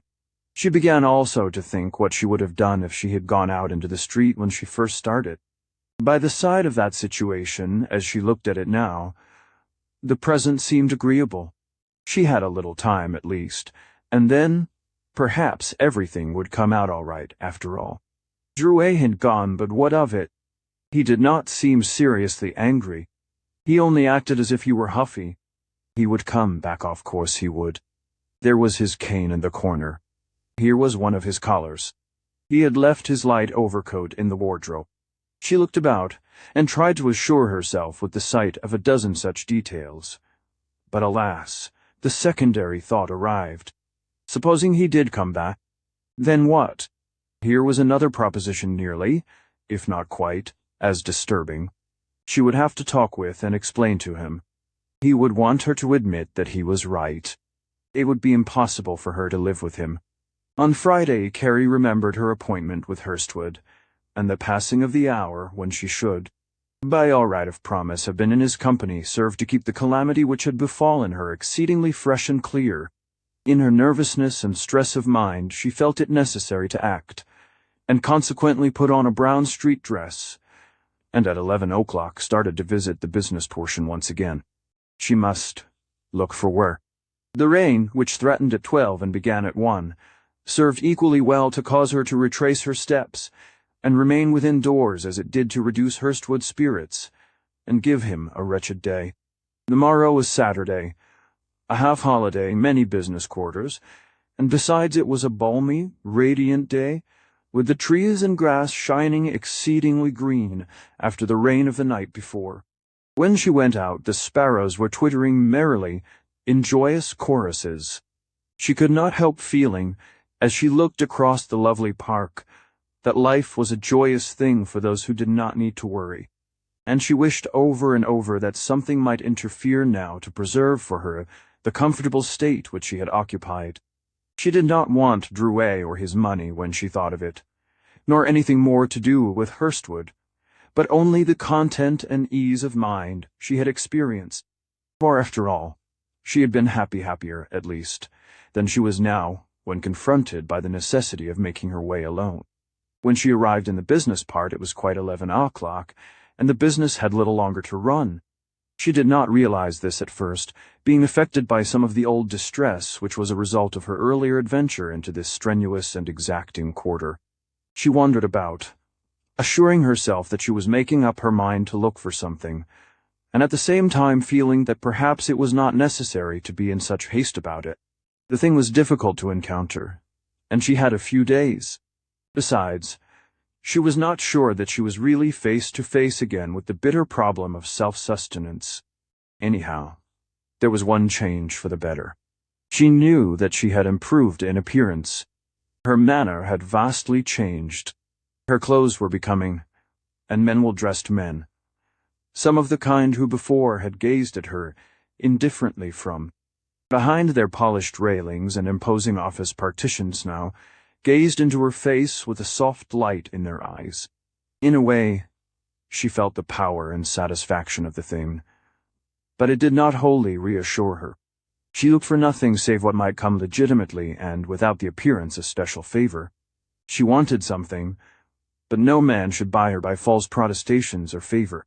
She proposed to earn her living honestly. "This store closes at 1 on Saturdays," was a pleasing and satisfactory legend to see upon doors which she felt she ought to enter and inquire for work. It gave her an excuse, and after encountering quite a number of them, and noting that the clock registered 12.15, she decided that it would be no use to seek further today, so she got on a car and went to Lincoln Park. There was always something to see there, the flowers, the animals, the lake, and she flattered herself that on Monday she would be up betimes and searching. Besides, many things might happen between now and Monday. Sunday passed with equal doubts, worries, assurances, and heaven knows what vagaries of mind and spirit. Every half hour in the day the thought would come to her most sharply, like the tail of a swishing whip, that immediate action was imperative. At other times she would look about her and assure herself that things were not so bad, that certainly she would come out safe and sound. At such times she would think of Drowett's advice about going on the stage, and saw some chance for herself in that quarter. She decided to take up that opportunity on the morrow. Accordingly, she arose early Monday morning and dressed herself carefully. She did not know just how such applications were made, but she took it to be a matter which related more directly to the theater buildings. All you had to do was to inquire of someone about the theater for the manager, and ask for a position. If there was anything, you might get it, or, at least, he could tell you how. She had had no experience with this class of individuals whatsoever, and did not know the salacity and humor of the theatrical tribe. She only knew of the position which Mr. Hale occupied, but of all things she did not wish to encounter that personage, on account of her intimacy with his wife. There was, however, at this time, one theater, the Chicago Opera House, which was considerably in the public eye, and its manager, David A. Henderson, had a fair local reputation. Carrie had seen 1 or 2 elaborate performances there, and had heard of several others. She knew nothing of Henderson, nor of the methods of applying, but she instinctively felt that this would be a likely place, and accordingly strolled about in that neighborhood. She came bravely enough to the showy entranceway, with the polished and begilded lobby, set with framed pictures out of the current attraction, leading up to the quiet box office, but she could get no further. A noted comic opera comedian was holding forth that week, and the air of distinction and prosperity overawed her. She could not imagine that there would be anything in such a lofty sphere for her. She almost trembled at the audacity which might have carried her on to a terrible rebuff. She could find heart only to look at the pictures which were showy, and then walk out. It seemed to her as if she had made a splendid escape, and that it would be foolhardy to think of applying in that quarter again. This little experience settled her hunting for one day. She looked around elsewhere, but it was from the outside. She got the location of several playhouses fixed in her mind, notably the Grand Opera House and McVicker's, both of which were leading in attraction sound, then came away. Her spirits were materially reduced, owing to the newly restored sense of magnitude of the great interests, and the insignificance of her claims upon society, such as she understood them to be. That night she was visited by Mrs. Hale, whose chatter and protracted stay made it impossible to dwell upon her predicament or the fortune of the day. Before retiring, however, she sat down to think, and gave herself up to the most gloomy forebodings. Drouet had not put in an appearance. She had had no word from any quarter. She had spent $1 of her precious sum in procuring food and paying car fare. It was evident that she would not endure long. Besides, she had discovered no resource. In this situation, her thoughts went out to her sister in Van Buren Street, whom she had not seen since the night of her flight, and to her home at Columbia City, which seemed now a part of something that could not be again. She looked for no refuge in that direction. Nothing but sorrow was brought her by thoughts of Hurstwood, which would return. That he could have chosen to dupe her in so ready a manner seemed a cruel thing. Tuesday came, and with it appropriate indecision and speculation. She was in no mood, after her failure of the day before, to hasten forth upon her work-seeking errand, and yet she rebuked herself for what she considered her weakness the day before. Accordingly, she started out to revisit the Chicago Opera House, but possessed scarcely enough courage to approach. She did manage to inquire at the box office, however. "Manager of the company, or the house?" asked the smartly dressed individual who took care of the tickets. He was favorably impressed by Carrie's looks. "I don't know," said Carrie, taken back by the question. "You couldn't see the manager of the house today, anyhow," volunteered the young man. "He's out of town." He noted her puzzled look, and then added, "What is it you wish to see about?" "I want to see about getting a position," she answered. "You better see the manager of the company," he returned, "but he isn't here now." "When will he be in?" asked Carrie, somewhat relieved by this information. "Well, you might find him in between 11 and 12. He's here after 2 o'clock. Carrie thanked him and walked briskly out, while the young man gazed after her through one of the side windows of his gilded coupe. "Good-looking," he said to himself, and proceeded to visions of condescensions on her part, which were exceedingly flattering to himself. One of the principal comedy companies of the day was playing an engagement at the Grand Opera House. Here, Carrie asked to see the manager of the company. She little knew the trivial authority of this individual, or that had there been a vacancy an actor would have been sent on from New York to fill it. "His office is upstairs," said a man in the box office. Several persons were in the manager's office, 2 lounging near a window, another talking to an individual sitting at a roll-top, desk the manager. Carrie glanced nervously about, and began to fear that she should have to make her appeal before the assembled company, 2 of whom the occupants of the window were already observing her carefully. "I can't do it," the manager was saying. "It's a rule of Mr. Froman's never to allow visitors back of the stage." "No, no." Carrie timidly waited, standing. There were chairs, but no one motioned her to be seated. The individual to whom the manager had been talking went away quite crestfallen. That luminary gazed earnestly at some papers before him, as if they were of the greatest concern. "Did you see that in the Herald this morning about Nat Goodwin, Harris?" "No," said the person addressed. "What was it?" "Made quite a curtain address at Hooley's last night. Better look it up." Harris reached over to a table and began to look for the Herald. "What is it?" said the manager to Carrie, apparently noticing her for the first time. He thought he was going to be held up for free tickets. Carrie summoned up all her courage, which was little at best. She realized that she was a novice, and felt as if a rebuff were certain. Of this she was so sure that she only wished now to pretend she had called for advice. "Can you tell me how to go about getting on the stage?" It was the best way, after all, to have gone about the matter. She was interesting in a manner to the occupant of the chair, and the simplicity of her request and attitude took his fancy. He smiled, as did the others in the room, who, however, made some slight effort to conceal their humor.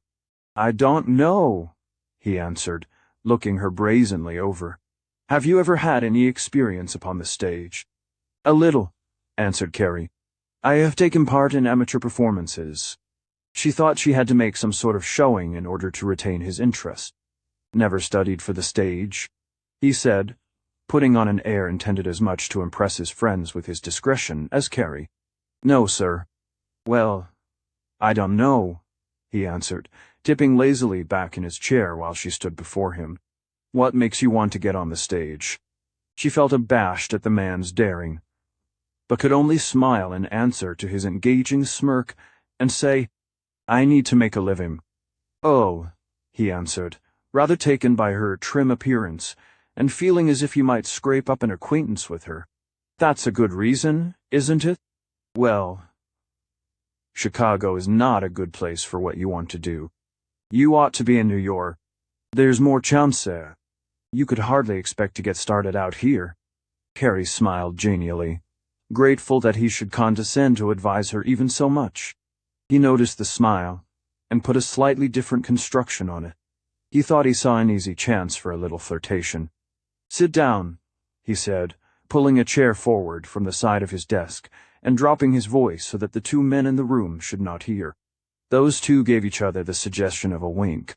"Well, it'll be going, Barney," said one, breaking away and so addressing the manager. "See you this afternoon." "All right," said the manager. The remaining individual took up a paper as if to read. "Did you have any idea what sort of part you would like to get?" asked the manager softly. "Oh no," said Carrie. "I would take anything to begin with." "I see," he said. "Do you live here in the city?" "Yes, sir." The manager smiled most blandly. "Have you ever tried to get in as a chorus girl?" he asked, assuming a more confidential air. Carrie began to feel that there was something exuberant and unnatural in his manner. "No," she said. "That's the way most girls begin," he went on, "who go on the stage. It's a good way to get experience." He was turning on her a glance of the companionable and persuasive manner. "I didn't know that," said Carrie. "It's a difficult thing," he went on. "But there's always a chance, you know."